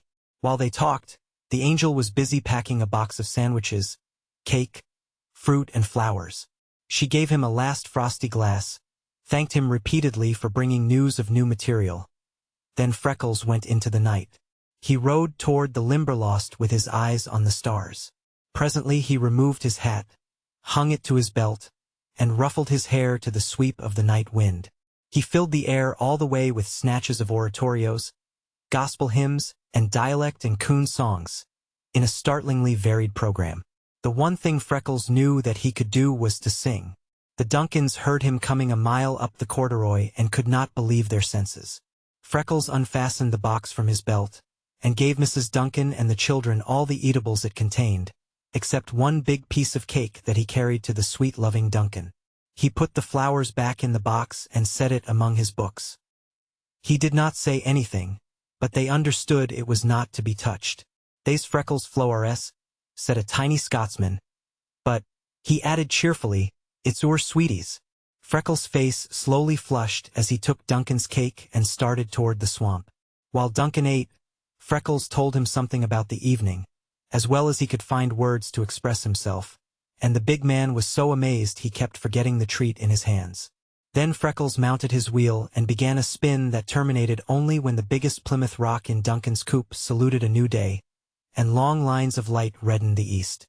As he rode he sang. While he sang he worshipped, but the god he tried to glorify was a dim and faraway mystery. The angel was warm flesh and blood. Every time he passed the little bark-covered imprint on the trail he dismounted, removed his hat, solemnly knelt and laid his lips on the impression. Because he kept no account himself, only the laughing-faced old man of the moon knew how often it happened, and as from the beginning, to the follies of earth that gentleman has ever been kind. With the near approach of dawn Freckles tuned his last note. Wearied almost to falling, he turned from the trail into the path leading to the cabin for a few hours' rest. Chapter 12. Wherein Black Jack captures Freckles and the angel captures Jack. As Freckles left the trail, from the swale close the south entrance, 4 large muscular men arose and swiftly and carefully entered the swamp by the wagon road. 2 of them carried a big saw, the 3rd, coils of rope and wire, and all of them were heavily armed. They left 1 man on guard at the entrance. The other 3 made their way through the darkness as best they could, and were soon at Freckles' room. He had left the swamp on his wheel from the west trail. They counted on his returning on the wheel and circling the east line before he came there. A little below the west entrance to Freckles' room, Black Jack stepped into the swale, and binding a wire tightly around a scrub oak, carried it below the waving grasses, stretched it taut across the trail, and fastened it to a tree in the swamp. Then he obliterated all signs of his work, and arranged the grass over the wire until it was so completely covered that only minute examination would reveal it. They entered Freckles' room with coarse oaths and jests. In a few moments, his specimen case with its precious contents was rolled into the swamp, while the saw was eating into one of the finest trees of the Limberlost. The first report from the man on watch was that Duncan had driven to the south camp. The second, that Freckles was coming. The man watching was sent to see on which side the boy turned into the path. As they had expected, he took the east. He was a little tired and his head was rather stupid, for he had not been able to sleep as he had hoped, but he was very happy. Although he watched until his eyes ached, he could see no sign of anyone having entered the swamp. He called a cheery greeting to all his chickens. At Sleepy Snake Creek he almost fell from his wheel with surprise. The sawbird was surrounded by 4 lanky youngsters clamoring for breakfast. The father was strutting with all the importance of a drum major. "No use to expect the bird woman today," said Freckles. "But now wouldn't she be jumping for a chance at that?" As soon as Freckles was far down the east line, the watch was posted below the room on the west to report his coming. It was only a few moments before the signal came. Then the saw stopped, and the rope was brought out and uncoiled close to a sapling. Wessner and Black Jack crowded to the very edge of the swamp a little above the wire, and crouched, waiting. They heard Freckles before they saw him. He came gliding down the line swiftly, and as he rode he was singing softly, "Oh, do you love? Oh, say you love." He got no farther. The sharply driven will struck the tense wire and bounded back. Freckles shot over the handlebar and coasted down the trail on his chest. As he struck, Black Jack and Wessner were upon him. Wessner caught off an old felt hat and clapped it over Freckles' mouth, while Black Jack twisted the boy's arms behind him and they rushed him into his room. Almost before he realized that anything had happened, he was trussed to a tree and securely gagged. Then 3 of the men resumed work on the tree. The other followed the path Freckles had worn to Little Chicken's tree, and presently he reported that the wires were down and 2 teams with the loading apparatus coming to take out the timber. All the time the saw was slowly eating into the big tree. Wessner went to the trail and removed the wire. He picked up Freckles' wheel, that did not seem to be injured, and leaned it against the bushes so that if anyone did pass on the trail, he would not see it doubled in the swamp grass. Then he came and stood in front of Freckles and laughed in devilish hate. To his own amazement, Freckles found himself looking fear in the face, and marveled that he was not afraid. For to one, the tree halfway eaten through, the wagons coming up the inside road, he, bound and gagged. The men with Black Jack and Wessner had belonged to McLean's gang when last he had heard of them, but who those coming with the wagons might be he could not guess. If they secured that tree, McLean lost its value, lost his wager, and lost his faith in him. The words of the angel hammered in his ears. "Oh, Freckles, do watch closely." The saw worked steadily. When the tree was down and loaded, what would they do? Pull out and leave him there to report them? It was not to be hoped for. The place always had been lawless. Could mean but one thing. A mist swept before his eyes, while his head swam. Was it only last night that he had worshipped the angel in a delirium of happiness? And now what? Wessner, released from a turn at the saw, walked to the flower bed, and tearing up a handful of rare ferns by the roots, started toward Freckles. His intention was obvious. Black Jack stopped him with an oath. "You see here, Dutchie," he bawled, "maybe you think you'll wash his face with that, but you won't. A contract's a contract. We agreed to take out these trees and leave him for you to dispose of whatever way you please, provided you shut him up eternally on this deal. But I'll not see a tied man tormented by a fellow that he can lick up the ground with loose, and that's flat. It raises my gorge to think what he'll get when we're gone. But you needn't think you're free to begin before. Don't you lay a hand on him while I'm here. What do you say, boys?" "I say yes," growled one of McLean's latest deserters. "What's more, we're a pack of fools to risk the dirty work of silencing him. You had him face down and you on his back. Why the hell didn't you cover his head and roll him into the bushes until we were gone? When I went into this, I didn't understand that he was to see all of us and that there was murder on the ticket. I'm not up to it. I don't mind lifting trees we came for, but I'm cursed if I want blood on my hands." "Well, you ain't going to get it," bellowed Jack. "You fellows only contracted to help me get out my marked trees. He belonged to Wessner, and it ain't in our deal what happens to him. Yes, and if Wessner finishes him safely, we are practically in for murder as well as stealing the trees. And if he don't, all hell's to pay. I think you've made a damnable bungle of this thing." "That's what I think." "Then keep your thoughts to yourself," cried Jack. "We're doing this, and it's all planned safe and sure. As for killing that buck, come to think of it, killing is what he needs. He's away too good for this world of woe. Anyhow, I tell you it's all safe enough. His dropping out won't be the only secret the old Limberlost has never told. It's too dead easy to make it look like he helped take the timber and then cut. Why, he's played right into our hands. He was here at the swamp all last night, and back again in an hour or so. When we get our plan worked out, even old fool Duncan won't lift a finger to look for his carcass. We couldn't have him going in better shape." "You just bet," said Wessner. "I owe him all he'll get, and be damned to you, but I'll pay." He snarled at Freckles. So it was killing, then. They were not only after this one tree but many, and with his body it was their plan to kill his honor. To brand him a thief with them before the angel, the bird woman, the dear boss, and the Duncans. Freckles, in sick despair, sagged against the ropes. Then he gathered his forces and thought swiftly. There was no hope of McLean's coming. They had chosen a day when they knew he had a big contract at the South Camp. The boss could not come before tomorrow by any possibility, and there would be no tomorrow for the boy. Duncan was on his way to the South Camp, and the bird woman had said she would come as soon as she could. After the fatigue of the party, it was useless to expect her and the angel today, and God save them from coming. The angel's father had said they would be as safe in the Limberlost as at home. What would he think of this? The sweat broke on Freckles' forehead. He tugged at the ropes whenever he felt that he dared, but they were passed around the tree and his body several times, and knotted on his chest. He was helpless. There was no hope, no help. And after they had conspired to make him appear a runaway thief to his loved ones, what was it that Wessner would do to him? Whatever it was, Freckles lifted his head and resolved that he would bear in mind what he had once heard the bird woman say. He would go out bonnily. Never would he let them see, if he grew afraid. After all, what did it matter what they did to his body if by some scheme of the devil they could encompass his disgrace? Then hope suddenly rose high in Freckles' breast. They could not do that. The angel would not believe. Neither would McLean. He would keep up his courage. Kill him they could. Dishonor him they could not. Yet, summon all the fortitude he might, that saw eating into the tree rasped his nerves worse and worse. With whirling brain he gazed into the Limberlost, searching for something, he knew not what, and in blank horror found his eyes focusing on the angel.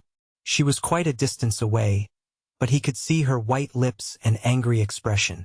Last week he had taken her and the bird woman across the swamp over the path he followed in going from his room to the chicken tree. He had told them the night before that the butterfly tree was on the line close to this path. In figuring on their not coming that day, he failed to reckon with the enthusiasm of the bird woman.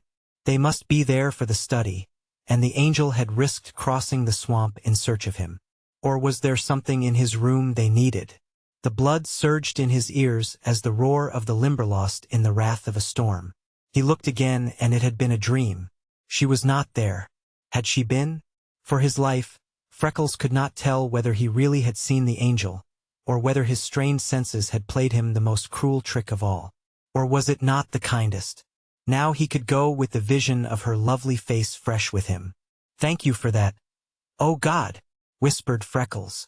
"'Twas more than kind of you, and I don't suppose I ought to be wanting anything else.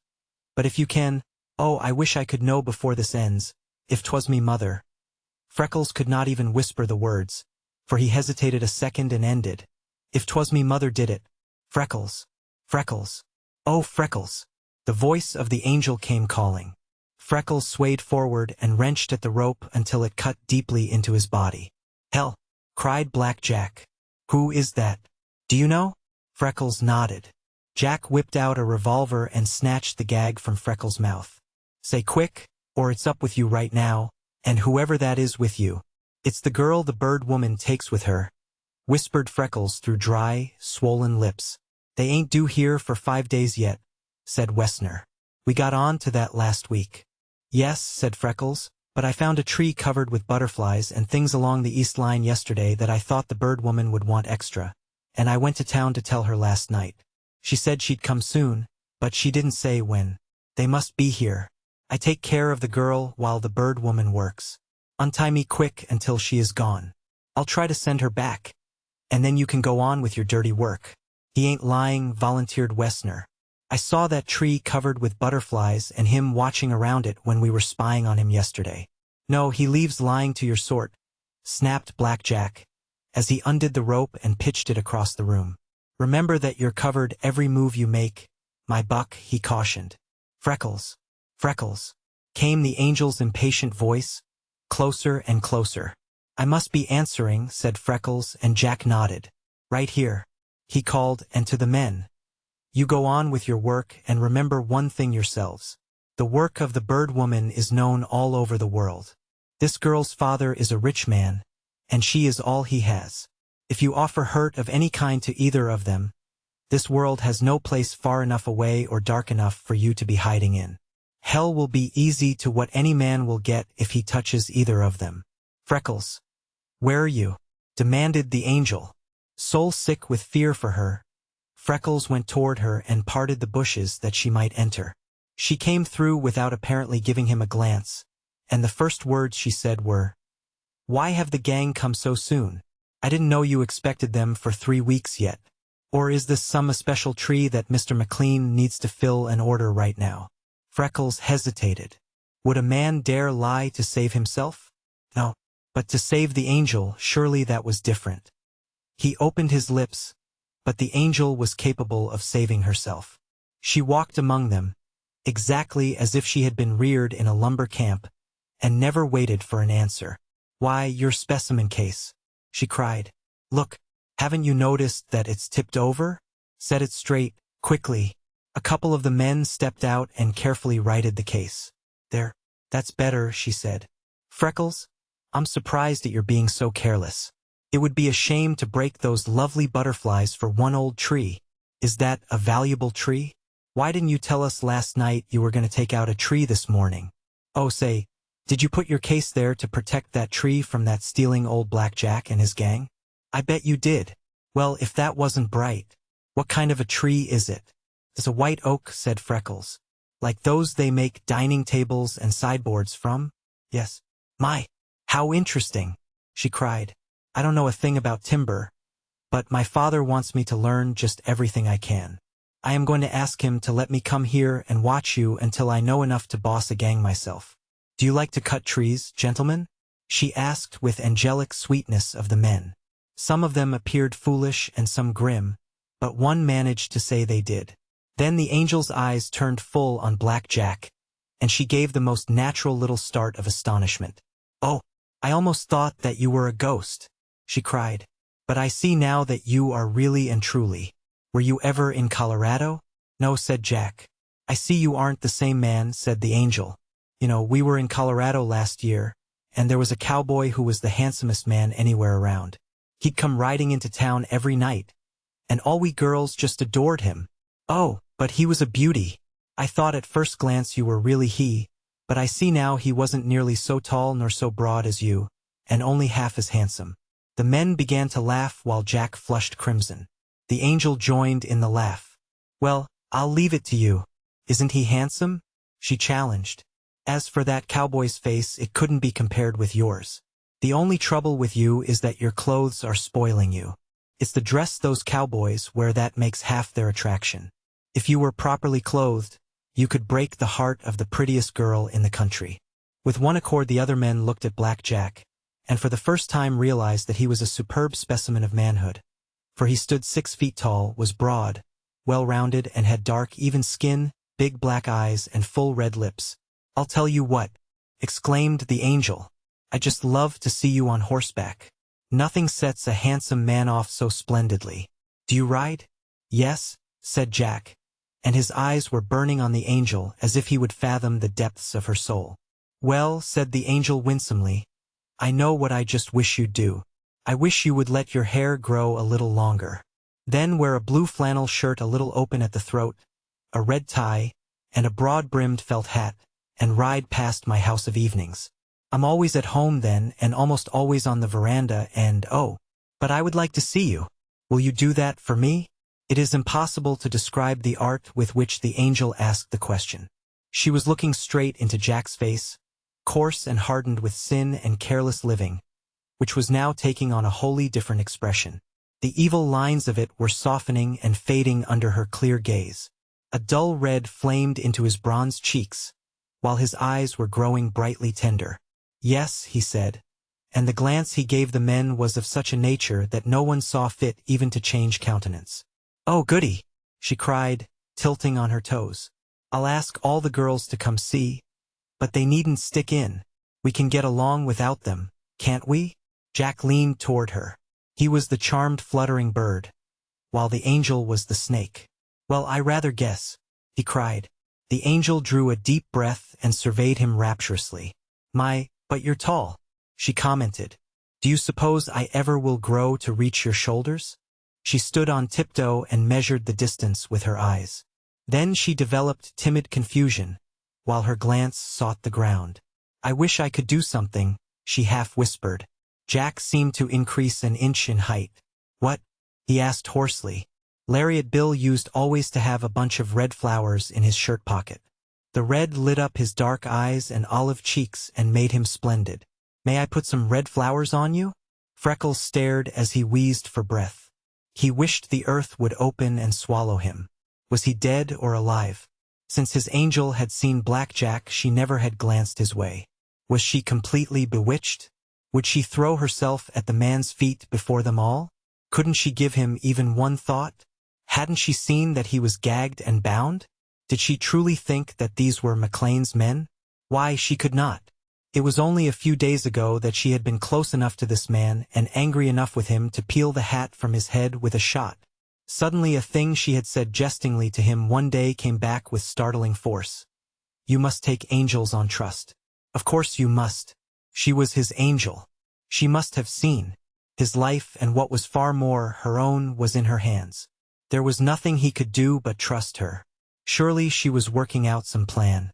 The angel knelt beside his flower bed and recklessly tore up by the roots a big bunch of foxfire. "These stems are so tough and sticky," she said. "I can't break them." "Loan me your knife," she ordered Freckles. As she reached for the knife, her back was for 1 second toward the men. She looked into his eyes and deliberately winked.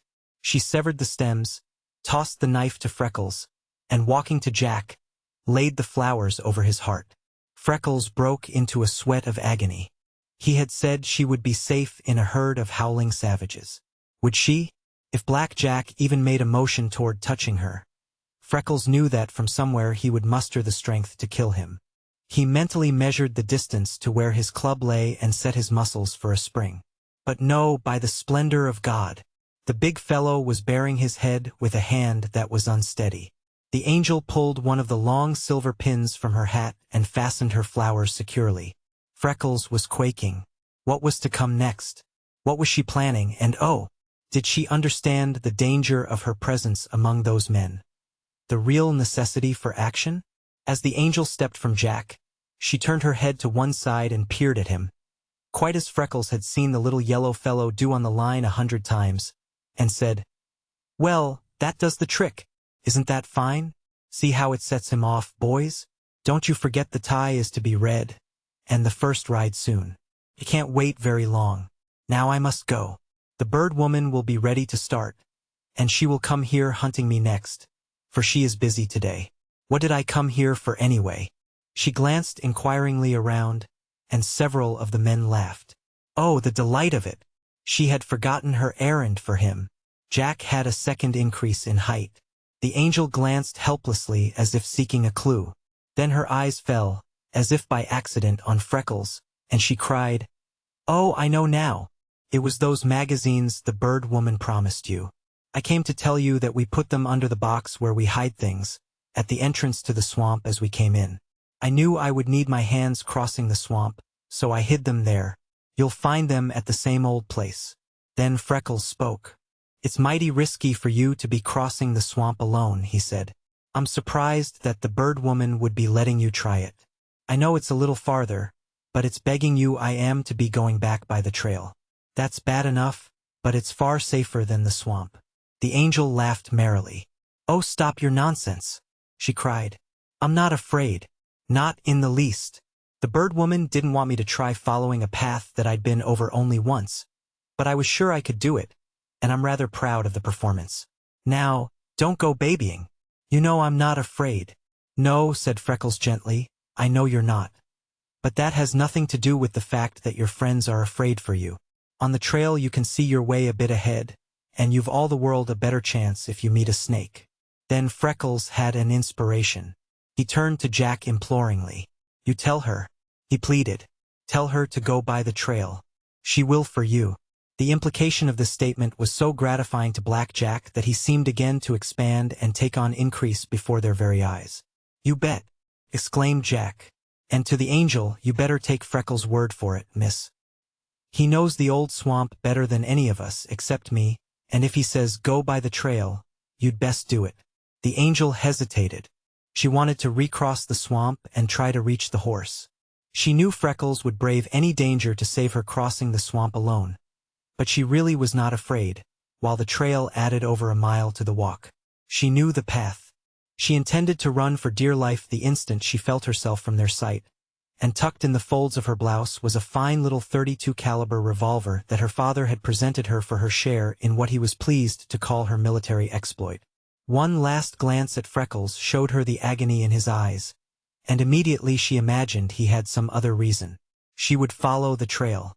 "All right," she said, giving Jack a thrilling glance. "If you say so, I'll return by the trail to please you. Goodbye, everybody." She lifted the bushes and started toward the entrance. "You damned fool. Stop her," growled Wessner. "Keep her till we're loaded, anyhow. You're playing hell. Can't you see that when this thing is found out, there she'll be to ruin all of us? If you let her go, every man of us has got to cut, and some of us will be caught sure." Jack sprang forward. Freckles' heart muffled in his throat. The angel seemed to divine Jack's coming. She was humming a little song. She deliberately stopped and began pulling the heads of the curious grasses that grew all around her. When she straightened, she took a step backward and called, "Ho!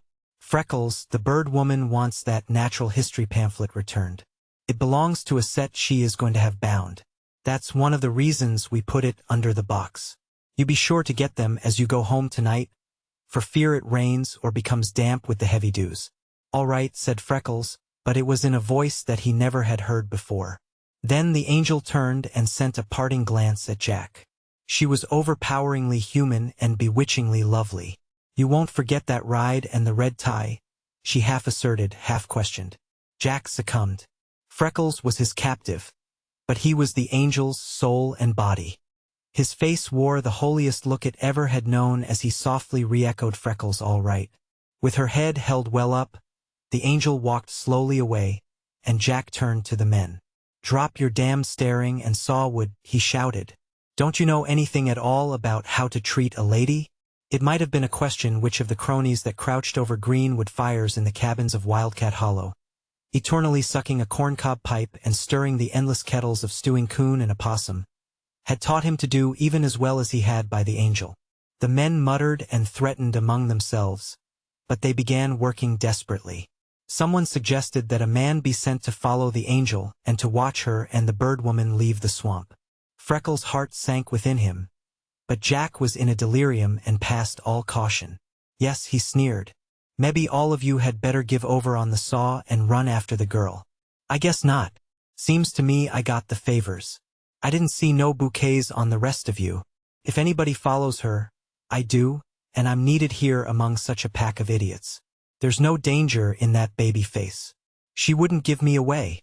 You double and work like 40, while me and Wessner will take the axes and begin to cut in on the other side." "What about the noise?" asked Wessner. "No difference about the noise," answered Jack. "She took us to be from McLean's gang, slick as grease. Make the chips fly." So all of them attacked the big tree. Freckles sat on one of his benches and waited. In their haste to fell the tree and load it so that the teamsters could start and leave them free to attack another, they had forgotten to rebind him. The angel was on the trail and safely started. The cold perspiration made Freckles' temples clammy and ran in little streams down his chest. It would take her more time to follow the trail, but her safety was Freckles' sole thought in urging her to go that way. He tried to figure on how long it would require to walk to the carriage. He wondered if the bird woman had unhitched. He followed the angel every step of the way. He figured on when she would cross the path of the clearing, past the deep pool where his find-out frog lived, cross Sleepy Snake Creek, and reach the carriage. He wondered what she would say to the bird woman, and how long it would take them to pack and start. He knew now that they would understand, and the angel would try to get the boss there in time to save his wager. She could never do it, for the saw was over half through, and Jack and Wessner cutting into the opposite side of the tree. It appeared as if they could fell at least that tree before McLean could come, and if they did he lost his wager. When it was down, would they rebind him and leave him for Wessner to wreak his insane vengeance on? Or would they take him along to the next tree and dispose of him when they had stolen all the timber they could? Jack had said that he should not be touched until he left. Surely he would not run all that risk for one tree, when he had many others of far greater value marked. Freckles felt that he had some hope to cling to now, but he found himself praying that the angel would hurry. Once Jack came to Freckles and asked if he had any water. Freckles arose and showed him where he kept his drinking water. Jack drank in great gulps, and as he passed back the bucket, he said, "When a man's got a chance of catching a fine girl like that, he ought not be mixed up in any dirty business. I wish to God I was out of this." Freckles answered heartily, "I wish I was, too." Jack stared at him a minute and then broke into a roar of rough laughter. "Blessed if I blame you," he said. "But you had your chance. We offered you a fair thing and you gave Wessner his answer. I ain't envying you when he gives you his." "You're 6-1, answered Freckles. "It will be easy enough for you to be killing the body of me. But, curse you all, you can't blacken me soul." "Well, I'd give anything you could name if I had your honesty," said Jack. When the mighty tree fell, the Limberlost shivered and screamed with the echo. Freckles groaned in despair, but the gang took heart. That was so much accomplished. They knew where to dispose of it safely with no questions asked. Before the day was over, they could remove 3 others, all suitable for veneer and worth far more than this. Then they would leave Freckles to Wessner and scatter for safety, with more money than they had ever hoped for in their possession. Chapter 13, wherein the angel releases Freckles, and the curse of Black Jack falls upon her. On the line, the angel gave one backward glance at Black Jack, to see that he had returned to his work. Then she gathered her skirts above her knees and leaped forward on the run. In the first 3 yards she passed Freckles' wheel. Instantly she imagined that was why he had insisted on her coming by the trail. She seized it and sprang on. The saddle was too high, but she was an expert rider and could catch the pedals as they came up. She stopped at Duncan's cabin long enough to remedy this, telling Mrs. Duncan while working what was happening, and for her to follow the east trail until she found the bird woman, and told her that she had gone after McLean and for her to leave the swamp as quickly as possible. Even with her fear for Freckles to spur her, Sarah Duncan blanched and began shivering at the idea of facing the Limberlost. The angel looked her in the eyes.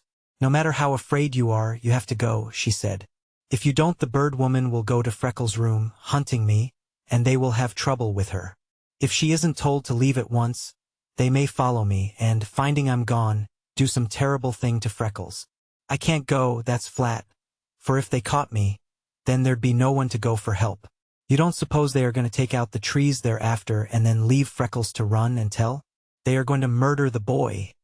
That's what they are going to do. You run and run for life. For Freckles' life. You can ride back with the bird woman." The angel saw Mrs. Duncan started, then began her race. Those awful miles of corduroy, would they never end? She did not dare use the wheel too roughly, for if it broke she never could arrive on time afoot. Where her way was impassable for the wheel, she jumped off and pushing it beside her or carrying it, she ran as fast as she could. The day was fearfully warm. The sun poured with the fierce baking heat of August. The bushes claimed her hat, and she did not stop for it. Where it was at all possible, the angel mounted and pounded over the corduroy again. She was panting for breath and almost worn out when she reached the level pike. She had no idea how long she had been, and only 2 miles covered. She leaned over the bars, almost standing on the pedals, racing with all the strength in her body. The blood surged in her ears while her head swam, but she kept a straight course, and rode and rode. It seemed to her that she was standing still, while the trees and houses were racing past her. Once a farmer's big dog rushed angrily into the road and she swerved until she almost fell, but she regained her balance, and setting her muscles, pedaled as fast as she could. At last she lifted her head. Surely it could not be over a mile more. She had covered 2 of corduroy and at least 3 of gravel, and it was only 6 in all. She was reeling in the saddle, but she gripped the bars with new energy and raced desperately. The sun beat on her bare head and hands.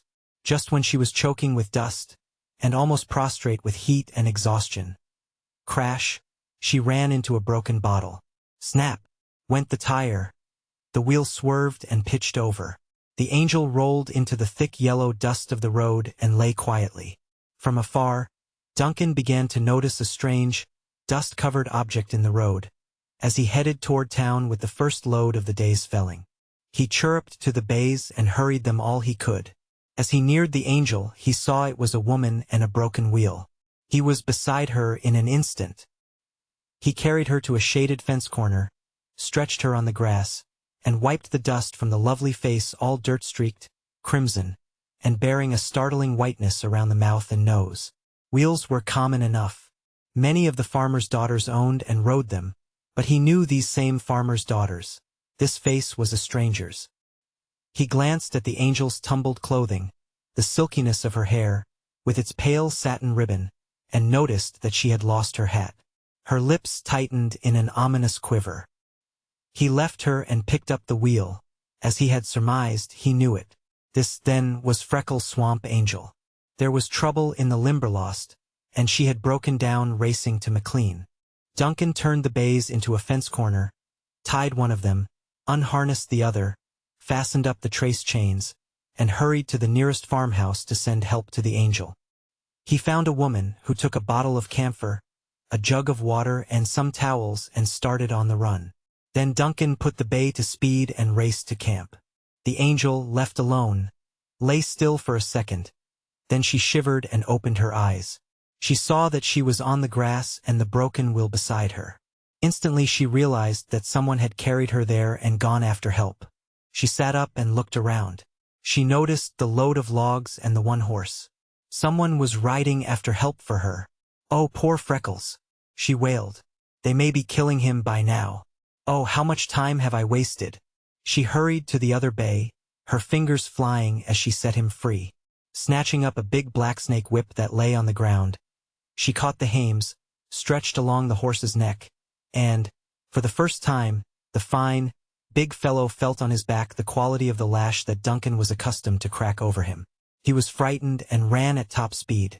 The angel passed a wildly waving, screaming woman on the road, and a little later a man riding as if he, too, were in great haste.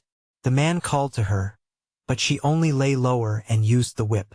Soon the feet of the man's horse sounded farther and farther away.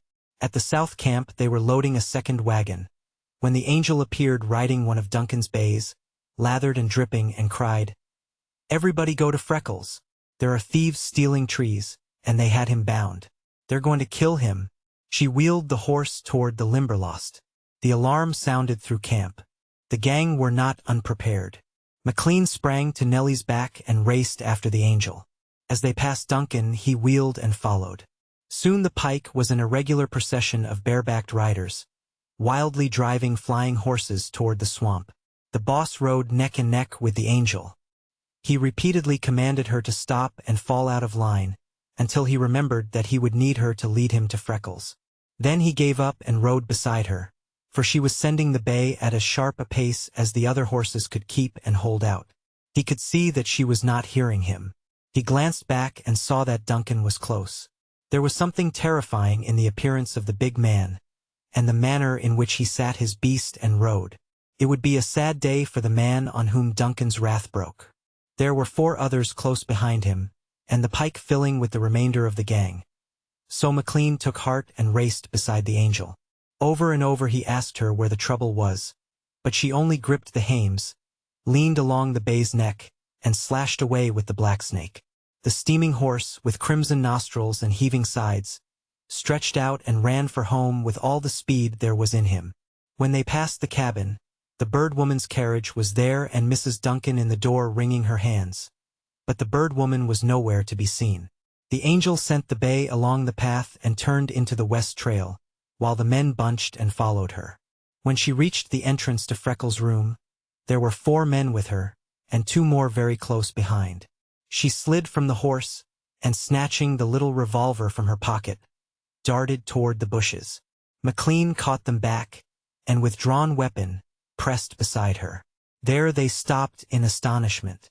The bird woman blocked the entrance. Over a small limb lay her revolver. It was trained at short range on Blackjack and Wessner, who stood with their hands above their heads. Freckles, with the blood trickling down his face, from an ugly cut in his temple, was gagged and bound to the tree again. The remainder of the men were gone. Blackjack was raving as a maniac, and when they looked closer it was only the left arm that he raised. His right, with the hand shattered, hung helpless at his side, while his revolver lay at Freckles' feet. Wessner's weapon was in his belt, and beside him Freckles' club. Freckles' face was white, with colorless lips, but in his eyes was the strength of undying courage. McLean pushed past the bird woman crying, "Hold steady on them, only 1 minute more." He snatched the revolver from Wessner's belt and stooped for Jack's. At that instant the angel rushed past. She tore the gag from Freckles, and seizing the rope knotted on his chest, she tugged at it desperately. Under her fingers it gave way, and she hurled it to McLean. The men were crowding in, and Duncan seized Wessner. As the angel saw Freckles stand out, free, she reached her arms to him and pitched forward. A fearful oath burst from the lips of Blackjack. To have saved his life, Freckles could not have avoided the glance of triumph he gave Jack, when folding the angel in his arms and stretching her on the mosses. The bird woman cried out sharply for water as she ran to them. Someone sprang to bring that, and another to break open the case for brandy. As McLean arose from binding Wessner, there was a cry that Jack was escaping. He was already far in the swamp, running for its densest part in leaping bounds. Every man who could be spared plunged after him. Other members of the gang arriving were sent to follow the tracks of the wagons. The teamsters had driven from the west entrance, and crossing the swale, had taken the same route the bird woman and the angel had before them. There had been ample time for the drivers to reach the road. After that they could take any one of 4 directions. Traffic was heavy, and lumber wagons were passing almost constantly, so the men turned back and joined the more exciting hunt for a man. The remainder of the gang joined them, also farmers of the region and travelers attracted by the disturbance. Watchers were set along the trail at short intervals. They patrolled the line and roads through the swamp that night with lighted torches, and the next day McLean headed as thorough a search as he felt could be made of one side, while Duncan covered the other. But Black Jack could not be found. Spies were set around his home in Wildcat Hollow to ascertain if he reached there or aid was being sent in any direction to him. But it was soon clear that his relatives were ignorant of his hiding place and were searching for him. Great is the elasticity of youth. A hot bath and a sound night's sleep renewed Freckles' strength, and it needed but little more to work the same result with the angel. Freckles was on the trail early the next morning. Besides a crowd of people anxious to witness Jack's capture, he found 4 stalwart guards, 1 at each turn. In his heart he was compelled to admit that he was glad to have them there. Close noon, McLean placed his men in charge of Duncan, and taking Freckles, drove to town to see how the angel fared. McLean visited a greenhouse and bought an armload of its finest products. But Freckles would have none of them. He would carry his message in a glowing mass of the Limberlost's first goldenrod. The bird woman received them, and in answer to their eager inquiries, said that the angel was in no way seriously injured, only so bruised and shaken that their doctor had ordered her to lie quietly for the day. Though she was sore and stiff, they were having work to keep her in bed. Her callers sent up their flowers with their grateful regards, and the angel promptly returned word that she wanted to see them. She reached both hands to McLean. What if one old tree is gone? You don't care, sir? You feel that Freckles has kept his trust as nobody ever did before, don't you? You won't forget all those long first days of fright that you told us of, the fearful cold of winter, the rain, heat, and lonesomeness, and the brave days and lately nights too, and let him feel that his trust is broken? Oh, Mr. McLean, she begged, say something to him.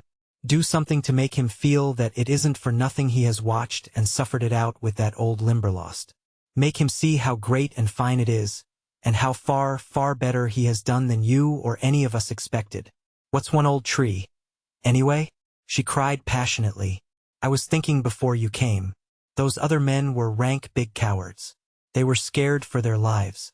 If they were the drivers, I wager you gloves against gloves they never took those logs out to the pike. My coming upset them. Before you feel bad anymore, you go look and see if they didn't lose courage the minute they left Wessner and Black Jack, dump that timber and run. I don't believe they ever had the grit to drive out with it in daylight. Go see if they didn't figure on leaving the way we did the other morning, and you'll find the logs before you reach the road. They never risked taking them into the open, when they got away and had time to think. Of course they didn't. And then another thing. You haven't lost your wager. It never will be claimed, because you made it with a stout, dark, red-faced man who drives a bay and a gray. He was right back of you, Mr. McLean, when I came yesterday. He went deathly white and shook on his feet when he saw those men probably would be caught. Some one of them was something to him, and you can just spot him for one of the men at the bottom of your troubles, and urging those younger fellows to steal from you. I suppose he'd promised to divide. You settle with him and that business will stop. She turned to Freckles. And you be the happiest man alive because you have kept your trust. Go look where I tell you and you'll find the logs. I can see just about where they are. When they go up that steep little hill into the next woods after the cornfield, why, they could unloose the chains and the logs would roll from the wagons themselves. Now, you go look. And Mr. McLean, you do feel that Freckles has been brave and faithful? You won't love him any the less even if you don't find the logs. The angel's nerve gave way and she began to cry. Freckles could not endure it. He almost ran from the room, with the tears in his eyes. But McLean took the angel from the bird woman's arms, and kissed her brave little face, stroked her hair, and petted her into quietness before he left. As they drove to the swamp, McLean so earnestly seconded all that the angel had said that he soon had the boy feeling much better. Freckles, your angel has a spice of the devil in her. But she's superb. You needn't spend any time questioning or bewailing anything she does. Just worship blindly, my boy. By heaven, she's sense, courage, "And beauty for half a dozen girls," said McLean. "It's altogether right you are, sir," affirmed Freckles heartily. Presently he added, "There's no question but the series is over now." "Don't think it," answered McLean. "The bird woman is working for success, and success along any line is not won by being scared out. She will be back on the usual day, and 10 to 1 the angel will be with her. They are made of pretty stern stuff, and they don't scare worth a cent. Before I left, I told the bird woman it would be safe, and it will. You may do your usual walking, but those 4 guards are there to remain. They are under your orders absolutely. They are prohibited from firing on any bird or molesting anything that you want to protect, but there they remain, and this time it is useless for you to say one word. I have listened to your pride too long. You are too precious to me, and that voice of yours is too precious to the world to run any more risks. I am sorry to have anything spoil the series," said Freckles, "and I'd love them to be coming, the Angel especial, but it can't be. You'll have to tell them so. You see, Jack would have been ready to stake his life she meant what she said and did to him. When the teams pulled out, Wessner seized me. Then he and Jack went to quarreling over whether they should finish me then or take me to the next tree they were for felling. Between them they were pulling me around and hurting me bad. Wessner wanted to get at me right then, and Jack said he shouldn't be touching me till the last tree was out and all the rest of them gone. I'm belaying Jack really hated to see me done for in the beginning, and I think too he was afraid if Wessner finished me then he'd lose his nerve and cut, and they couldn't be managing the felling without him. Anyway, they were hauling me round like I was already past all feeling, and they tied me up again. To keep me courage up, I twits Wessner about having to tie me and needing another man to help handle me. I told him what I'd do to him if I was free, and he grabs up me own club and lays open me head with it. When the blood came streaming, it set Jack raving, and he cursed and damned Wessner for a coward and a softy. Then Wessner turned on Jack and gives it to him for letting the angel make a fool of him. Tells him she was just playing with him, and beyond all manner of doubt she'd gone after you, and there was nothing to do on account of his foolishness but finish me, get out and let the rest of the timber go, for likely you was on the way right then. That drove Jack plumb crazy. I don't think he was for having a doubt of the angel before, but then he just raved. He grabbed out his gun and turned on Wessner. Spang! It went out of his fist, and the order comes, "Hands up!" Wessner reached for kingdom come like he was expecting to grab hold and pull himself up. Jack puts up what he has left. Then he leans over to me and tells me what he'll do to me if he ever gets out of there alive. Then, just like a snake hissing, he spits out what he'll do to her for playing him. He did get away, and with his strength, that wound in his hand won't be bothering him long. He'll do to me just what he said, and when he hears it really was she that went after you, why, he'll keep his oath about her. He's lived in the swamp all his life, sir, and everybody says it's always been the home of cutthroats, outlaws, and runaways. He knows its most secret places as none of the others. He's alive. He's in there now, sir. Some way he'll keep alive. If you'd seen his face, all scarlet with passion, twisted with pain, and black with hate, and heard him swearing that oath, you'd know it was a sure thing. I ain't done with him yet, and I've brought this awful thing on her. And I haven't begun with him yet, said McLean, setting his teeth. I've been away too slow and too easy, believing there'd be no greater harm than the loss of a tree. I've sent for a couple of first-class detectives. We will put them on his track, and rout him out and rid the country of him. I don't propose for him to stop either our work or our pleasure. As for his being in the swamp now, I don't believe it. He'd find a way out last night, in spite of us. Don't you worry. I am at the helm now, and I'll see to that gentleman in my own way. I wish to my soul you had seen and heard him, said Freckles, unconvinced. They entered the swamp, taking the route followed by the bird woman and the angel. They really did find the logs, almost where the angel had predicted they would be. McLean went to the south camp and had an interview with Crowan that completely convinced him that the angel was correct there also. But he had no proof, so all he could do was to discharge the man, although his guilt was so apparent that he offered to withdraw the wager. Then McLean sent for a pack of bloodhounds and put them on the trail of Blackjack. They clung to it on and on into the depths of the swamp, leading their followers through what had been considered impassable and impenetrable ways, and finally, around near the west entrance and into the swale. Here the dogs bellowed, raved, and fell over each other in their excitement. They raced back and forth from swamp to swale, but follow the scent farther they would not, even though cruelly driven. At last their owner attributed their actions to snakes, and as they were very valuable dogs, abandoned the effort to urge them on.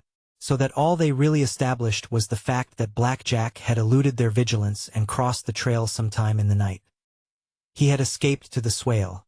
From there he probably crossed the corduroy, and reaching the lower end of the swamp, had found friends. It was a great relief to feel that he was not in the swamp, and it raised the spirits of every man on the line, though many of them expressed regrets that he who was undoubtedly most to blame should escape, while Wessner, who in the beginning was only his tool, should be left to punishment. But for Freckles, with Jack's fearful oath ringing in his ears, there was neither rest nor peace. He was almost ill when the day for the next study of the series arrived, and he saw the bird woman and the angel coming down the corduroy. The guards of the east line he left at their customary places, but those of the west he brought over and placed, one near Little Chicken's tree, and the other at the carriage. He was firm about the angels remaining in the carriage, that he did not offer to have unhitched. He went with the bird woman to secure the picture, which was the easiest matter it had been at any time yet, for the simple reason that the placing of the guards and the unusual movement around the swamp had made Mr. and Mrs. Chicken timid, and they had not carried Little Chicken the customary amount of food. Freckles, in the anxiety of the past few days, had neglected him, and he had been so hungry much of the time, that when the bird woman held up a sweetbread, although he had started toward the recesses of the log at her coming, he stopped. With slightly opened beak, he waited anxiously for the treat, and gave a study of great value, showing every point of his head, also his wing and tail development. When the bird woman proposed to look for other subjects close about the line, Freckles went so far as to tell her that Jack had made fearful threats against the angel. He implored her to take the angel home and keep her under unceasing guard until Jack was located. He wanted to tell her all about it, but he knew how dear the angel was to her, and he dreaded to burden her with his fears when they might prove groundless. He allowed her to go, but afterward blamed himself severely for having done so. Chapter 14. Wherein Freckles nurses a heartache and Black Jack drops out. "McLean," said Mrs. Duncan, as the boss paused to greet her in passing the cabin. "Do you know that Freckles hasn't been in bed the past 5 nights, and all he's eaten in that many days he could pack into a pint cup?" "Why, what does the boy mean?" demanded McLean. "There's no necessity for him being on guard, with the watch I've set on the line. I had no idea he was staying down there." "He's no there," said Mrs. Duncan. "He goes somewhere else. He leaves on his will dewest after we're abed and rides in close cockcrow or a little earlier, and he's looking like death and nothing short of it." "But where does he go?" asked McLean in astonishment. "I'm no given to bearing tales out of school," said Sarah Duncan, "but in this case I'd tell ye if I could. What the trouble is I dinna ken. If it is no stopped, he's in for dreadful sickness, and I thought ye could find out and help him. He's in sair trouble. That's all I know." McLean sat brooding as he stroked Nellie's neck. At last he said, "I suspect I understand. At any rate, I think I can find out. Thank you for telling me." "Ye'll no need telling. Once ye clap your eyes on him," prophesied Mrs. Duncan. "His face is all a glist New York yellow, and he's peaked as a starving caged bird." McLean rode to the Limberlost and, stopping in the shade, sat waiting for Freckles, whose hour for passing the foot of the lease had come. Along the north line came Freckles, fairly staggering. When he turned east and reached Sleepy Snake Creek, sliding through the swale as the long black snake for which it was named, he sat on the bridge and closed his burning eyes, but they would not remain shut. As if pulled by wires, the heavy lids flew open, while the outraged nerves and muscles of his body danced, twitched, and tingled. He bent forward and idly watched the limpid little stream flowing beneath his feet. Stretching into the swale, it came creeping between an impenetrable wall of magnificent wild flowers, vines, and ferns. Milkweed, goldenrod, ironwort, fringed gentians, cardinal flowers, and turtleheads stood on the very edge of the creek, and every flower of them had a double in the water. Wild clematis crowned with snow the heads of trees scattered here and there on the bank. From afar the creek appeared to be murky, dirty water. Really it was clear and sparkling. The tinge of blackness was gained from its bed of muck showing through the transparent current. He could see small and wonderfully marked fish. What became of them when the creek spread into the swamp? For one thing, they would make mighty fine eating for the family of that self-satisfied old blue heron. Freckles sat so quietly that soon the brim of his hat was covered with snake feeders, rasping their crisp wings and singing while they rested. Some of them settled on the club, and one on his shoulder. He was so motionless. Feathers, fur, and gauze were so accustomed to him, that all through the swale they continued their daily life and forgot he was there. The heron family were wading the mouth of the creek. Freckles idly wondered whether the nerve-wracking rasps they occasionally emitted indicated domestic felicity or a raging quarrel. He could not decide. A shitepoke with flaring crest went stalking across a bare space close to the creek's mouth. A stately brown bittern waded into the clear flowing water, lifting his feet high at every step, and setting them down carefully, as if he dreaded wetting them, and with slightly parted beak, stood eagerly watching around him for worms. Behind him were some mighty trees of the swamp above, and below the bank glowed a solid wall of goldenrod. No wonder the ancients had chosen yellow as the color to represent victory, for the fierce, conquering hue of the sun was in it. They had done well, too, in selecting purple as the emblem of royalty. It was a dignified, compelling color, while in its warm tone there was a hint of blood. It was the Limberlost's hour to proclaim her sovereignty and triumph. Everywhere she flaunted her yellow banner and trailed the purple of her mantle, that was paler in the thistleheads, took on strength in the first opening asters, and glowed and burned in the ironwort. He gazed into her damp, mossy recesses where high-piled riven trees decayed under coats of living green, where dainty vines swayed and clambered, and here and there a yellow leaf, fluttering down, presaged the coming of winter. His love of the swamp laid hold of him and shook him with its force. Compellingly beautiful was the Limberlost, but cruel withal. For inside bleached the uncoffined bones of her victims, while she had missed cradling him, oh, so narrowly. He shifted restlessly. The movement sent the snake feeders skimming. The hum of life swelled and roared in his strained ears. Small turtles, that had climbed on a log to sun, splashed clumsily into the water. Somewhere in the timber of the bridge a bloodthirsty little frog cried sharply. "Klim, Klim," Freckles muttered. "It's worse than that Black Jack swore to do to me, little fellow." A muskrat waddled down the bank and swam for the swamp, its pointed nose riffling the water into a shining trail in its wake. Then, below the turtle log, a dripping silver-gray head, with shining eyes, was cautiously lifted, and Freckles' hand slid to his revolver. Higher and higher came the head. A long, heavy, fur-coated body arose, now half, now three-fourths from the water. Freckles looked at his shaking hand and doubted, but he gathered his forces. The shot rang, and the otter lay quiet. He hurried down and tried to lift it. He scarcely could muster strength to carry it to the bridge. The consciousness that he really could go no farther with it made Freckles realize the fact that he was close the limit of human endurance. He could bear it little, if any, longer. Every hour the dear face of the angel wavered before him, and behind it the awful distorted image of Black Jack, as he had sworn to the punishment he would mete out to her. He must either see McLean, or else make a trip to town and find her father. Which should he do? He was almost a stranger, so the angel's father might not be impressed with what he said as he would if McLean went to him. Then he remembered that McLean had said he would come that morning. Freckles never had forgotten before. He hurried on the east trail as fast as his tottering legs would carry him.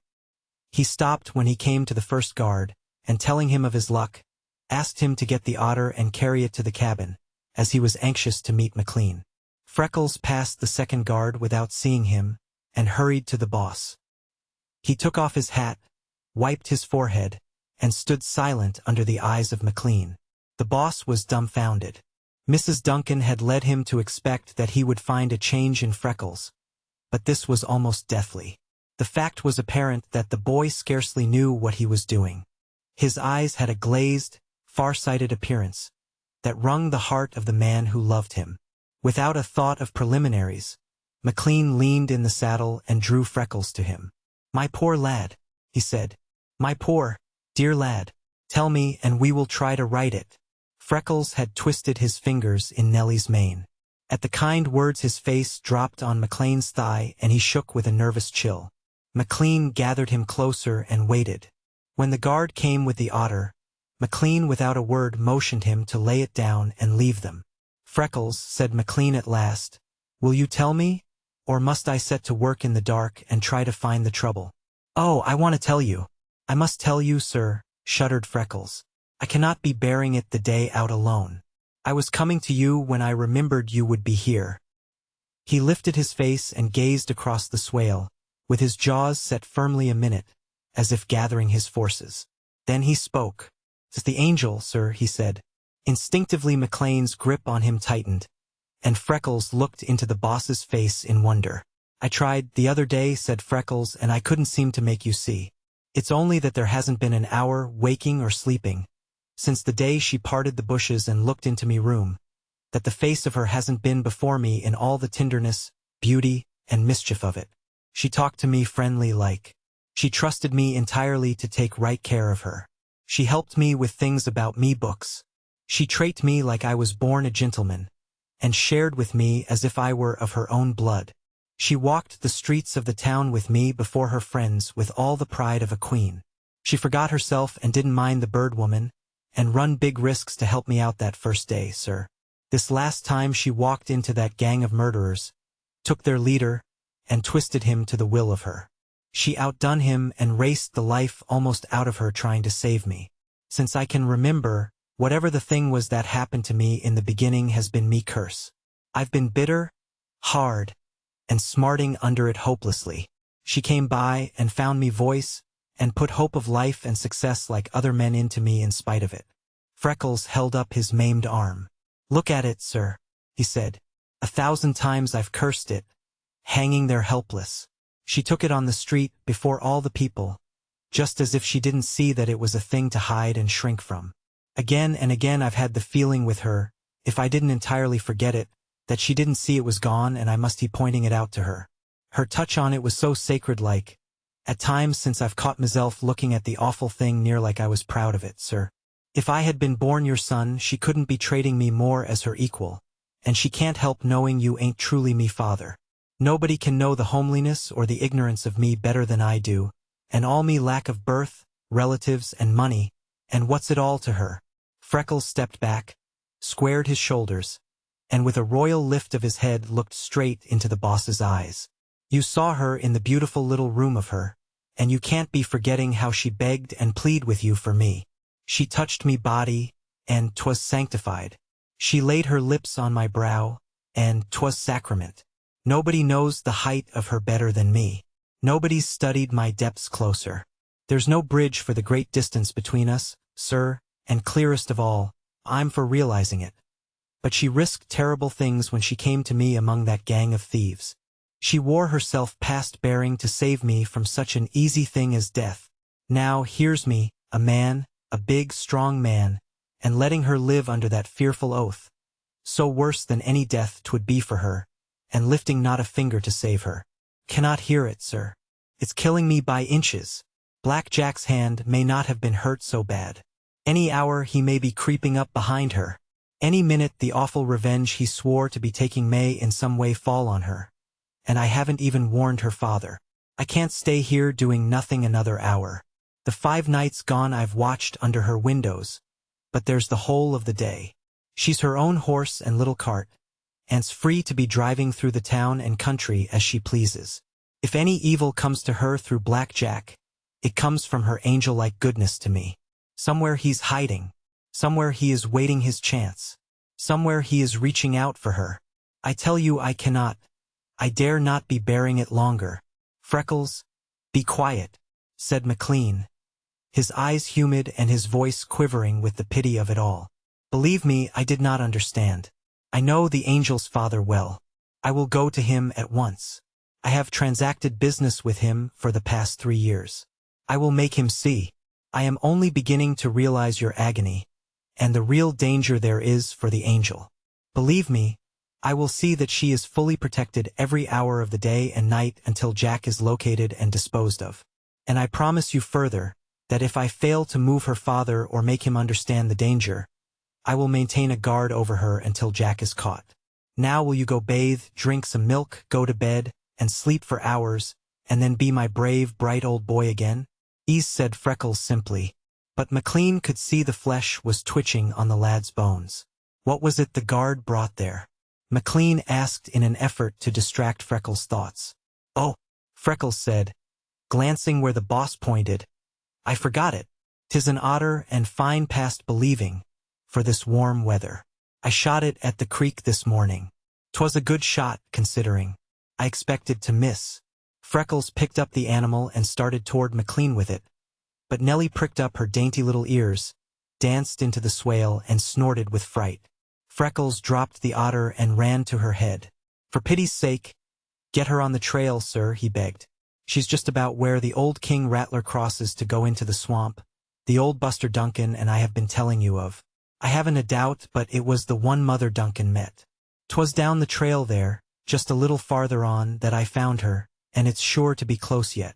McLean slid from Nellie's back, led her into the trail farther down the line, and tied her to a bush.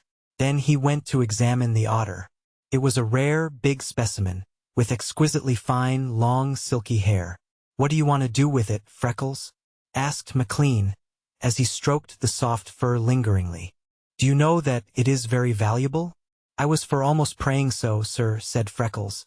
As I saw it coming up the bank, I thought this. Once somewhere in a book there was a picture of a young girl, and she was just a breath like the beautifulness of the angel. Her hands were in a muff as big as her body, and I thought it was so pretty. I think she was some queen or the like.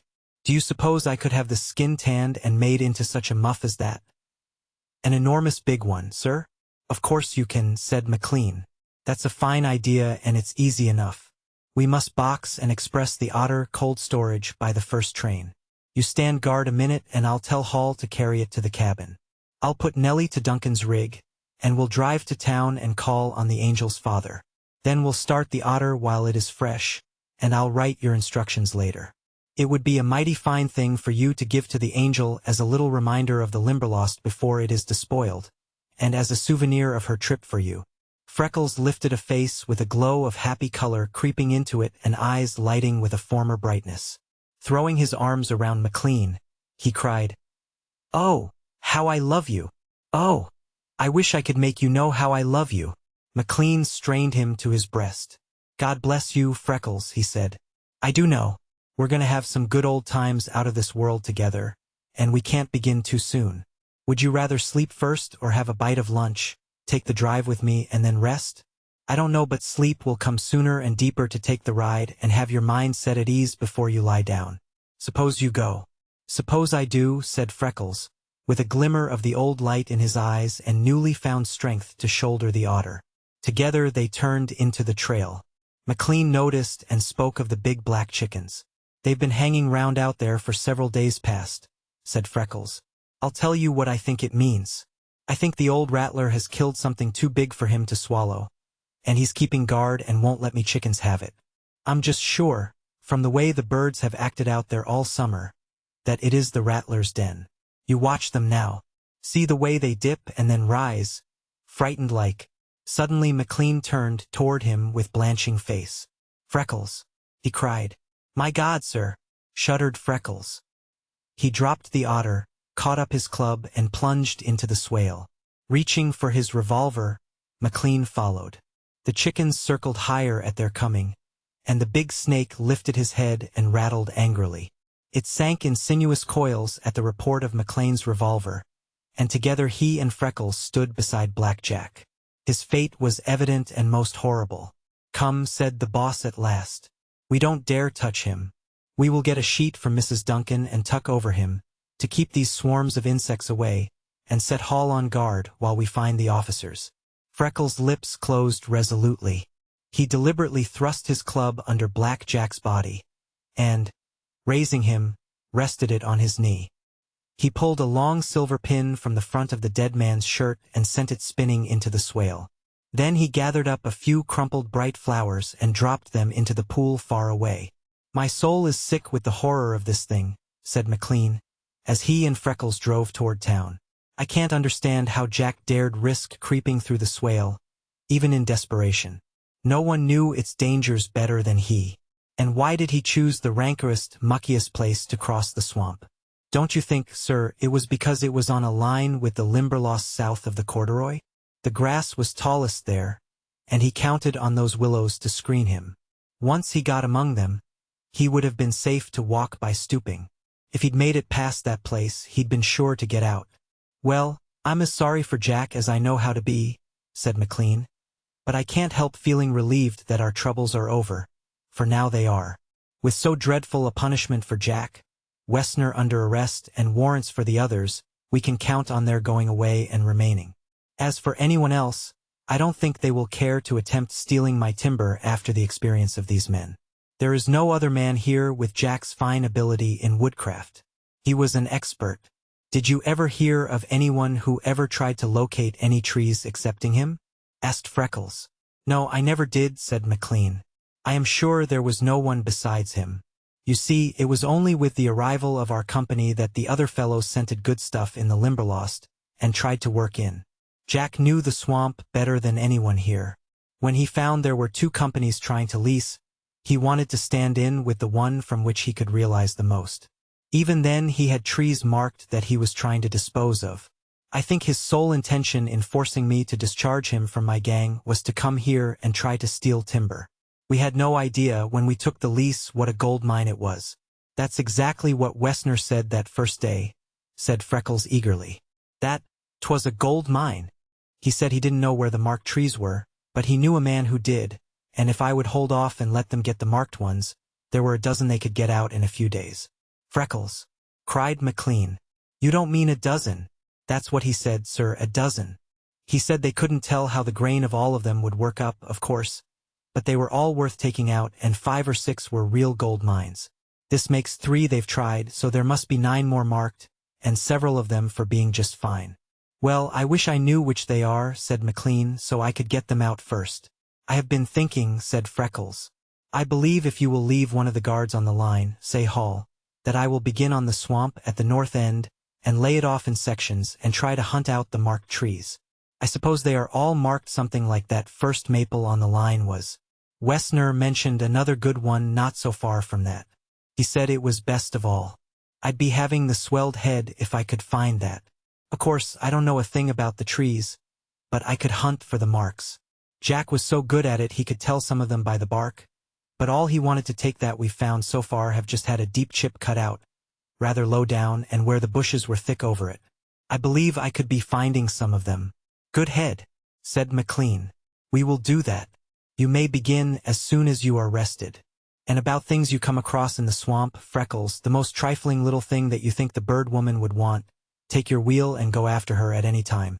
I'll leave 2 men on the line so that you will have one on either side, and you can come and go as you please. Have you stopped to think of all we owe her, my boy? Ease. And the angel, we owe her a lot too, said Freckles. I owe her me life and honor. It's lying awake nights I'll have to be trying to think how I'm ever to pay her up. Well, begin with the muff, suggested McLean. That should be fine. He bent down and ruffled the rich fur of the otter lying at his feet. I don't exactly see how it comes to be in such splendid fur in summer. Their coats are always thick in cold weather, but this scarcely could be improved. I'll wire Cooper to be watching for it. They must have it fresh. When it's tanned, we won't spare any expense in making it up. It should be a royal thing, and some way I think it will exactly suit the angel. I can't think of anything that would be more appropriate for her. Neither can I, agreed Freckles heartily. When I reach the city, there's one other thing, if I've the money after the muff is finished. He told McLean of Mrs. Duncan's desire for a hat similar to the angel's. He hesitated a little in the telling, keeping sharp watch on McLean's face. When he saw the boss's eyes were full of comprehension and sympathy, he loved him anew, for, as ever, McLean was quick to understand. Instead of laughing, he said, I think you'll have to let me in on that, too. You mustn't be selfish, you know. I'll tell you what we'll do. Send it for Christmas. I'll be home then, and we can fill a box. You get the hat. I'll add a dress and wrap. You buy Duncan a hat and gloves. I'll send him a big overcoat, and we'll put in a lot of little stuff for the babies. Won't that be fun? Freckles fairly shivered with delight. That would be a way too serious for fun, he said. That would be heavenly. How long will it be? He began counting the time, and McLean deliberately set himself to encourage Freckles and keep his thoughts from the trouble of the past few days, for he had been overwrought and needed quiet and rest. Chapter 15. Wherein Freckles and the Angel try taking a picture, and Little Chicken furnishes the subject. A week later, everything at the Limberlost was precisely as it had been before the tragedy, except the case in Freckles' room now rested on the stump of the newly felled tree. Enough of the vines were left to cover it prettily, and every vestige of the havoc of a few days before was gone. New guards were patrolling the trail. Freckles was roughly laying off the swamp in sections and searching for marked trees. In that time he had found one deeply chipped and the chip cunningly replaced and tacked in. Promised to be quite rare, so he was jubilant. He also found so many subjects for the bird woman that her coming was of almost daily occurrence, and the hours he spent with her and the Angel were nothing less than golden. The Limberlost was now arrayed as the Queen of Sheba in all her glory.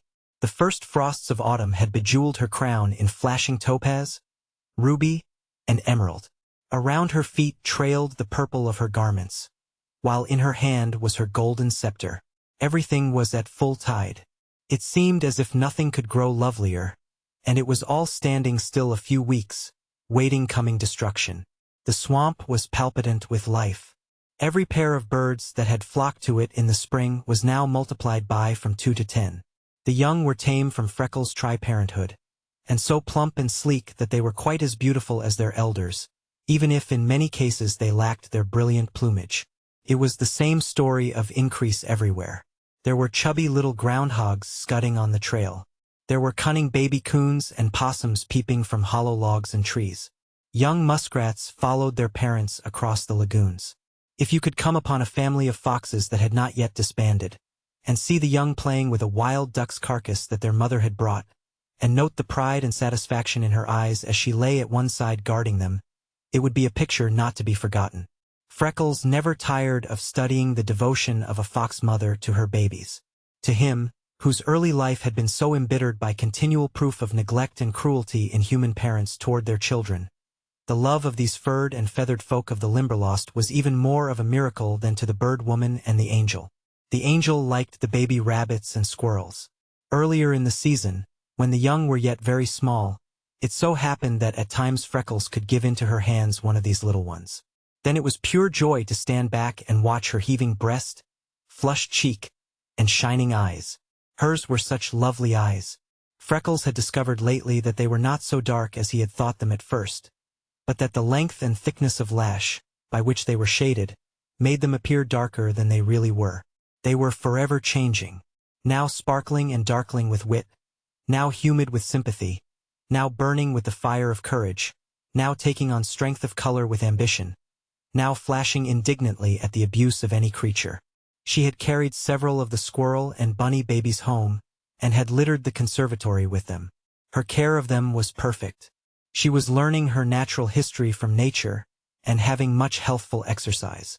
To her, they were the most interesting of all, but the bird woman preferred the birds, with a close second in the moths and butterflies. Brown butterfly time had come. The edge of the swale was filled with milkweed, and other plants beloved of them, and the air was golden with the flashing satin wings of the monarch, viceroy, and arginies. They outnumbered those of any other color 3 to 1. Among the birds it really seemed as if the little yellow fellows were in the preponderance.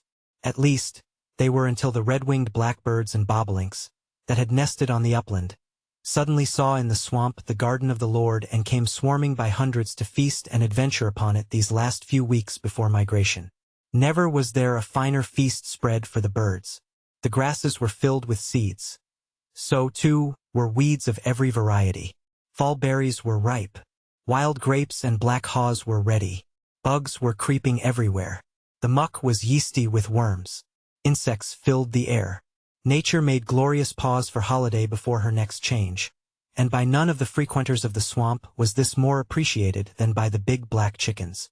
They seemed to feel the new reign of peace and fullness most of all. As for food, they did not even have to hunt for themselves these days, for the feasts now being spread before Little Chicken were more than he could use, and he was glad to have his parents come down and help him. He was a fine, big, overgrown fellow, and his wings, with quills of jetty black, gleaming with bronze, were so strong they almost lifted his body. He had 3 inches of tail, and his beak and claws were sharp. His muscles began to clamor for exercise. He raced the 40 feet of his home back and forth many times every hour of the day. After a few days of that, he began lifting and spreading his wings, and flopping them until the down on his back was filled with elm fiber. Then he commenced jumping. The funny little hops, springs, and sidewise bounds he gave set Freckles and the angel, hidden in the swamp, watching him, into smothered chuckles of delight. Sometimes he fell to coquetting with himself. And that was the funniest thing of all, for he turned his head up, down, from side to side, and drew in his chin with prinky little jerks and tilts. He would stretch his neck, throw up his head, turn it to one side and smirk. Actually smirk, the most complacent and self-satisfied smirk that anyone ever saw on the face of a bird.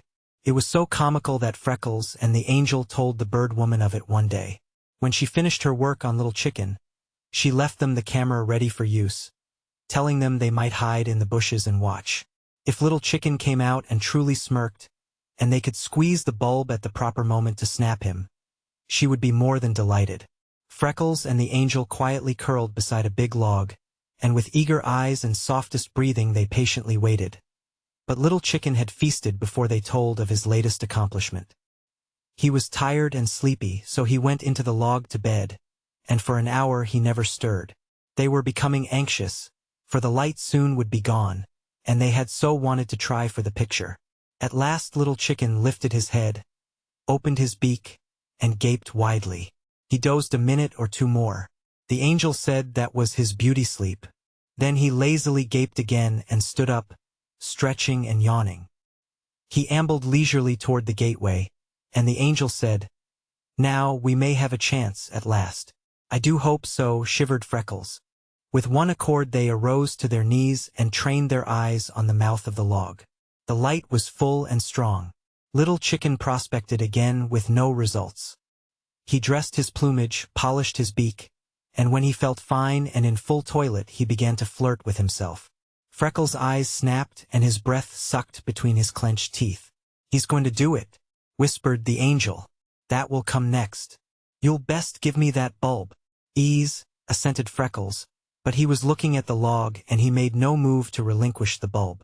Little Chicken nodded daintily and ruffled his feathers. He gave his head sundry little sidewise jerks and rapidly shifted his point of vision. Once there was the fleeting little ghost of a smirk. "Now!" "No!" snapped the angel. Freckles leaned toward the bird. Tensely he waited. Unconsciously the hand of the angel clasped his. He scarcely knew it was there. Suddenly Little Chicken sprang straight in the air and landed with a thud.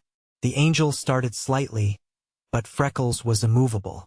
Then, as if in approval of his last performance, the big, overgrown baby wheeled until he was more than 3/4, almost full side, toward the camera, straightened on his legs, squared his shoulders, stretched his neck full height, drew in his chin and smirked his most pronounced smirk, directly in the face of the lens. Freckles' fingers closed on the bulb convulsively, and the angel's closed on his at the instant. Then she heaved a great sigh of relief and lifted her hands to push back the damp, clustering hair from her face. "How soon do you suppose it will be finished?" came Freckles' strident whisper. For the first time the angel looked at him. He was on his knees, leaning forward, his eyes directed toward the bird, the perspiration running in little streams down his red, mosquito-bitten face. His hat was awry, his bright hair rampant, his breast heaving with excitement, while he yet gripped the bulb with every ounce of strength in his body. "Do you think we were forgetting it?" he asked. The angel could only nod. Freckles heaved a deep sigh of relief. "Well, if that ain't the hardest work I ever did in me life," he exclaimed. "It's no wonder the bird woman's for coming out of the swamp looking as if she's been through a fire, a flood, and a famine, if that's what she goes through day after day. But if you think we got it, why, it's worth all it took, and I'm glad as ever you are." "Sure," They put the holders in the case, carefully closed the camera, set it in also, and carried it to the road. Then Freckles exulted. "Now let's be telling the bird woman about it," he shouted, wildly dancing and swinging his hat. "We got it! We got it! I bet a farm we got it!" Hand in hand they ran to the north end of the swamp, yelling "We got it!" like young Comanches, and never gave a thought to what they might do until a big blue-gray bird, with long neck and trailing legs, arose on flapping wings and sailed over the Limberlost. The angel became white to the lips and gripped Freckles with both hands. He gulped with mortification and turned his back, to frighten her subject away carelessly. It was the head crime in the bird woman's category. She extended her hands as she arose, baked, blistered and dripping, and exclaimed, "Bless you, my children! Bless you!" And it truly sounded as if she meant it. Why, stammered the bewildered angel. Freckles hurried into the breach. "You must be for blaming it every bit on me. I was thinking we got little chicken's picture real good. I was so drunk with the joy of it I lost all me senses and, 'Let's run tell the bird woman,' says I.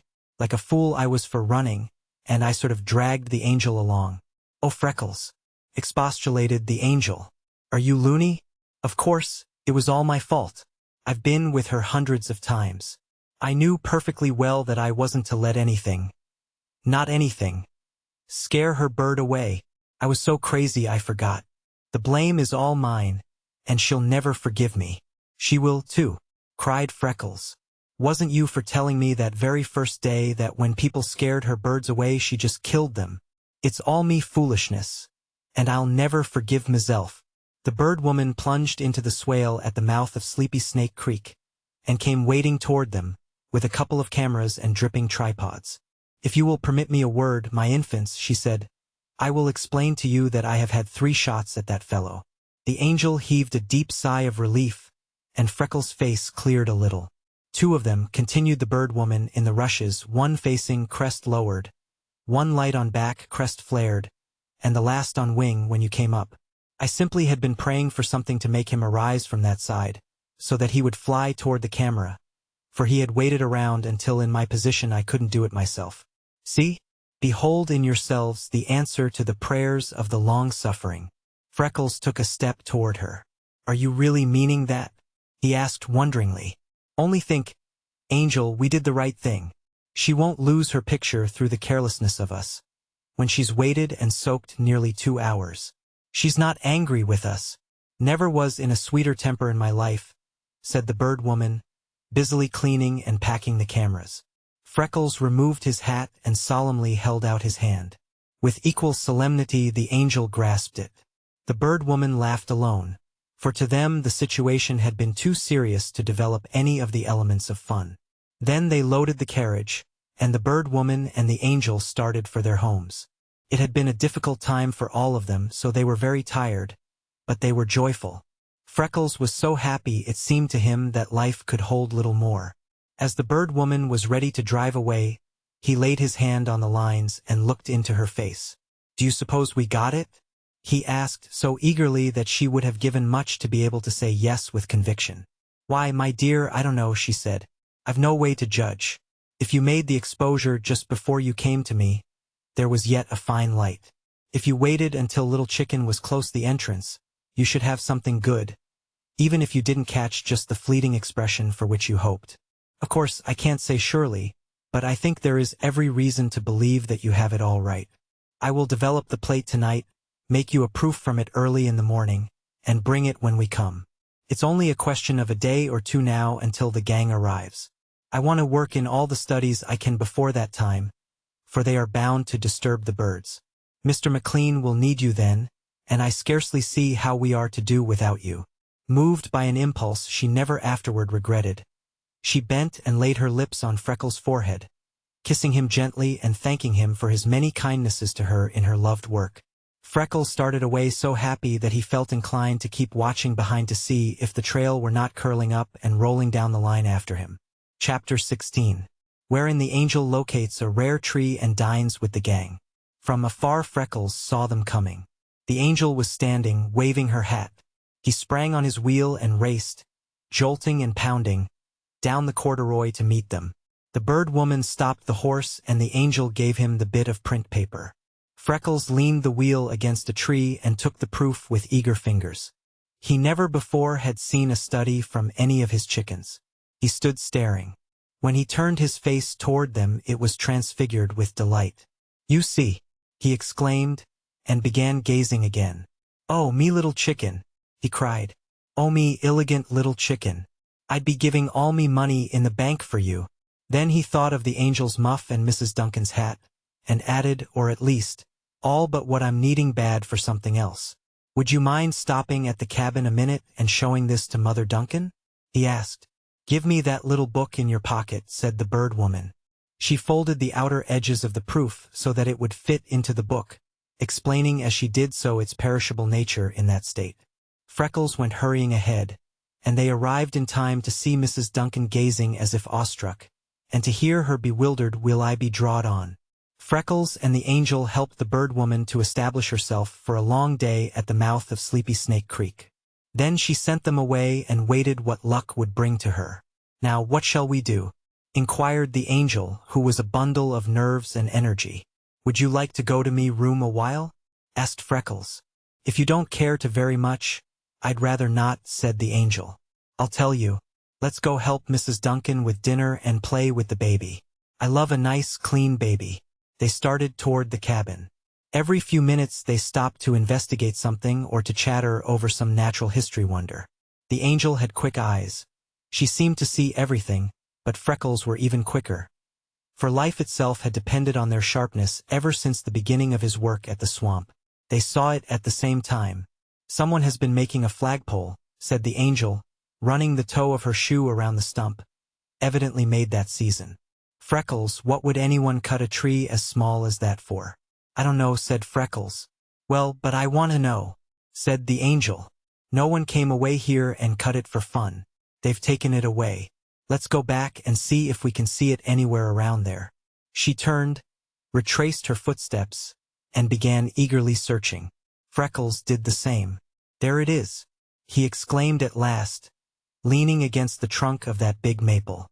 "Yes, and leaning there has killed a patch of dried bark," said the angel. "See how dried it appears." Freckles stared at her. "Angel," he shouted, "I bet you it's a marked tree." "Course it is," cried the angel. "No one would cut that sapling and carry it away there and lean it up for nothing. I'll tell you, this is one of Jack's marked trees. He's climbed up there above anyone's head, peeled the bark, and cut into the grain enough to be sure. Then he's laid the bark back and fastened it with that pole to mark it. You see, there are a lot of other big maples close around it. Can you climb to that place?" "Yes," said Freckles. "If I take off my wading boots I can." "Then take them off," said the angel, "and do hurry. Can't you see that I am almost crazy to know if this tree is a marked one?" When they pushed the sapling over, a piece of bark as big as the crown of Freckles' hat fell away. "I believe it looks kind of nubby," encouraged the angel, backing away, with her face all screwed into a twist in an effort to intensify her vision. Freckles reached the opening, then slid rapidly to the ground. He was almost breathless while his eyes were flashing. The bark's been cut clean with a knife, the sap scraped away, and a big chip taken out deep. The trunk is the twistiest thing you ever saw. It's full of eyes as a bird is of feathers. The angel was dancing and shaking his hand. "Oh, Freckles," she cried. "I'm so delighted that you found it." "But I didn't," said the astonished Freckles. "That tree isn't my find. It's yours. I forgot it and was going on. You wouldn't give up and kept talking about it and turned back. You found it. You'd best be looking after your reputation for truth and veracity," said the angel. "You know you saw that sapling first." "Yes, after you took me back and set me looking for it," scoffed Freckles. The clear, ringing echo of strongly swung axes came crashing through the Limberlost. "'Tis the gang," shouted Freckles. "They're clearing a place to make the camp. Let's go help." "Hadn't we better mark that tree again?" cautioned the angel. "So way in here. There's such a lot of them and all so much alike. We'd feel good and green to find it and then lose it." Freckles lifted the sapling to replace it, but the angel motioned him away. "Use your hatchet," she said. "I predict this is the most valuable tree in the swamp. You found it. I'm going to play that you're my knight. Now you nail my colors on it." She reached up, and pulling a blue bough from her hair, untied and doubled it against the tree. Freckles turned his eyes from her and managed the fastening with shaking fingers. The angel had called him her knight. Dear Lord! How he loved her! She must not see his face, or surely her quick eyes would read what he was fighting to hide. He did not dare lay his lips on that ribbon then, but that night he would return to it. When they had gone a little distance, they both looked back, and the morning breeze set the bit of blue waving them a farewell. They walked at a rapid pace. "I am sorry about scaring the birds," said the angel, "but it's almost time for them to go anyway. I feel dreadfully over having the swamp ruined, but isn't it a delight to hear the good, honest ring of those axes, instead of straining your ears for stealthy sounds? Isn't it fine to go openly and freely, with nothing worse than a snake or a poison vine to fear?" "Ah," said Freckles with a long breath, "it's better than you can dream, angel. Nobody will ever be guessing some of the things I've been through trying to keep me promised to the boss, and to hold out until this day. That it's come with only one fresh stump, and the log from that saved, and this new tree to report. Isn't it grand? Maybe Mr. McLean will be forgetting that stump when he sees this tree, angel." "He can't forget it," said the angel, and in answer to Freckles' startled eyes she added, "because he never had any reason to remember it. He couldn't have done a whit better himself. My father says so. You're all right, Freckles." She reached him her hand, and as two children, they broke into a run when they came closer the gang. They left the swamp by the west road and followed the trail until they found the men. To the angel it seemed complete charm. In the shadiest spot on the west side of the line, at the edge of the swamp and very close Freckles' room, they were cutting bushes and clearing space for a big tent for the men's sleeping quarters, another for a dining hall, and a board shack for the cook. The teamsters were unloading. The horses were cropping leaves from the bushes, while each man was doing his part toward the construction of the new Limberlost quarters. Freckles helped the angel climb on a wagon load of canvas in the shade. She removed her leggings, wiped her heated face, and glowed with happiness and interest. The gang had been sifted carefully. McLean now felt that there was not a man in it who was not trustworthy. They all had heard of the angel's plucky ride for Freckles' relief. Several of them had been in the rescue party. Others, new since that time, had heard the tale rehearsed in its every aspect around the smudge fires at night. Almost all of them knew the angel by sight from her trips with the bird woman to their leases. They all knew her father, her position, and the luxuries of her home. Whatever course she had chosen with them, they scarcely would have resented it. But the angel never had been known to choose a course. Her spirit of friendliness was inborn and inbred. She loved everyone, so she sympathized with everyone. Her generosity was only limited by what was in her power to give. She came down the trail, hand in hand with the red-haired, freckled timber guard whom she had worn herself past the limit of endurance to save only a few weeks before, racing in her eagerness to reach them, and laughing her good morning, gentlemen, right and left. When she was ensconced on the wagon load of tenting, she sat on a roll of canvas as a queen on her throne. There was not a man of the gang who did not respect her. She was a living exponent of universal brotherhood. There was no man among them who needed her exquisite face or dainty clothing to teach him that the deference due a gentlewoman should be paid her. That the spirit of good fellowship she radiated levied an especial tribute of its own, and it became their delight to honor and please her. As they raced toward the wagon, "Let me tell about the tree, please?" she begged Freckles. "Why, sure," said Freckles. He probably would have said the same to anything she suggested. When McLean came, he found the angel flushed and glowing, sitting on the wagon, her hands already filled. One of the men, who was cutting a scrub oak, had carried to her a handful of crimson leaves. Another had gathered a bunch of delicate marsh grass heads for her. Someone else, in taking out a bush, had found a daintily built and lined little nest, fresh as when made. She held up her treasures and greeted McLean. "Good morning, Mr. Boss of the Limberlost." The gang shouted, while he bowed profoundly before her. "Everyone listen," cried the angel, climbing a roll of canvas. "I have something to say. Freckles has been guarding here over a year now, and he presents the Limberlost to you with every tree in it saved. For good measure he has this morning located the rarest one of them all. The one in from the east line that Westner spoke of the first day, nearest the one you took out. All together. Everyone. Hurrah for Freckles. With flushing cheeks and gleaming eyes, gaily waving the grass above her head, she led in 3 cheers and a tiger. Freckles slipped into the swamp and hid himself, for fear he could not conceal his pride and his great surging, throbbing love for her. The angel subsided on the canvas and explained to McLean about the maple. The boss was mightily pleased. He took Freckles and set out to relocate and examine the tree. The angel was interested in the making of the camp, so she preferred to remain with the men. With her sharp eyes she was watching every detail of construction. But when it came to the stretching of the dining hall canvas, she proceeded to take command. The men were driving the rope pins, when the angel arose on the wagon and, leaning forward, spoke to Duncan, who was directing the work. "I believe if you will swing that around a few feet farther, you will find it better, Mr. Duncan," she said. "That way we'll let the hot sun in at noon, while the sides will cut off the best breeze." "That's a fact," said Duncan, studying the conditions. So, by shifting the pins a little, they obtained comfort for which they blessed the angel every day. When they came to the sleeping tent, they consulted her about that. She explained the general direction of the night breeze and indicated the best position for the tent. Before anyone knew how it happened, the angel was standing on the wagon, directing the location and construction of the cooking shack, the erection of the crane for the big boiling pots, and the building of the storeroom. She superintended the laying of the floor of the sleeping tent lengthwise, so that it would be easier to sweep, and suggested a new arrangement of the cots that would afford all the men an equal share of night breeze. She left the wagon and, climbing on the newly erected dining table, advised with the cook in placing his stove, table, and kitchen utensils.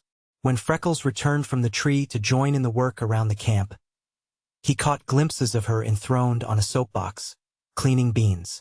She called to him that they were invited for dinner, and that they had accepted the invitation. When the beans were steaming in the pot, the angel advised the cook to soak them overnight the next time, so that they would cook more quickly and not burst.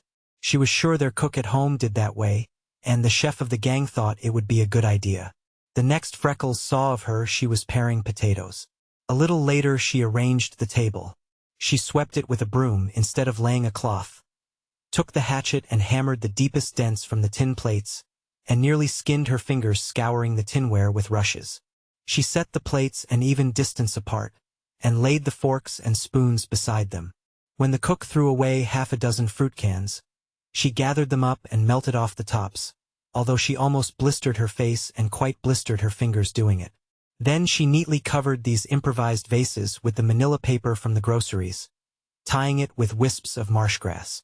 These she filled with fringed gentians, blazing star, asters, goldenrod, and ferns, placing them the length of the dining table.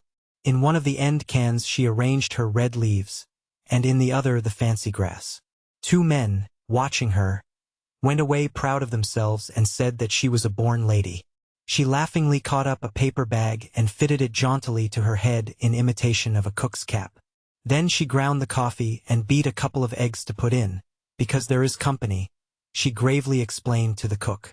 She asked that delighted individual if he did not like it best that way, and he said he did not know because he never had a chance to taste it. The angel said that was her case exactly. She never had, either.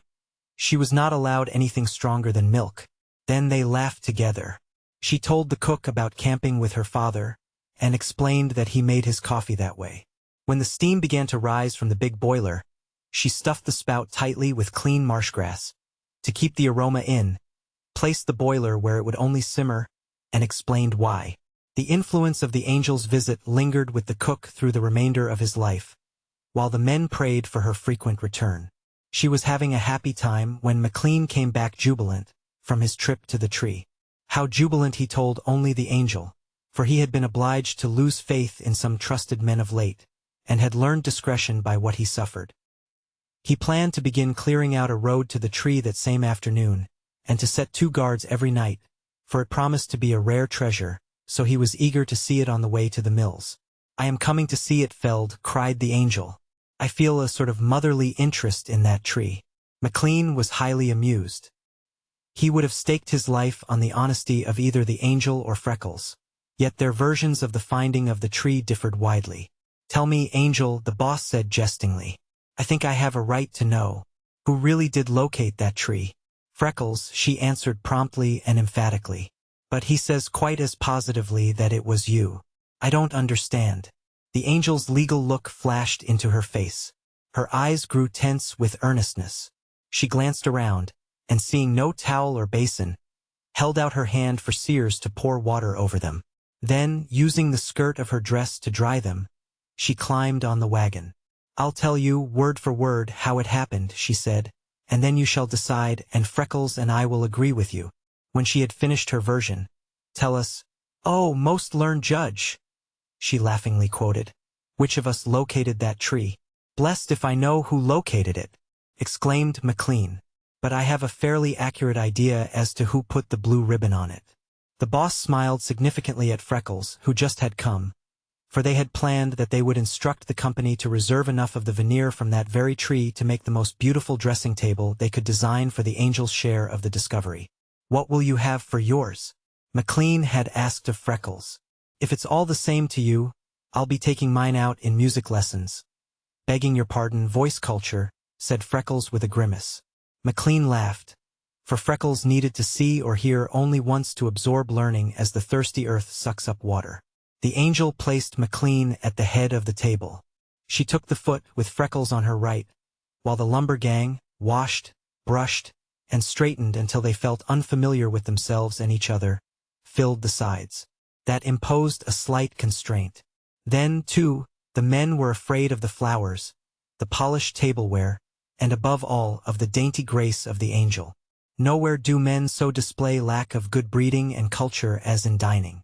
To sprawl on the table, scoop with their knives, chew loudly, gulp coffee, and duck their heads as snapping turtles for every bite, had not been noticed by them until the angel, sitting straightly, suddenly made them remember that they, too, were possessed of spines. Instinctively, every man at the table straightened. Chapter 17. Wherein Freckles offers his life for his love and gets a broken body. To reach the tree was a more difficult task than McLean had supposed. The gang could approach nearest on the outside toward the east, but after they reached the end of the east entrance there was yet a mile of most impenetrable thicket, trees big and little, and bushes of every variety and stage of growth. In many places the muck had to be filled to give the horses and wagons a solid foundation over which to haul heavy loads. It was several days before they completed a road to the noble, big tree and were ready to fell it.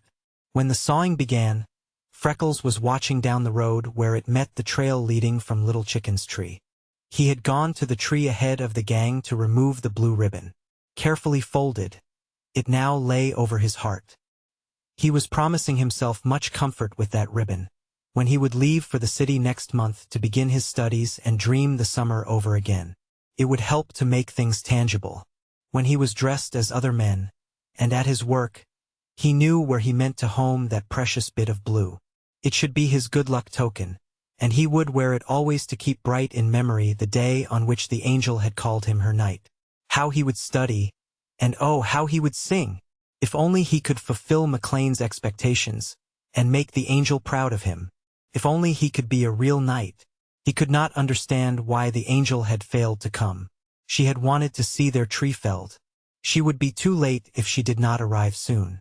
He had told her it would be ready that morning, and she had said she surely would be there. Why, of all mornings, was she late on this? McLean had ridden to town. If he had been there, Freckles would have asked that they delay the felling, but he scarcely liked to ask the gang. He really had no authority, although he thought the men would wait. But some way he found such embarrassment in framing the request that he waited until the work was practically ended. The saw was out, and the men were cutting into the felling side of the tree when the boss rode in. His first word was to inquire for the angel. When Freckles said she had not yet come, the boss at once gave orders to stop work on the tree until she arrived. For he felt that she virtually had located it, and if she desired to see it felled, she should. As the men stepped back, a stiff morning breeze caught the top, that towered high above its fellows.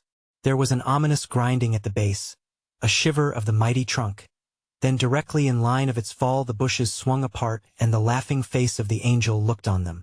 A groan of horror burst from the dry throats of the men, and reading the agony in their faces, she stopped short, glanced up and understood. "South!" shouted McLean. "Run south!" The angel was helpless. It was apparent that she did not know which way south was. There was another slow shiver of the big tree. The remainder of the gang stood motionless, but Freckles sprang past the trunk and went leaping in big bounds. He caught up the angel and dashed through the thicket for safety. The swaying trunk was half over when, for an instant, a nearby tree stayed its fall. They saw Freckles' foot catch, and with the angel he plunged headlong. A terrible cry broke from the men, while McLean covered his face. Instantly Freckles was up, with the angel in his arms, struggling on. The outer limbs were on them when they saw Freckles hurl the angel, face down, in the muck, as far from him as he could send her. Springing after, in an attempt to cover her body with his own, he whirled to see if they were yet in danger, and with outstretched arms braced himself for the shock. The branches shut them from sight, and the awful crash rocked the earth. McLean and Duncan ran with axes and saws. The remainder of the gang followed, and they worked desperately. It seemed a long time before they caught a glimpse of the angel's blue dress, but it renewed their vigor. Duncan fell on his knees beside her and tore the muck from underneath her with his hands. In a few seconds he dragged her out, choking and stunned, but surely not fatally hurt. Freckles lay a little farther under the tree, a big limb pinning him down. His eyes were wide open. He was perfectly conscious. Duncan began mining beneath him, but Freckles stopped him. "You can't be moving me," he said. "You must cut off the limb and lift it." "I know." 2 men ran for the big saw. A number of them laid hold of the limb and bore up. In a short time it was removed and Freckles lay free. The men bent over to lift him, but he motioned them away. "Don't be touching me until I rest a bit," he pleaded. Then he twisted his head until he saw the angel, who was wiping muck from her eyes and face on the skirt of her dress. "Try to get up," he begged. McLean laid hold of the angel and helped her to her feet. "Do you think any bones are broken?" gasped Freckles. The angel shook her head and wiped muck. "You see if you can find any, sir," Freckles commanded. The angel yielded herself to McLean's touch, and he assured Freckles that she was not seriously injured. Freckles settled back, a smile of ineffable tenderness on his face. "Thank the Lord," he hoarsely whispered. The angel leaned toward him. "Now, Freckles, she cried. "It's your turn. Please get up." A pitiful spasm swept Freckles' face. The sight of it washed every vestige of color from the angel's. She took hold of his hands. "Freckles, get up." It was half command, half entreaty. "Easy, angel, easy. Let me rest a bit first," implored Freckles. She knelt beside him. He reached his arm around her and drew her closely. He looked at McLean in an agony of entreaty that brought the boss to his knees on the other side. "Oh, Freckles," McLean cried. "Not that. Surely we can do something. We must. Let me see."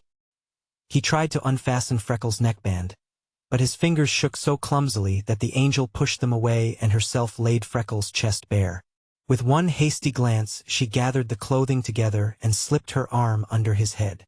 Freckles lifted his eyes of agony to hers. "You see?" he said. The angel nodded dumbly. Freckles turned to McLean. "Thank you for everything," he panted. "Where are the boys?" "They are all here," said the boss, "except a couple who have gone for doctors. Mrs. Duncan and the bird woman." "It's no use trying to do anything," said Freckles. "You won't forget the muff and the Christmas box." "The muff especial?" There was a movement above them so pronounced that it attracted Freckles' attention, even in that extreme hour. He looked up, and a pleased smile flickered on his drawn face. "Why, if it ain't me little chicken," he cried hoarsely. He must be making his very first trip from the log. Now Duncan can have his big watering trough. "It was little chicken that made me late," faltered the angel. "I was so anxious to get here early I forgot to bring his breakfast from the carriage. He must have been hungry, for when I passed the log he started after me. He was so wobbly, and so slow flying from tree to tree and through the bushes, I just had to wait on him, for I couldn't drive him back." "Of course you couldn't. Me bird has too amazing good sense to go back when he could be following you. exulted Freckles, exactly as if he did not realize what the delay had cost him. Then he lay silently thinking, but presently he asked slowly, "And so, 'twas me, little chicken, that was making you late, Angel?" "Yes," said the Angel. A spasm of fierce pain shook Freckles, and a look of uncertainty crossed his face. "All summer I've been thanking God for the falling of the feather and all the delights it's brought me," he muttered, "but this looks as if—" He stopped short and raised questioning eyes to McLean. "I can't help being Irish, but I can help being superstitious," he said. "I mustn't be laying it to the Almighty, or to me bird, must I?" "No, dear lad," said McLean, stroking the brilliant hair. "The choice lay with you. You could have stood a rooted dolt like all the remainder of us. It was through your great love and your high courage that you made the sacrifice." "Don't you be so naming it, sir," cried Freckles. "It's just the reverse. If I could be giving me body the 100 times over to save hers from this, I'd be doing it and take joy with every pain." He turned with a smile of adoring tenderness to the Angel. She was ghastly white, and her eyes were dull and glazed. She scarcely seemed to hear or understand what was coming, but she bravely tried to answer that smile. "Is my forehead covered with dirt?" he asked. She shook her head. "You did once," he gasped. Instantly she laid her lips on his forehead, then on each cheek, and then in a long kiss on his lips. McLean bent over him. "Freckles," he said brokenly, "you will never know how I love you. You won't go without saying goodbye to me?" That word stung the Angel to quick comprehension. She started as if arousing from sleep. "Goodbye?" she cried sharply, her eyes widening and the color rushing into her white face. "Goodbye? Why, what do you mean? Who's saying goodbye? Where could Freckles go when he is hurt like this, save to the hospital? You needn't say goodbye for that. Of course, we will all go with him. You call up the men. We must start right away." "It's no use, Angel," said Freckles. "I'm thinking every bone in me breast is smashed. You'll have to be letting me go." "I will not," said the Angel flatly. "It's no use wasting precious time talking about it. You are alive. You are breathing. And no matter how badly your bones are broken, what are great surgeons for but to fix you up and make you well again? You promise me that you'll just grit your teeth and hang on when we hurt you, for we must start with you as quickly as it can be done. I don't know what has been the matter with me. Here's good time wasted already." "Oh, Angel," moaned Freckles, "I can't. You don't know how bad it is. I'll die the minute you are for trying to lift me." "Of course you will if you make up your mind to do it," said the Angel. "But if you are determined you won't, and set yourself to breathing deep and strong, and hang on to me tight, I can get you out. Really you must, Freckles, no matter how it hurts. For you did this for me, and now I must save you, so you might as well promise." She bent over him, trying to smile encouragement with her fear-stiffened lips. "You will promise, Freckles?" Big drops of cold sweat ran together on Freckles' temples. "Angel, darlin' Angel," he pleaded, taking her hand in his. "You ain't understanding, and I can't for the life of me be telling you, but indeed it's best to be letting me go. This is my chance. Please say goodbye, and let me slip off quick." He appealed to McLean. "Dear boss, you know, you be telling her that, for me, living is far worse pain than dying. Tell her you know death is the best thing that could ever be happening to me." "Merciful heaven!" burst in the Angel. "I can't endure this delay." She caught Freckles' hand to her breast, and bending over him, looked deeply into his stricken eyes. "Angel, I give you my word of honor that I will keep right on breathing." "That's what you are going to promise me," she said. "Do you say it?" Freckles hesitated. "Freckles," imploringly commanded the Angel. "You do say it." "Ease," gasped Freckles. The Angel sprang to her feet. "Then that's all right," she said, with a tinge of her old-time briskness. "You just keep breathing away like a steam engine, and I will do all the remainder." The eager men gathered around her. "It's going to be a tough pull to get Freckles out," she said, "but it's our only chance, so listen closely and don't for the lives of you fail me in doing quickly what I tell you. There's no time to spend falling down over each other. We must have some system. You four there get on those wagon horses and ride to the sleeping tent. Get the stoutest cot, a couple of comforts, and a pillow. Ride back with them some way to save time. If you meet any other men of the gang, send them here to help carry the cot. We won't risk the jolt of driving with him. The others clear a path out to the road. And Mr. McLean, you take Nellie and ride to town. Tell my father how Freckles is hurt and that he risked it to save me. Tell him I'm going to take Freckles to Chicago on the noon train, and I want him to hold it if we are a little late. If he can't, then have a special ready at the station and another on the Pittsburgh at Fort Wayne so we can go straight through. You needn't mind leaving us. The bird woman will be here soon. We will rest a while. She dropped into the muck beside Freckles and began stroking his hair and hand. He lay with his face of agony turned to hers, and fought to smother the groans that would tell her what he was suffering. When they stood ready to lift him, the angel bent over him in a passion of tenderness. Dear old Limberlost guard, we're going to lift you now, she said. I suspect you will faint from the pain of it, but we will be as easy as ever we can, and don't you dare forget your promise. A whimsical half-smile touched Freckles' quivering lips. Angel, can a man be remembering a promise when he ain't knowing? He asked. You can, said the angel stoutly, because a promise means so much more to you than it does to most men. A look of strength flashed into Freckles' face at her words. I am ready, he said. With the first touch his eyes closed. A mighty groan was wrenched from him, and he lay senseless. The angel gave Duncan one panic-stricken look. Then she set her lips and gathered her forces again. I guess that's a good thing, she said. Maybe he won't feel how we are hurting him. Oh boys, are you being quick and gentle? She stepped to the side of the cot and bathed Freckles' face. Taking his hand in hers, she gave the word to start. She told the men to ask every able-bodied man they met to join them so that they could change carriers often and make good time. The bird woman insisted upon taking the angel into the carriage and following the cot, but she refused to leave Freckles, and suggested that the bird woman drive ahead, pack them some clothing, and be at the station ready to accompany them to Chicago. All the way the angel walked beside the cot, shading Freckles' face with a branch, and holding his hand. At every pause to change carriers she moistened his face and lips and watched each breath with heartbreaking anxiety. She scarcely knew when her father joined them, and taking the branch from her, slipped an arm around her waist and almost carried her. To the city streets and the swarm of curious, staring faces she paid no more attention than she had to the trees of the Limberlost. When the train came and the gang placed Freckles aboard, Big Duncan made a place for the angel beside the cot. With the best physician to be found, and with the bird woman and McLean in attendance, the 4 hours' run to Chicago began. The angel constantly watched over Freckles, bathed his face, stroked his hand, and gently fanned him. Not for an instant would she yield her place, or allow anyone else to do anything for him. The bird woman and McLean regarded her in amazement. There seemed to be no end to her resources and courage. The only time she spoke was to ask McLean if he were sure the special would be ready on the Pittsburgh road. He replied that it was made up and waiting. At 5 o'clock Freckles lay stretched on the operating table of Lakeview Hospital, while 3 of the greatest surgeons in Chicago bent over him.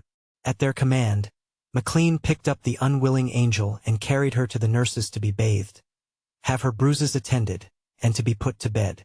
In a place where it is difficult to surprise people, they were astonished women as they removed the angel's dainty stained and torn clothing, drew off hose muck-baked to her limbs, soaked the dried loam from her silken hair, and washed the beautiful scratched, bruised, dirt-covered body. The angel fell fast asleep long before they had finished, and lay deeply unconscious, while the fight for Freckles' life was being waged. 3 days later she was the same angel as of old, except that Freckles was constantly in her thoughts. The anxiety and responsibility that she felt for his condition had bred in her a touch of womanliness and authority that was new. That morning she arose early and hovered near Freckles' door. She had been allowed to remain with him constantly, for the nurses and surgeons had learned, with his returning consciousness, that for her alone would the active, highly strung, pain-racked sufferer be quiet and obey orders. When she was dropping from loss of sleep, the threat that she would fall ill had to be used to send her to bed. Then by telling Freckles that the angel was asleep and they would waken her the moment he moved, they were able to control him for a short time. The surgeon was with Freckles. The angel had been told that the word he brought that morning would be final, so she curled in a window seat, dropped the curtains behind her, and in dire anxiety, waited the opening of the door. Just as it unclosed, McLean came hurrying down the hall and to the surgeon. But with one glance at his face he stepped back in dismay, while the angel, who had arisen, sank to the seat again, too dazed to come forward. The men faced each other. The angel, with parted lips and frightened eyes, bent forward in tense anxiety. I thought he was doing nicely?" faltered McLean. "He bore the operation well," replied the surgeon, "and his wounds are not necessarily fatal. I told you that yesterday, but I did not tell you that something else probably would kill him, and it will. He need not die from the accident, but he will not live the day out." "But why? What is it?" asked McLean hurriedly. "We all dearly love the boy. We have millions among us to do anything that money can accomplish. Why must he die if those broken bones are not the cause?" "That is what I am going to give you the opportunity to tell me," replied the surgeon. "He need not die from the accident, yet he is dying as fast as his splendid physical condition will permit, and it is because he so evidently prefers death to life. If he were full of hope and ambition to live, my work would be easy. If all of you love him as you prove you do, and there is unlimited means to give him anything he wants, why should he desire death?" "Is he dying?" demanded McLean. "He is," said the surgeon. "He will not live this day out, unless some strong reaction sets in at once. He is so low that, preferring death to life, nature cannot overcome his inertia.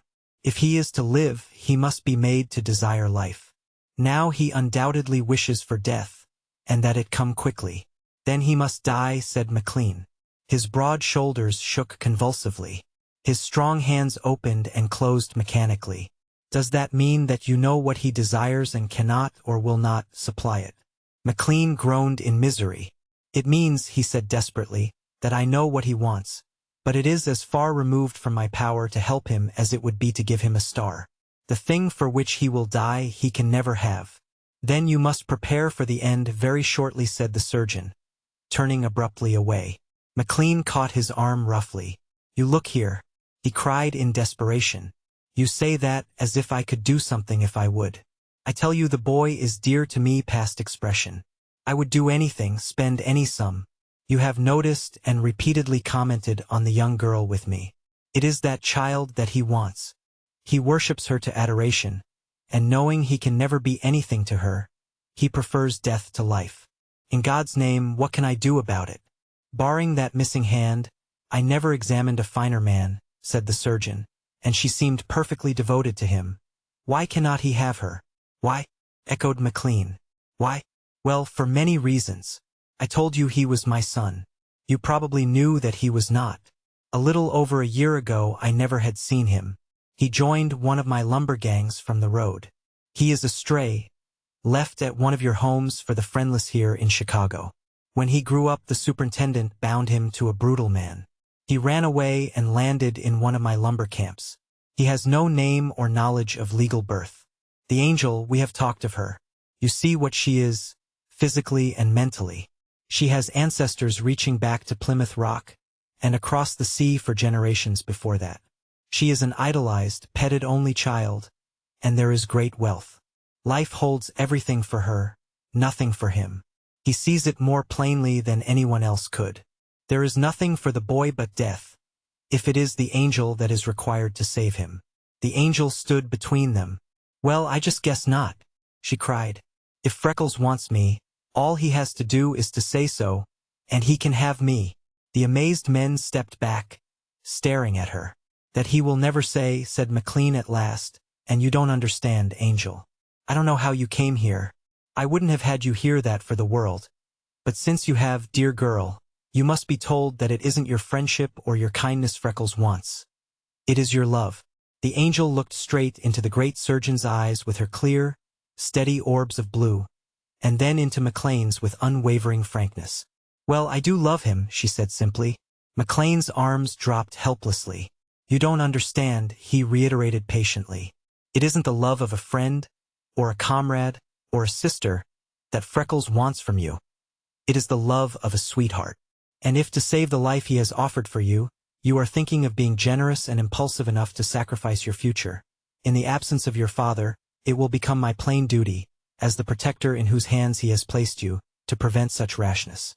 The very words you speak, and the manner in which you say them, prove that you are a mere child, and have not dreamed what love is." Then the angel grew splendid. A rosy flush swept the pallor of fear from her face. Her big eyes widened and dilated with intense lights. She seemed to leap to the height and the dignity of superb womanhood before their wondering gaze. "I never have had to dream of love," she said proudly. "I never have known anything else, in all my life, but to love everyone and to have everyone love me. And there never has been anyone so dear as Freckles. If you will remember, we have been through a good deal together. I do love Freckles just as I say I do.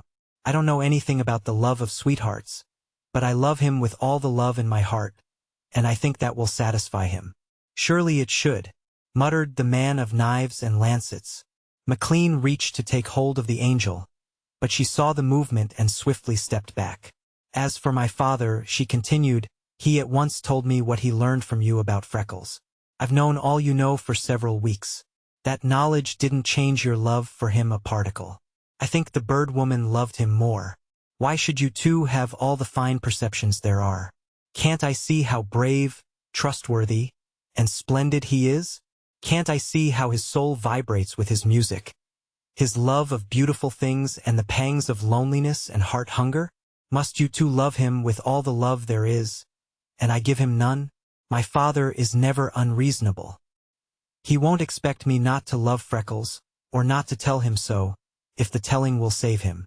She darted past McLean into Freckles' room, closed the door, and turned the key. Chapter 18, wherein Freckles refuses love without knowledge of honorable birth, and the angel goes in quest of it.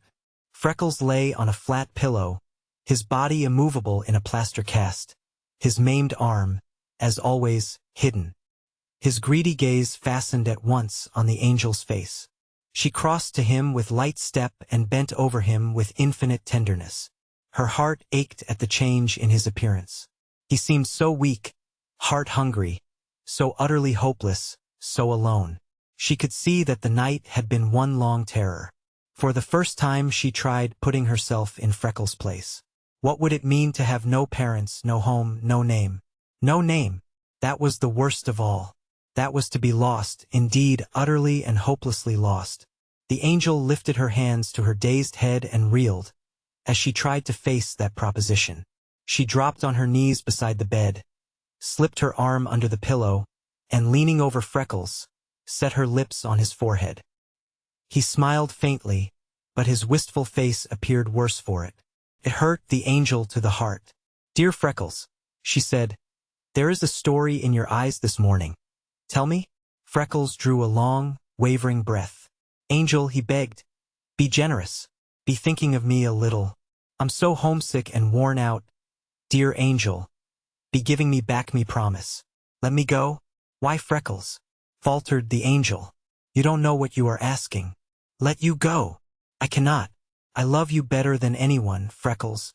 I think you are the very finest person I ever knew. I have our lives all planned. I want you to be educated and learn all there is to know about singing, just as soon as you are well enough. By the time you have completed your education, I will have finished college, and then she choked a second, "I want you to be my real knight, Freckles, and come to me and tell me that you, like me a little. I have been counting on you for my sweetheart from the very first, Freckles. I can't give you up, unless you don't like me. But you do like me, just a little, don't you, Freckles?" Freckles lay whiter than the coverlet, his staring eyes on the ceiling and his breath wheezing between dry lips. The angel awaited his answer a second, and when none came, she dropped her crimsoning face beside him on the pillow and whispered in his ear, "Freckles, I'm trying to make love to you. Oh, can't you help me only a little bit?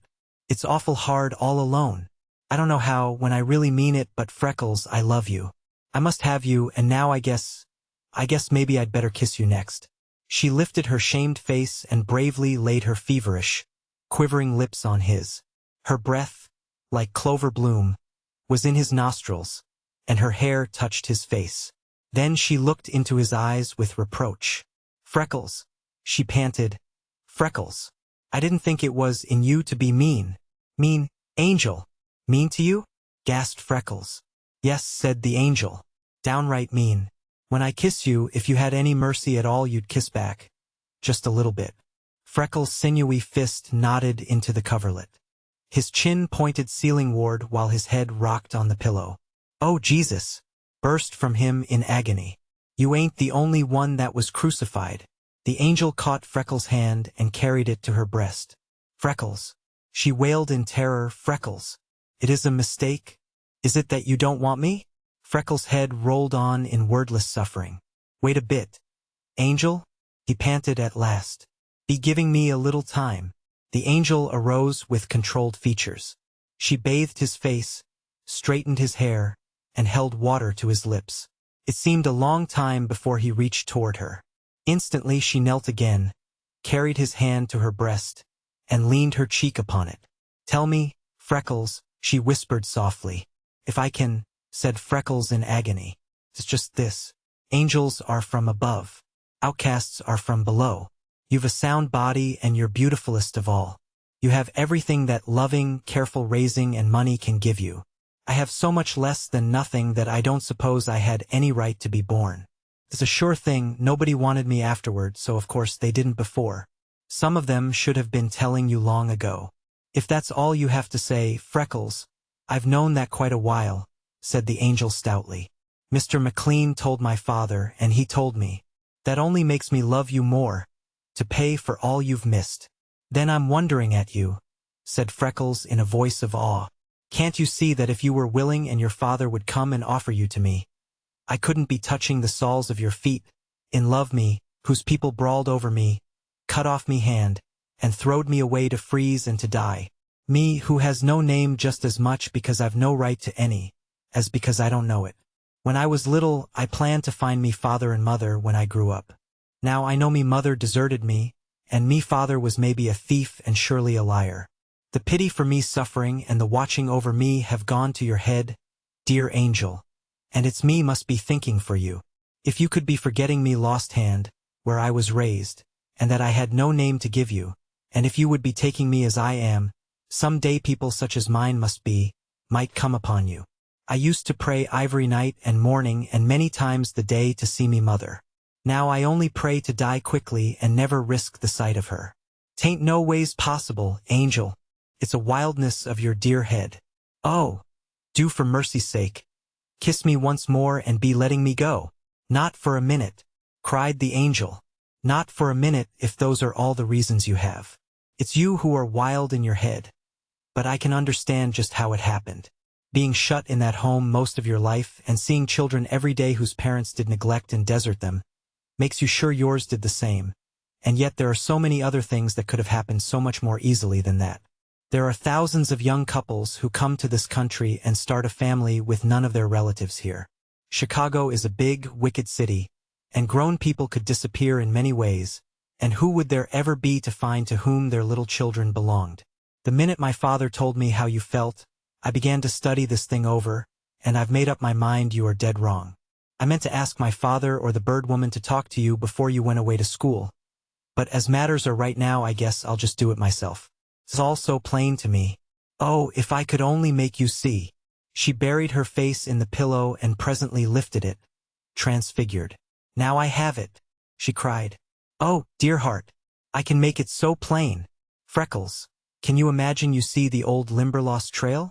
Well, when we followed it, you know there were places where ugly, prickly thistles overgrew the path, and you went ahead with your club and bent them back to keep them from stinging through my clothing. Other places there were big shining pools where lovely, snow-white lilies grew, and you waded in and gathered them for me. Oh, dear heart, don't you see? It's this.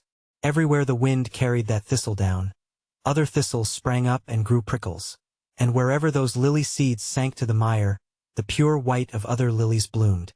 But, Freckles, there was never a place anywhere in the Limberlost, or in the whole world, where the thistledown floated and sprang up and blossomed into white lilies. Thistles grow from thistles, and lilies from other lilies. Dear Freckles, think hard. You must see it. You are a lily straight through. You never could have drifted from the thistle patch. Where did you find the courage to go into the Limberlost and face its terrors? You inherited it from the blood of a brave father, dear heart. Where did you get the pluck to hold for over a year a job that few men would have taken at all? You got it from a plucky mother, you bravest of boys. You attacked single-handed a man almost twice your size, and fought as a demon, merely at the suggestion that you be deceptive and dishonest. Could your mother or your father have been untruthful? Here you are, so hungry and starved that you are dying for love. Where did you get all that capacity for loving? You didn't inherit it from hardened, heartless people, who would disfigure you and purposely leave you to die. That's one sure thing. You once told me of saving your big bullfrog from a rattlesnake. You knew you risked a horrible death when you did it. Yet you will spend miserable years torturing yourself with the idea that your own mother might have cut off that hand. Shame on you, Freckles. Your mother would have done this. The angel deliberately turned back the cover, slipped up the sleeve, and laid her lips on the scars. Freckles, wake up, she cried, almost shaking him. Come to your senses. Be a thinking, reasoning man. You have brooded too much, and been all your life too much alone. It's all as plain can be to me. You must see it. Like breeds like in this world. You must be some sort of a reproduction of your parents, and I am not afraid to vouch for them, not for a minute. And then, too, if more proof is needed, here it is. Mr. McLean says that you never once have failed in tact and courtesy. He says that you are the most perfect gentleman he ever knew, and he has traveled the world over. How does it happen, Freckles? No one at that home taught you. Hundreds of men couldn't be taught, even in a school of etiquette. So it must be instinctive with you. If it is, why, that means that it is born in you, and a direct inheritance from a race of men that have been gentlemen for ages, and couldn't be anything else. Then there's your singing. I don't believe there ever was a mortal with a sweeter voice than yours, and while that doesn't prove anything, there is a point that does. The little training you had from that choirmaster won't account for the wonderful accent and ease with which you sing. Somewhere in your close blood is a marvelously trained vocalist. We every one of us believe that, Freckles. Why does my father refer to you constantly as being of fine perceptions and honor? Because you are Freckles. Why does the bird woman leave her precious work and come here to help look after you? I never heard of her losing any time over anyone else. It's because she loves you. And why does Mr. McLean turn all of his valuable business over to hired men and watch you personally? And why is he hunting excuses every day to spend money on you? My father says McLean is full Scotch clothes with $1. He is a hard-headed businessman, Freckles, and he is doing it because he finds you worthy of it. Worthy of all we all can do and more than we know how to do. Dear heart. Freckles, are you listening to me? Oh, won't you see it? Won't you believe it? Oh, Angel, chattered the bewildered Freckles, are you truly munning it? Could it be? Of course it could, flashed the Angel, because it just is. But you can't prove it, wailed Freckles. It ain't giving me a name or me honor. Freckles, said the Angel sternly, you are unreasonable. Why, I did prove every word I said. Everything proves it. You look here. If you knew for sure that I could give you a name and your honor, and prove to you that your mother did love you, why, then, would you just go to breathing like perpetual motion and hang on for dear life and get well? A bright light shone in Freckles' eyes.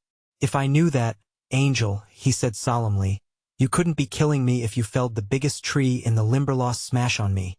Then you go right to work, said the Angel, and before night I'll prove one thing to you. I can show you easily enough how much your mother loved you. That will be the first step, and then the remainder will all come.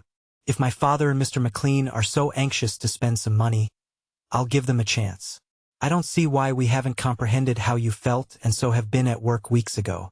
We've been awfully selfish. We've all been so comfortable we never stopped to think what other people were suffering before our eyes. None of us has understood. I'll hire the finest detective in Chicago, and we'll go to work together. This is nothing compared with things people do find out. We'll go at it, beak and claw, and we'll show you a thing or two. Freckles caught her sleeve. Me mother. Angel. Me mother. He marveled hoarsely. Did you say you could be finding out today if me mother loved me? How? Oh, Angel. Nothing matters. If only Emmy mother didn't do it. Then you rest easy, said the Angel with large confidence. Your mother didn't do it. Mothers of sons such as you don't do things like that. I'll go to work at once and prove it to you. The first thing to do is to go to that home where you were and get the clothes you wore the night you were left there. I know that they are required to save those things carefully. We can find out almost all there is to know about your mother from them. Did you ever see them? He replied. Freckles. Were they white? She cried. Maybe they were once. They're all yellow with laying, and brown with bloodstains now, said Freckles, the old note of bitterness creeping in. You can't be telling anything at all by them, Angel. Well, but I just can, said the Angel positively. I can see from the quality what kind of goods your mother could afford to buy. I can see from the cut whether she had good taste. I can see from the care she took in making them how much she loved and wanted you. But how? Angel, tell me how, implored Freckles with trembling eagerness. Why, easily enough, said the Angel. I thought you'd understand. People that can afford anything at all always buy white for little new babies, linen and lace, and the very finest things to be had. There's a young woman living near us who cut up her wedding clothes to have fine things for her baby. Mothers who love and want their babies don't buy little rough, ready-made things, and they don't run up what they make on an old sewing machine. They make fine seams and tucks and put on lace and trimming by hand. They sit and stitch little even stitches, everyone just as careful. Their eyes shine and their faces glow. When they have to quit to do something else, they look sorry and fold up their work so particularly. There isn't much worth knowing about your mother that those little clothes won't tell. I can see her putting the little stitches into them and smiling with shining eyes over your coming. Freckles, I'll wager you $1 those little clothes of yours are just alive with the dearest, tiny handmade stitches. A new light dawned in Freckles' eyes. A tinge of warm color swept into his face. Renewed strength was noticeable in his grip of her hands. Oh, Angel, will you go now? Will you be hurrying? He cried. Right away, said the Angel. I won't stop for a thing, and I'll hurry with all my might. She smoothed his pillow, straightened the cover, gave him one steady look in the eyes, and went quietly from the room. Outside the door, McLean and the surgeon anxiously awaited her. McLean caught her shoulders. Angel, what have you done? He demanded. The Angel smiled defiance into his eyes. What have I done? She repeated. I've tried to save Freckles. What will your father say? Groaned McLean. It strikes me, said the Angel, that what Freckles said would be to the point. Freckles, exclaimed McLean. What could he say? He seemed to be able to say several things, answered the Angel sweetly. I fancy the one that concerns you most at present was, that if my father should offer me to him, he would not have me. And no one knows why better than I do, cried McLean. Every day he must astonish me with some new fineness. He turned to the surgeon. Save him, he commanded. Save him, he implored. He is too fine to be sacrificed. His salvation lies here, said the surgeon, stroking the Angel's sunshiny hair, and I can read in the face of her that she knows how she is going to work it out. Don't trouble for the boy. She will save him. The Angel laughingly sped down the hall and into the street, just as she was. I have come, she said to the matron of the home, to ask if you will allow me to examine, or better yet, to take with me, the little clothes that a boy you called Freckles, discharged last fall, wore the night he was left here. The woman looked at her in greater astonishment than the occasion demanded. Well, I'd be glad to let you see them, she said at last. But the fact is we haven't them. I do hope we haven't made some mistake. I was thoroughly convinced, and so was the superintendent. We let his people take those things away yesterday. Who are you and what do you want with them? The Angel stood dazed and speechless, staring at the matron. There couldn't have been a mistake, continued the matron, seeing the Angel's distress. Freckles was here when I took charge 10 years ago. These people had it all proved that he belonged to them. They had him traced to where he ran away in Illinois last fall, and there they completely lost track of him.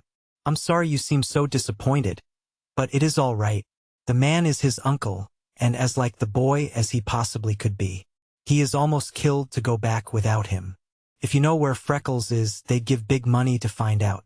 The Angel laid a hand along each cheek to steady her chattering teeth. Who are they? She stammered. Where are they going? They are Irish folks, miss, said the matron. They have been in Chicago and over the country for the past 3 months, hunting him everywhere. They have given up, and are starting home today. They? Did they leave an address? Where could I find them? Interrupted the angel. They left a card, and I noticed the morning paper has the man's picture and is full of them. They've advertised a great deal in the city papers. It's a wonder you haven't seen something. Trains don't run right. We never get Chicago papers, said the angel. Please give me that card quickly. They may escape me. I simply must catch them. The matron hurried to the secretary and came back with a card. Their addresses are there, she said. Both in Chicago and at their home. They made them full and plain, and I was to cable at once if I got the least clue of him at any time. If they've left the city, you can stop them in New York. You're sure to catch them before they sail if you hurry.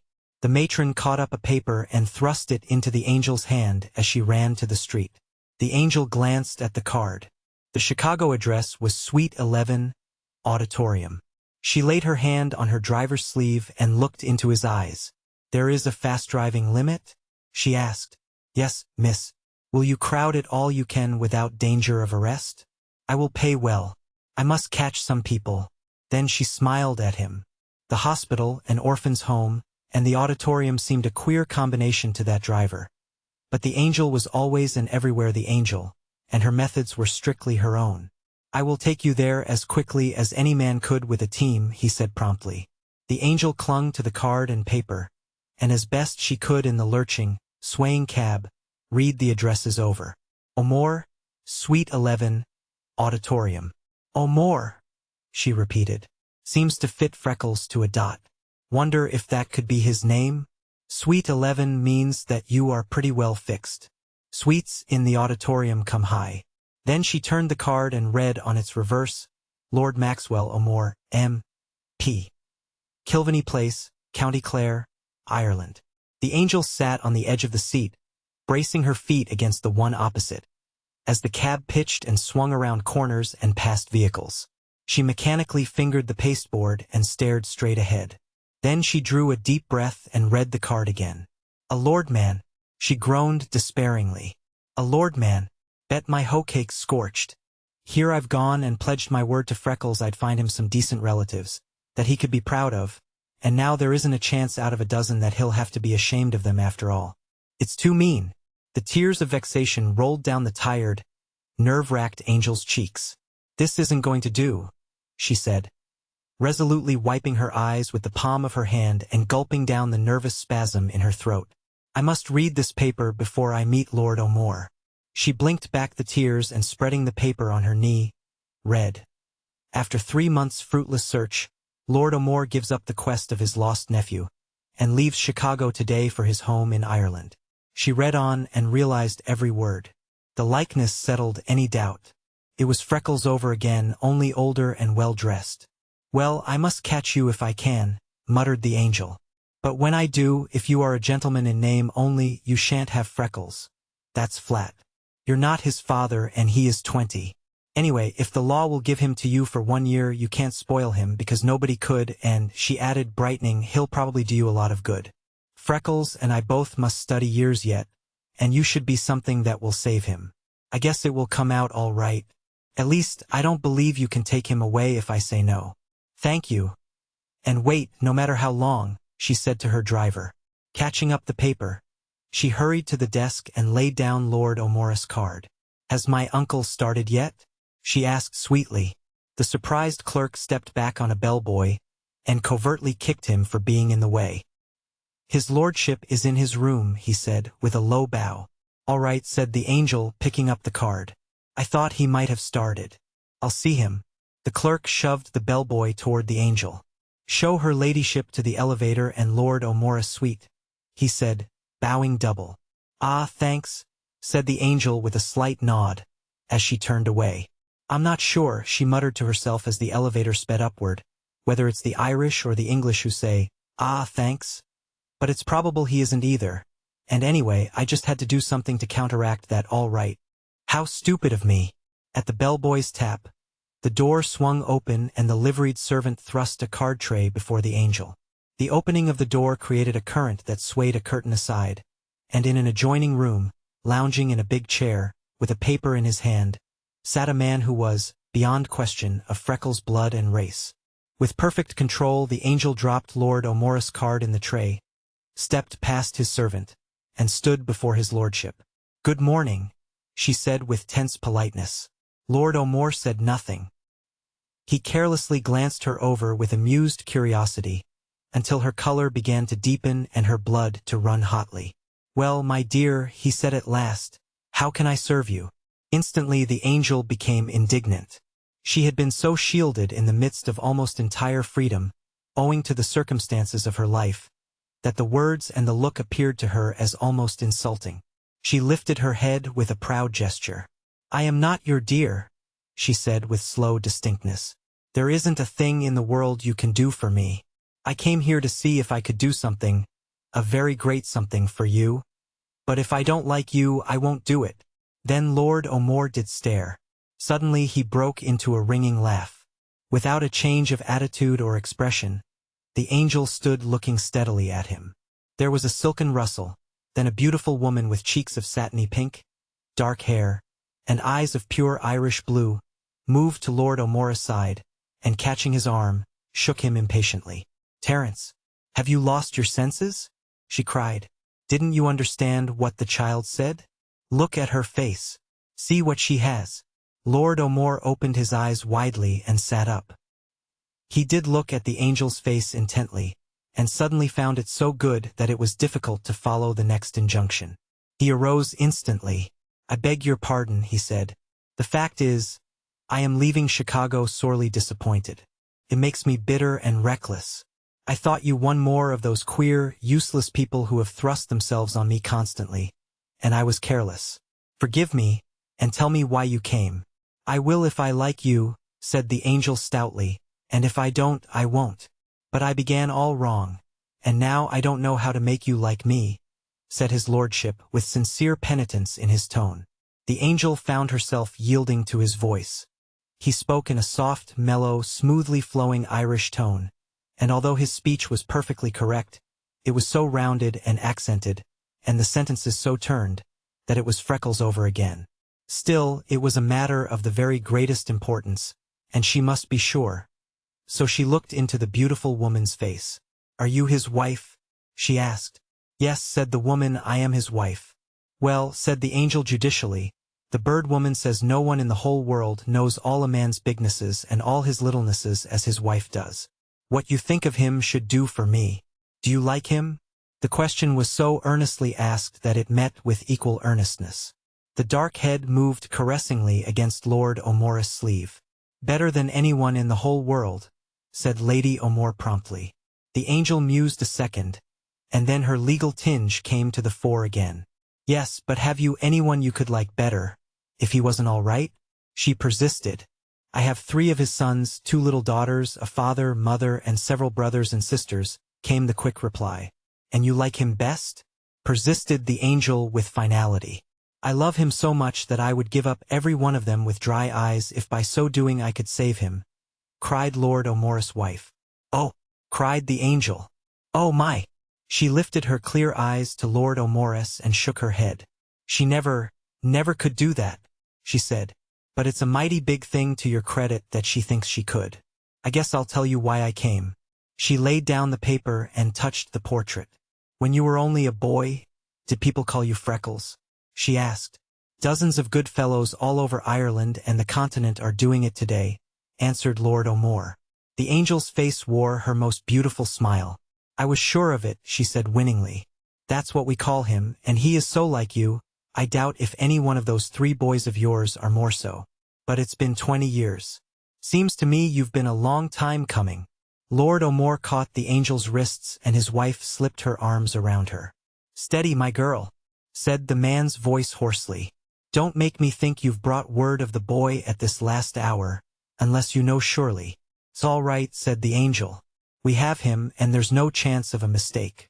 If I hadn't gone to that home for his little clothes, and heard of you and been hunting you, and had met you on the street or anywhere, I would have stopped you and asked you who you were, just because you are so like him. It's all right. I can tell you where Freckles is. But whether you deserve to know, that's another matter." Lord O'More did not hear her. He dropped in his chair, and covering his face, burst into those terrible sobs that shake and rend a strong man.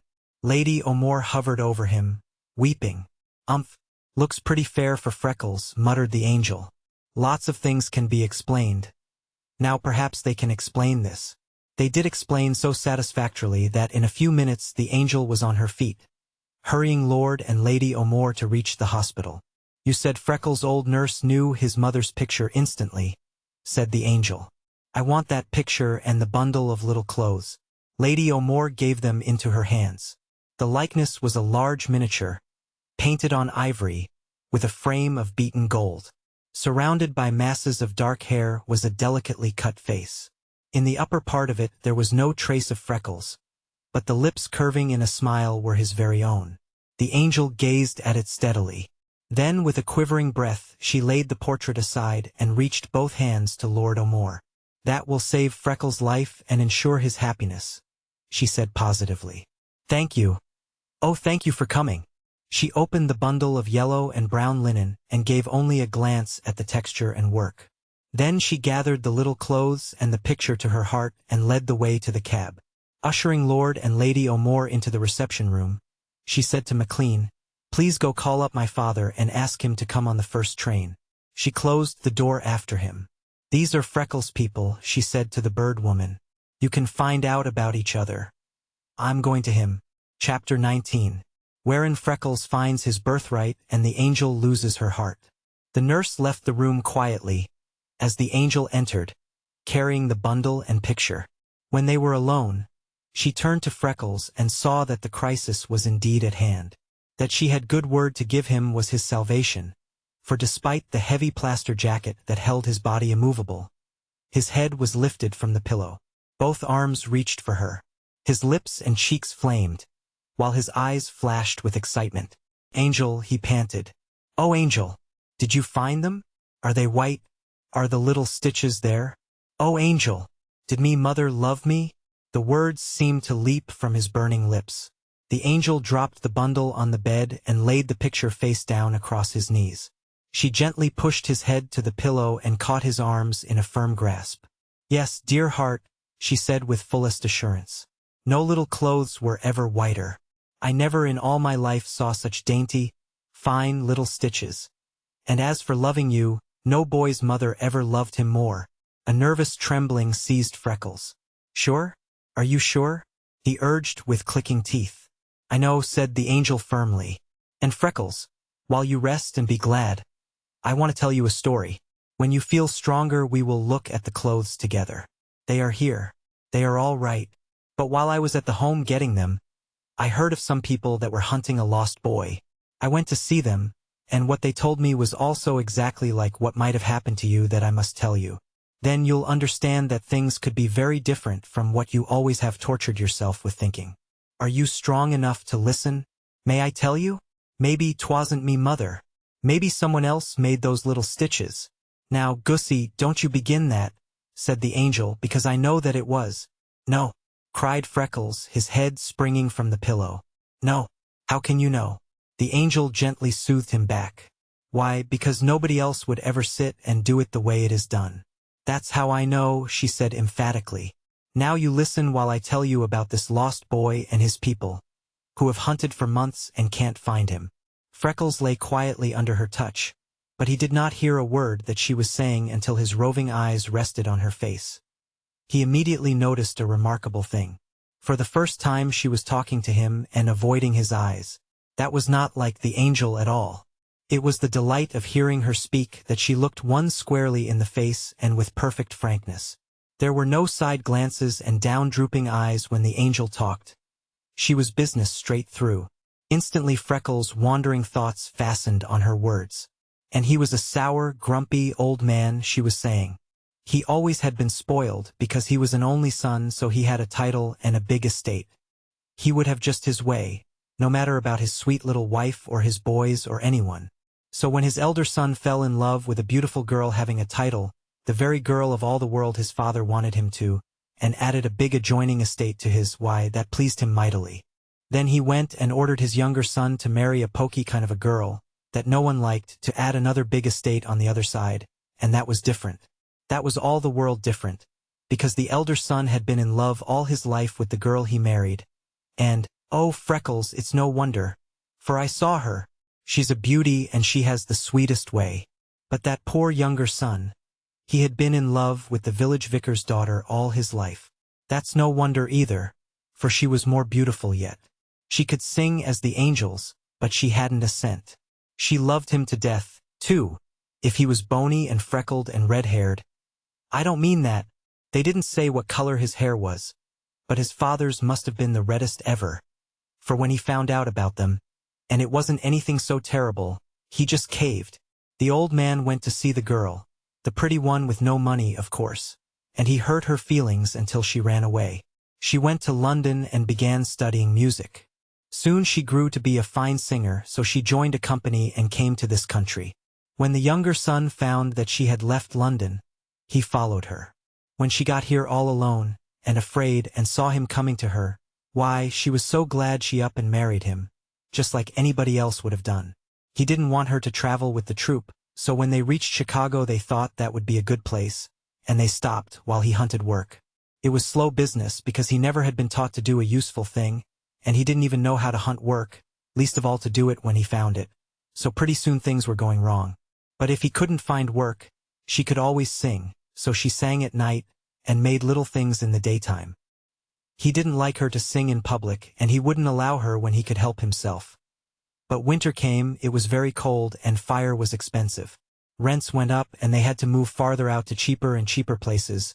And you were coming, the boy that is lost was coming, and they were almost distracted. Then the man wrote and told his father all about it. And his father sent the letter back unopened with a line telling him never to write again. When the baby came, there was very little left to pawn for food and a doctor, and nothing at all for a nurse. So an old neighbor woman went in and took care of the young mother and the little baby, because she was so sorry for them. By that time they were away in the suburbs on the top floor of a little wooden house, among a lot of big factories, and it kept growing colder with less to eat. Then the man grew desperate and he went just to find something to eat, and the woman was desperate too. She got up, left the old woman to take care of her baby, and went into the city to sing for some money. The woman became so cold she put the baby in bed and went home. Then a boiler blew up in a big factory beside the little house and set it on fire. A piece of iron was pitched across and broke through the roof, came down smash, and cut just one little hand off the poor baby. It screamed and screamed, and the fire kept coming closer and closer. The old woman ran out with the other people and saw what had happened. She knew there wasn't going to be time to wait for firemen or anything, so she ran into the building. She could hear the baby screaming, and she couldn't stand that. So she worked her way to it. There it was, all hurt and bleeding. Then she was almost scared to death over thinking what its mother would do to her for going away and leaving it. So she ran to a home for little friendless babies that was close and banged on the door. Then she hid across the street until the baby was taken in, and then she ran back to see if her own house was burning. The big factory and the little house and a lot of others were all gone. The people there told her that the beautiful lady came back and ran into the house to find her baby. She had just gone in when her husband came, and he went in after her, and the house fell over both of them. Freckles lay rigidly, with his eyes on the angel's face, while she talked rapidly to the ceiling. Then the old woman was sick about that poor little baby. She was afraid to tell them at the home because she knew she never should have left it, but she wrote a letter and sent it to where the beautiful woman, when she was ill, had said her husband's people lived. She told all about the little baby that she could remember. When it was born, how it was named for the man's elder brother, that its hand had been cut off in the fire, and where she had put it to be doctored and taken care of. She told them that its mother and father were both burned, and she begged and implored them to come after it. You'd think that would have melted a heart of ice, but that old man hadn't any heart to melt, for he got that letter and read it. He hid it away among his papers and never told a soul. A few months ago he died. When his elder son went to settle his business, he found the letter almost the first thing. He dropped everything and came with his wife to hunt that baby, because he always had loved his brother dearly and wanted him back. He had hunted for him all he dared all these years, but when he got here you were gone. The baby was gone, and I had to tell you, Freckles, for you see, it might have happened to you like that just as easy as to that other lost boy. Freckles reached up and turned the angel's face until he compelled her eyes to meet his. Angel, he asked quietly, why don't you look at me when you are telling about that lost boy? I didn't know I wasn't, faltered the angel. It seems to me, said Freckles, his breath beginning to come in sharp wheezes, that you got us rather mixed, and it ain't like you to be mixing things till one can't be knowing. If they were telling you so much, did they say which hand was for being off that lost boy? The angel's eyes escaped again. It was the same as yours, she ventured, barely breathing in her fear. Still Freckles lay rigid and whiter than the coverlet. Would that boy be as old as me? He asked. Yes, said the angel faintly. Angel, said Freckles at last, catching her wrist, are you trying to tell me that there is somebody hunting a boy that you're thinking might be me? Are you Bellevin, you've found me relations? Then the angel's eyes came home. The time had come. She pinioned Freckles' arms to his sides and bent above him. How strong are you, dear heart? She breathed. How brave are you? Can you bear it? Dare I tell you that? No, gasped Freckles. Not if you're sure. I can't bear it. I'll die if you do. The day had been one unremitting strain with the angel. Nerve tension was drawn to the finest thread. It snapped suddenly. Die, she flamed. Die if I tell you that. You said this morning that you would die if you didn't know your name, and if your people were honorable. Now I've gone and found you a name that stands for ages of honor. A mother who loved you enough to go into the fire and die for you, and the nicest kind of relatives, and you turn round and say you'll die over that. You just try dying and you'll get a good slap. The angel stood glaring at him. 1 second Freckles lay paralyzed and dumb with astonishment. The next the Irish in his soul arose above everything. A laugh burst from him. The terrified angel caught him in her arms and tried to stifle the sound. She implored and commanded. When he was too worn to utter another sound, his eyes laughed silently. After a long time, when he was quiet and rested, the angel commenced talking to him gently, and this time her big eyes, humid with tenderness and mellow with happiness, seemed as if they could not leave his face. Dear Freckles, she was saying, across your knees there is the face of the mother who went into the fire for you, and I know the name, old and full of honor, to which you were born. Dear heart, which will you have first? Freckles was very tired. The big drops of perspiration ran together on his temples. But the watching angel caught the words his lips formed, me mother.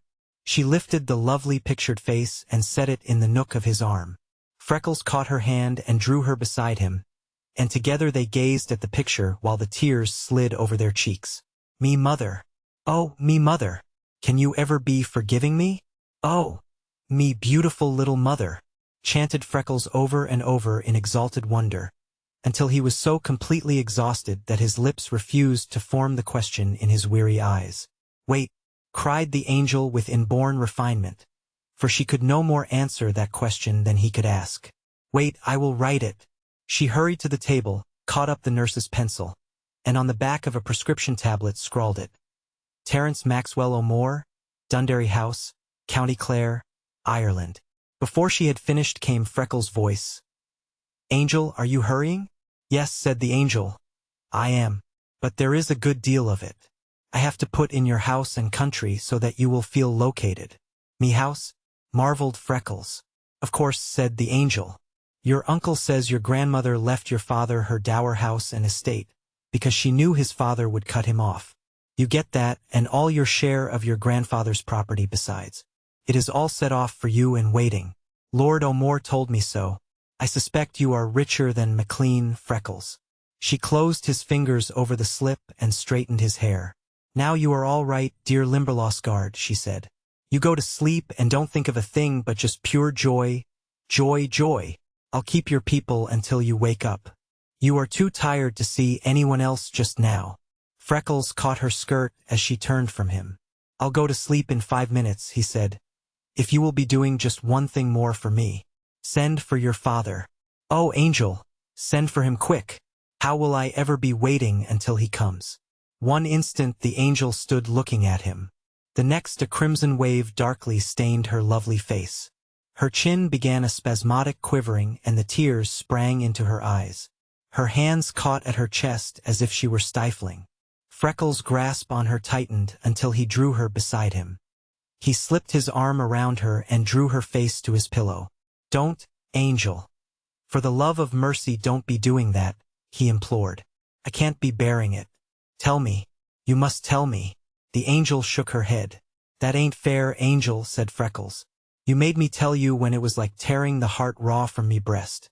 And you was for making everything heaven, just heaven and nothing else for me. If I'm so much more now than I was an hour ago, maybe I can be thinking of some way to fix things. You will be telling me?" he coaxed, moving his cheek against her hair. The angel's head moved in negation. Freckles did a moment of intent thinking. "Maybe I can be guessing," he whispered. "Will you be giving me 3 chances?" There was the faintest possible assent. "You didn't want me to be knowing me name," guessed Freckles.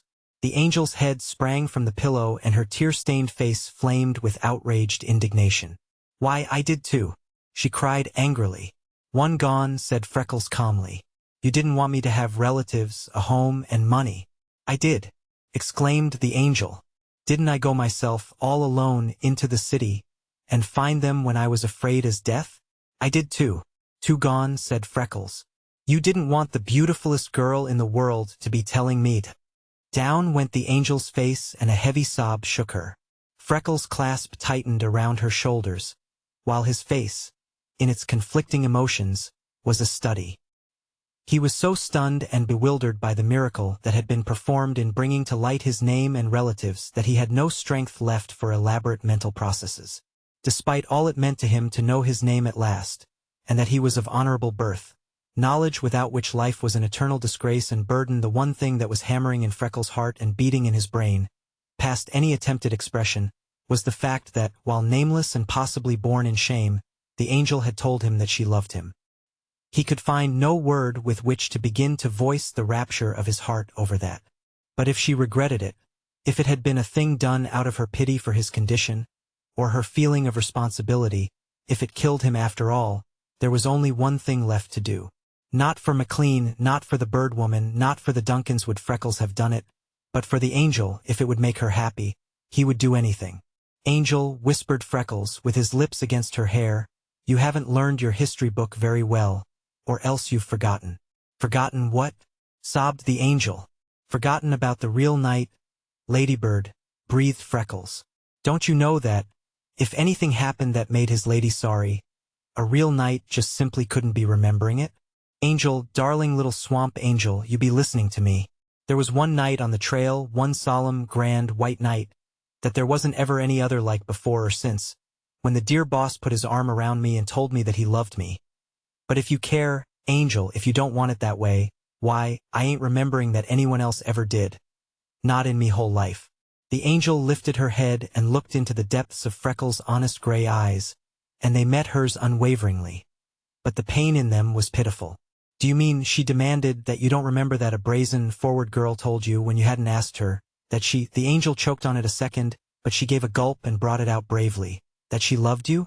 "No," cried Freckles. "No. I don't remember anything of the kind." But all the songbirds of his soul burst into melody over that one little clause. "When you hadn't asked her." "But you will," said the angel. "You may live to be an old, old man, and then you will." "I will not," cried Freckles. "How can you think it, Angel? You won't even look as if you remember?" "I will not," persisted Freckles. "I'll be swearing to it if you want me to. If you wasn't too tired to think this thing out straight, you'd be seeing that I couldn't, that I just simply couldn't. I'd rather give it all up now and go into eternity alone, without ever seeing a soul of me same blood, or me home, or hearing another man call me by the name I was born to, than to remember anything that would be hurting you, Angel. I should think you'd be understanding that it ain't no ways possible for me to do it." The angel's tear-stained face flashed into dazzling beauty. A half-hysterical little laugh broke from her heart and bubbled over her lips. "Oh, Freckles, forgive me," she cried. "I've been through so much that I'm scarcely myself, or I wouldn't be here bothering you when you should be sleeping. Of course you couldn't. I knew it all the time. I was just scared. I was forgetting that you were you. You're too good a knight to remember a thing like that. Of course you are.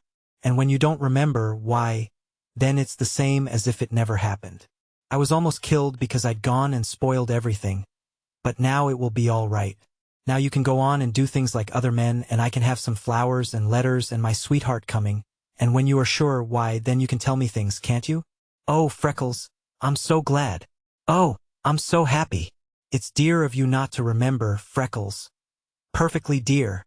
It's no wonder I love you so. The wonder would be if I did not. Oh, I should like to know how I'm ever going to make you understand how much I love you.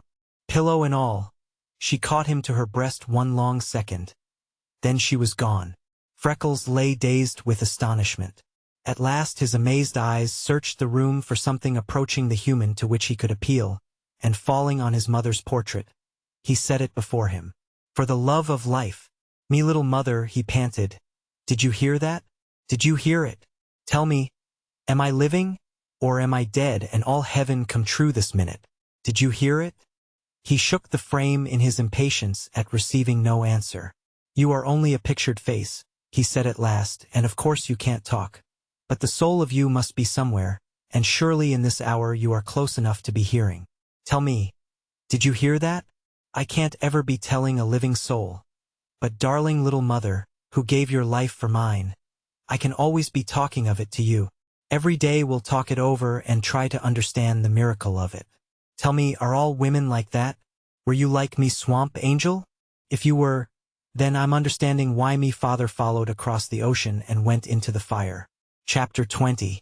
Wherein Freckles returns to the Limberlost, and Lord O'More sails for Ireland without him. Freckles' voice ceased, his eyes closed, and his head rolled back from exhaustion. Later in the day he insisted on seeing Lord and Lady O'More, but he fainted before the resemblance of another man to him, and gave all of his friends a terrible fright. The next morning, the man of affairs, with a heart filled with misgivings, undertook the interview on which Freckles insisted. His fears were without cause. Freckles was the soul of honor and simplicity. Have they been telling you what's come to me? He asked without even waiting for a greeting. Yes, said the angel's father. Do you think you have the very worst of it clear to your understanding? Under Freckles' earnest eyes the man of affairs answered soberly. I think I have, Mr. O'More. That was the first time Freckles heard his name from the lips of another. 1 second he lay overcome. The next, tears filled his eyes, and he reached out his hand. Then the angel's father understood, and he clasped that hand and held it in a strong, firm grasp. Terence, my boy, he said, let me do the talking. I came here with the understanding that you wanted to ask me for my only child. I should like, at the proper time, to regard her marriage, if she has found the man she desires to marry, not as losing all I have, but as gaining a man on whom I can depend to love as a son and to take charge of my affairs for her when I retire from business. Bend all of your energies toward rapid recovery, and from this hour understand that my daughter and my home are yours. You're not forgetting this? Freckles lifted his right arm. Terence, I'm sorrier than I have words to express about that, said the man of affairs. It's a damnable pity, but if it's for me to choose whether I give all I have left in this world to a man lacking a hand, or to one of these gambling, tippling, immoral spendthrifts of today, with both hands and feet off their souls, and a rotten spot in the core, I choose you, and it seems that my daughter does the same. Put what is left you of that right arm to the best uses you can in this world, and never again mention or feel that it is defective so long as you live. Good day, sir. 1 minute more, said Freckles.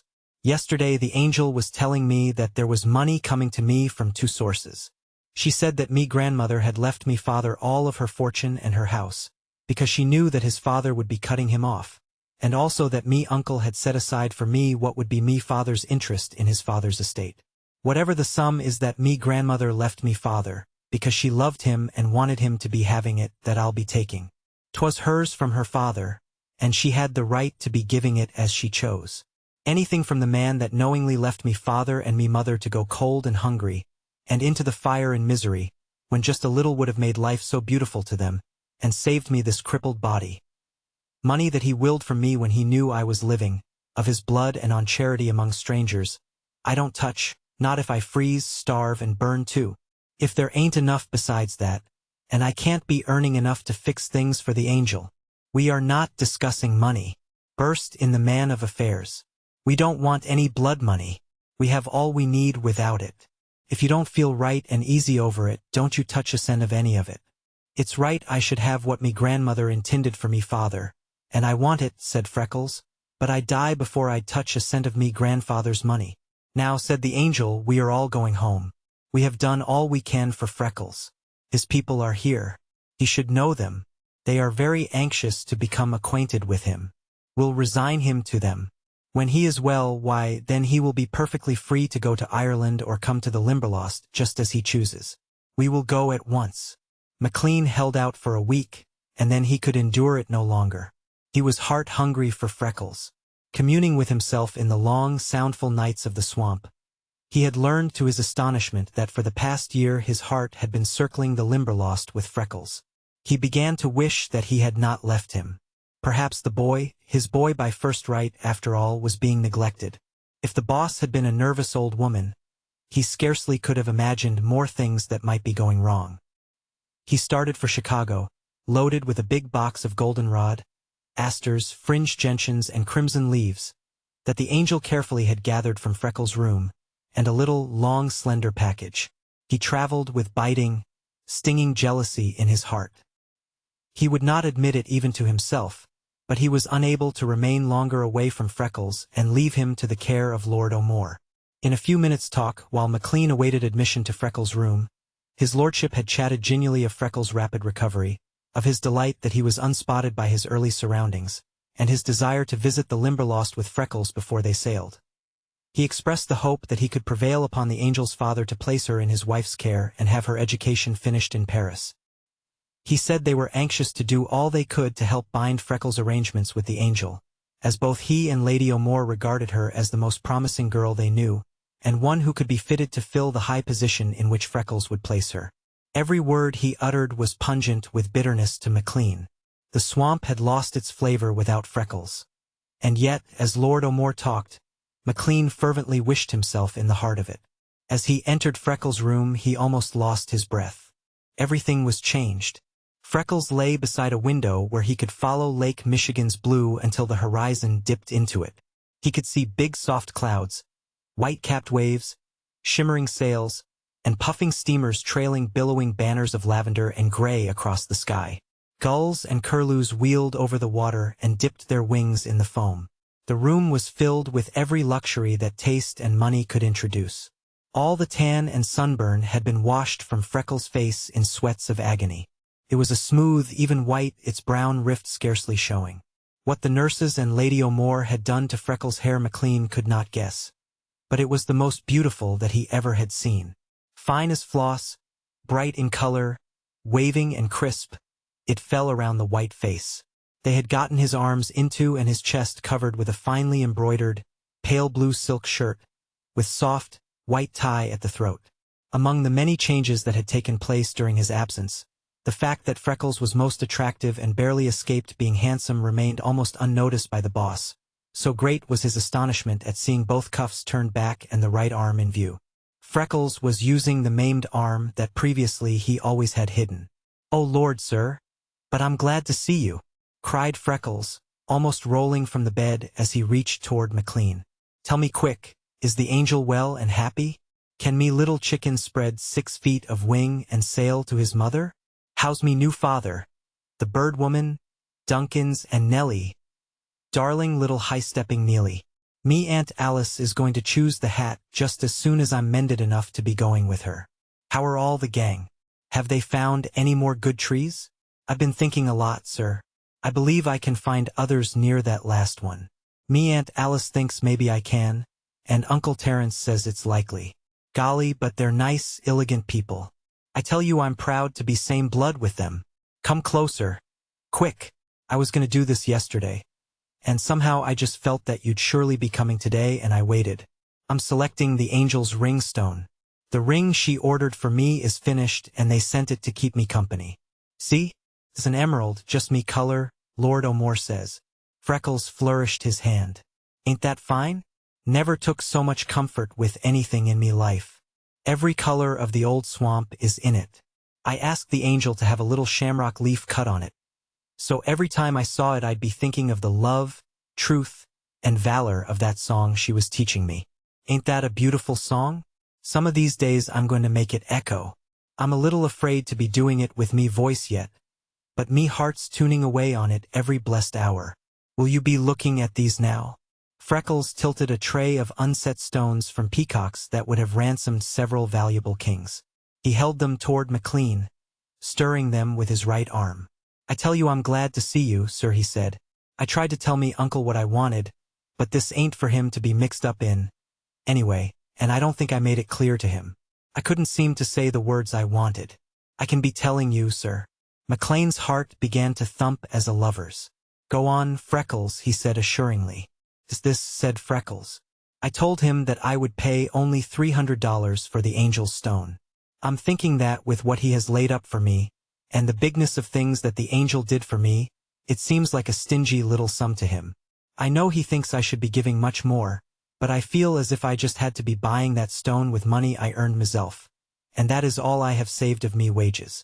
I don't mind paying for the muff or the dressing table or Mrs. Duncan's things from that other money, and later the angel can have every last cent of me grandmother's if she'll take it.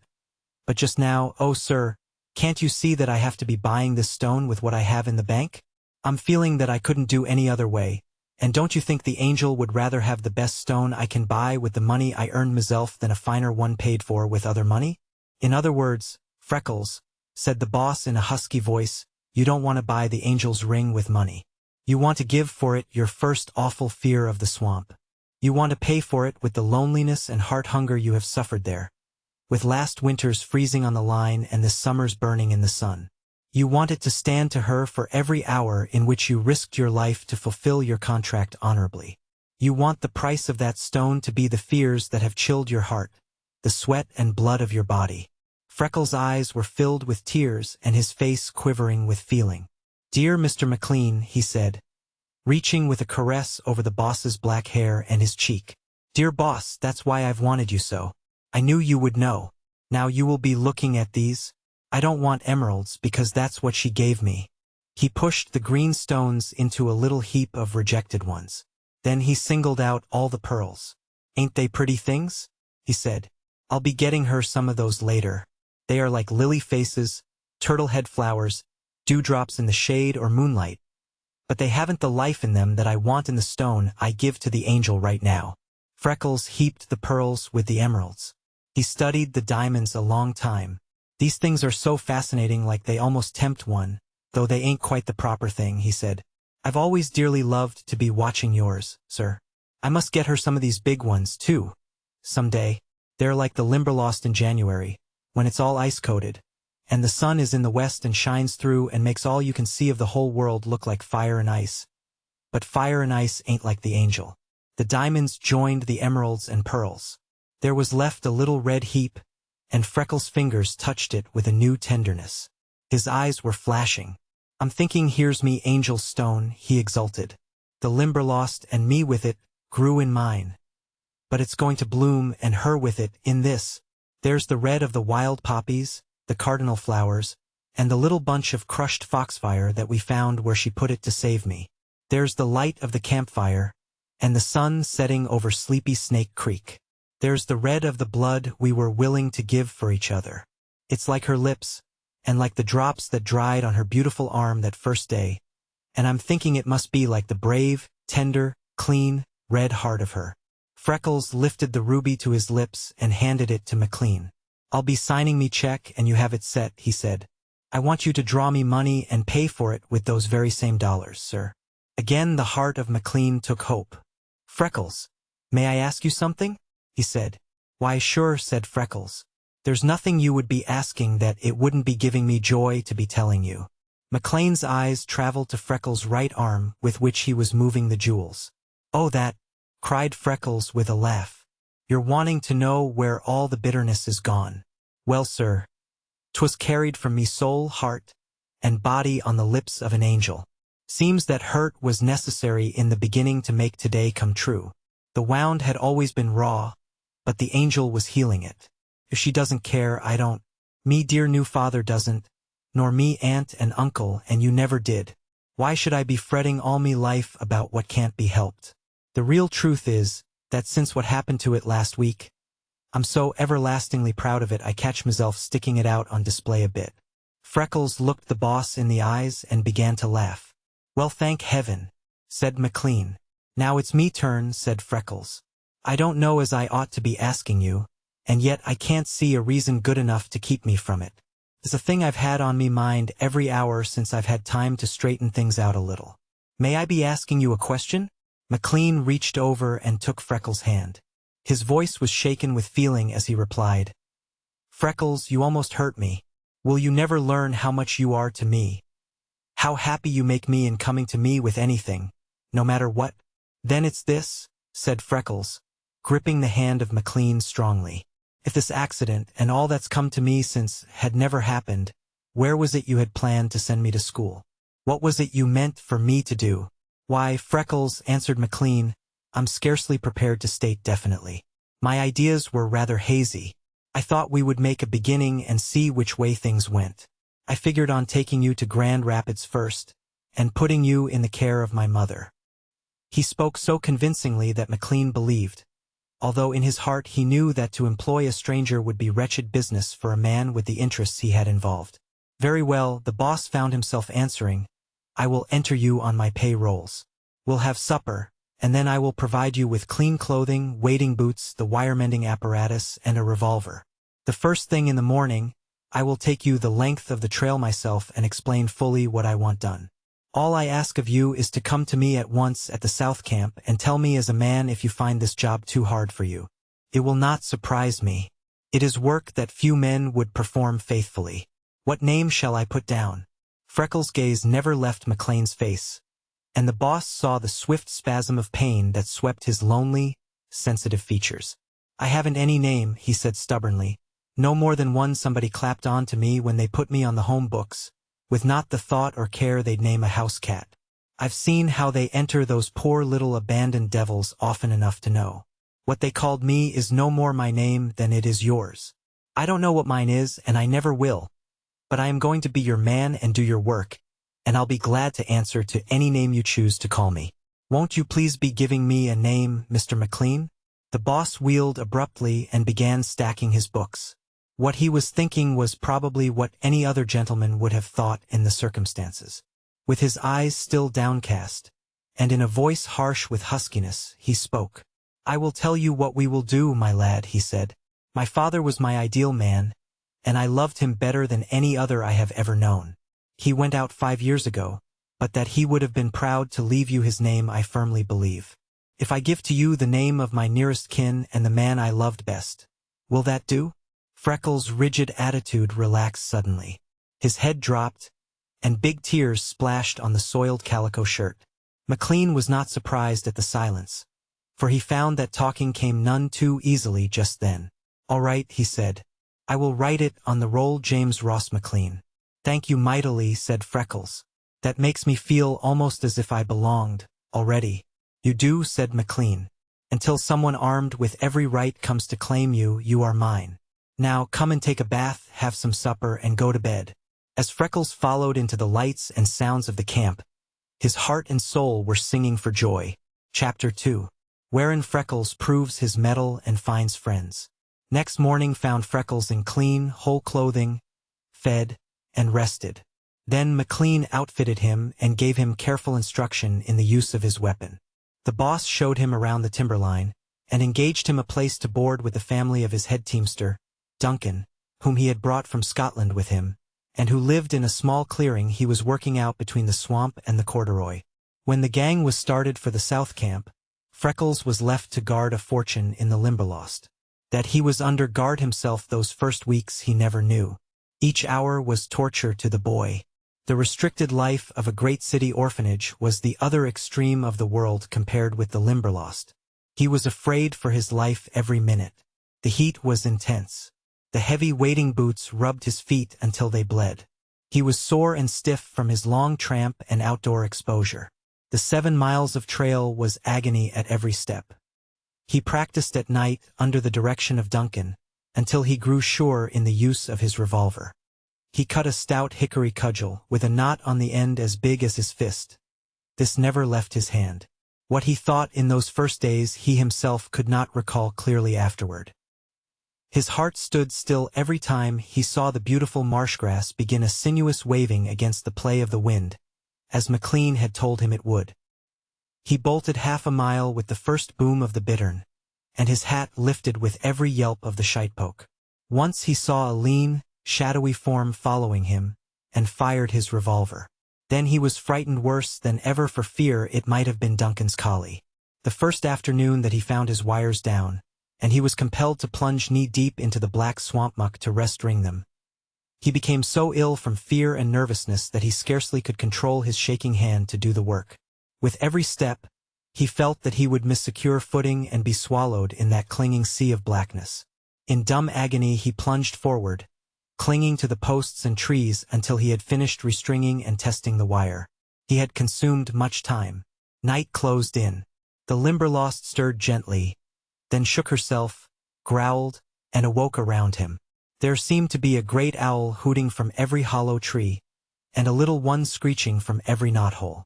The bellowing of big bullfrogs was not sufficiently deafening to shut out the wailing of whip-poor-wills that seemed to come from every bush.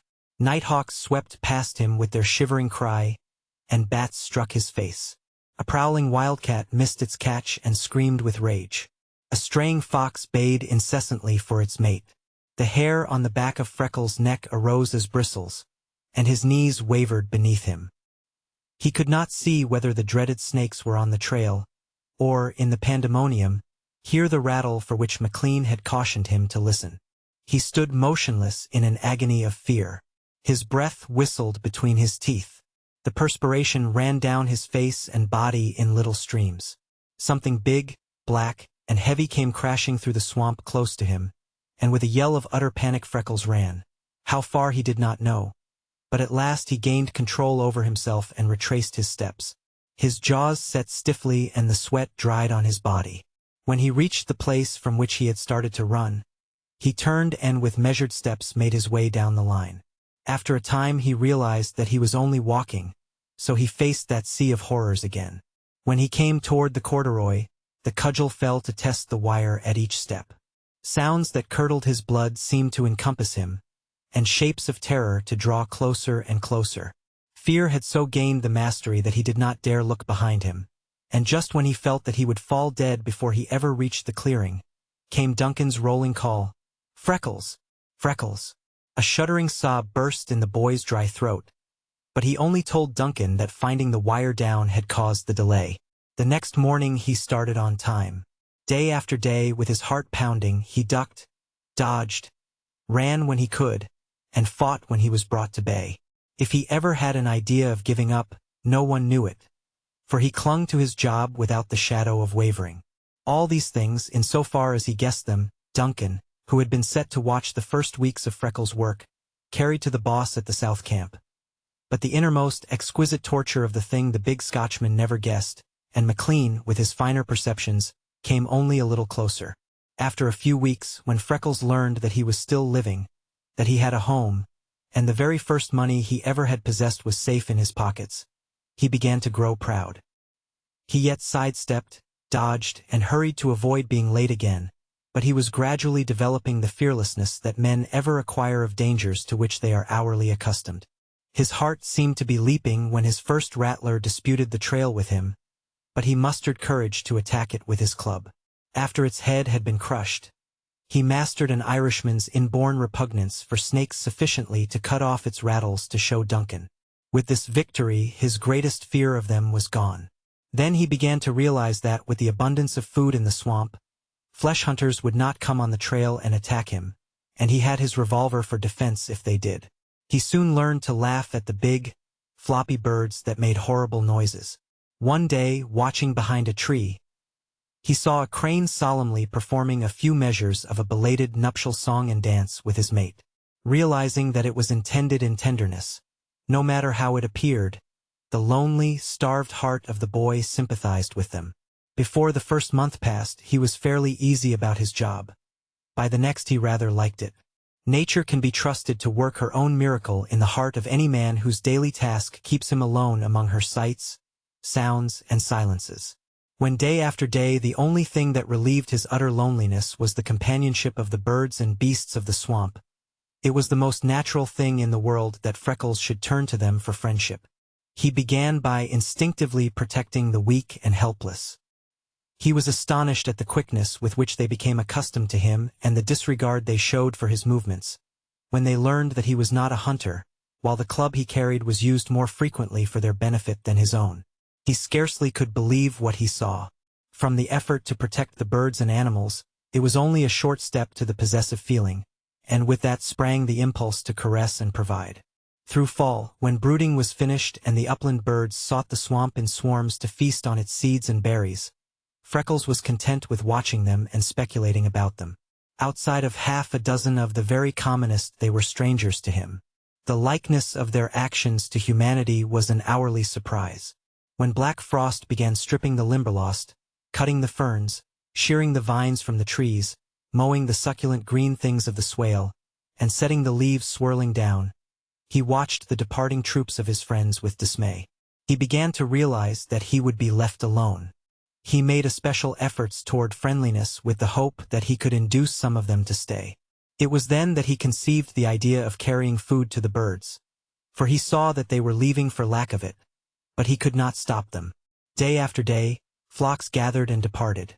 By the time the first snow whitened his trail around the Limberlost, there were left only the little black and white juncos, the sapsuckers, yellowhammers, a few patriarchs among the flaming cardinals, the blue jays, the crows, and the quail.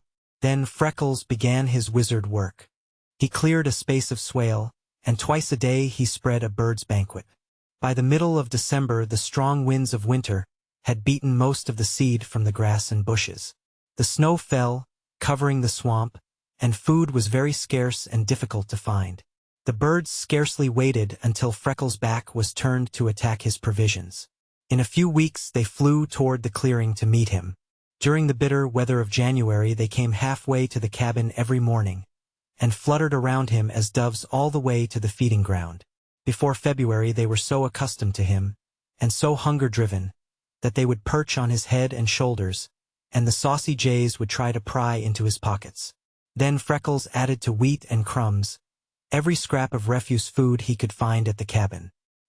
He carried to his pets the parings of apples, turnips, potatoes, stray cabbage leaves, and carrots, and tied to the bushes meat bones having scraps of fat and gristle. One morning, coming to his feeding ground unusually early, he found a gorgeous cardinal and a rabbit side by side sociably nibbling a cabbage leaf, and that instantly gave to him the idea of cracking nuts, from the store he had gathered for Duncan's children, for the squirrels, in the effort to add them to his family. Soon he had them coming red, gray, and black. Then he became filled with a vast impatience that he did not know their names or habits. So the winter passed. Every week McLean rode to the Limberlost, never on the same day or at the same hour. Always he found Freckles at his work, faithful and brave, no matter how severe the weather. The boy's earnings constituted his first money, and when the boss explained to him that he could leave them safe at a bank and carry away a scrap of paper that represented the amount, he went straight on every payday and made his deposit, keeping out barely what was necessary for his board and clothing. What he wanted to do with his money he did not know, but it gave to him a sense of freedom and power to feel that it was there. It was his and he could have it when he chose.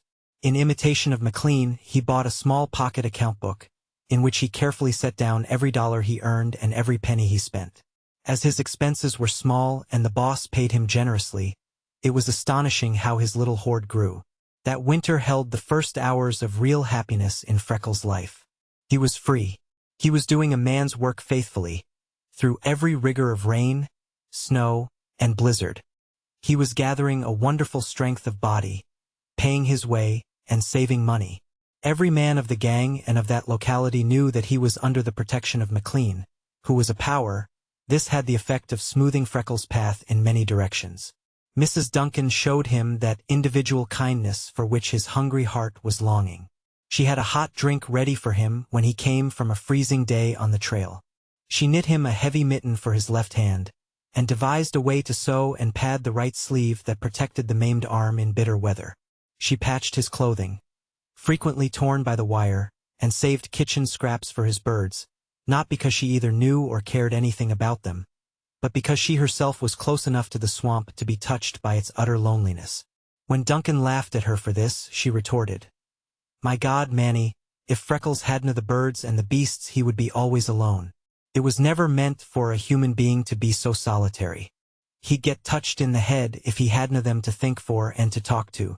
How much answer do ye think he gets to his talkin', lass? Laughed Duncan. He gets the answer that keeps the eye bright, the heart happy, and the feet walking faithful the rough path he's set them in, answered Mrs. Duncan earnestly. Duncan walked away, appearing very thoughtful. The next morning he gave an ear from the corn he was shelling for his chickens to Freckles, and told him to carry it to his wild chickens in the Limberlost. Freckles laughed delightedly. "Me chickens," he said. "Why didn't I ever think of that before?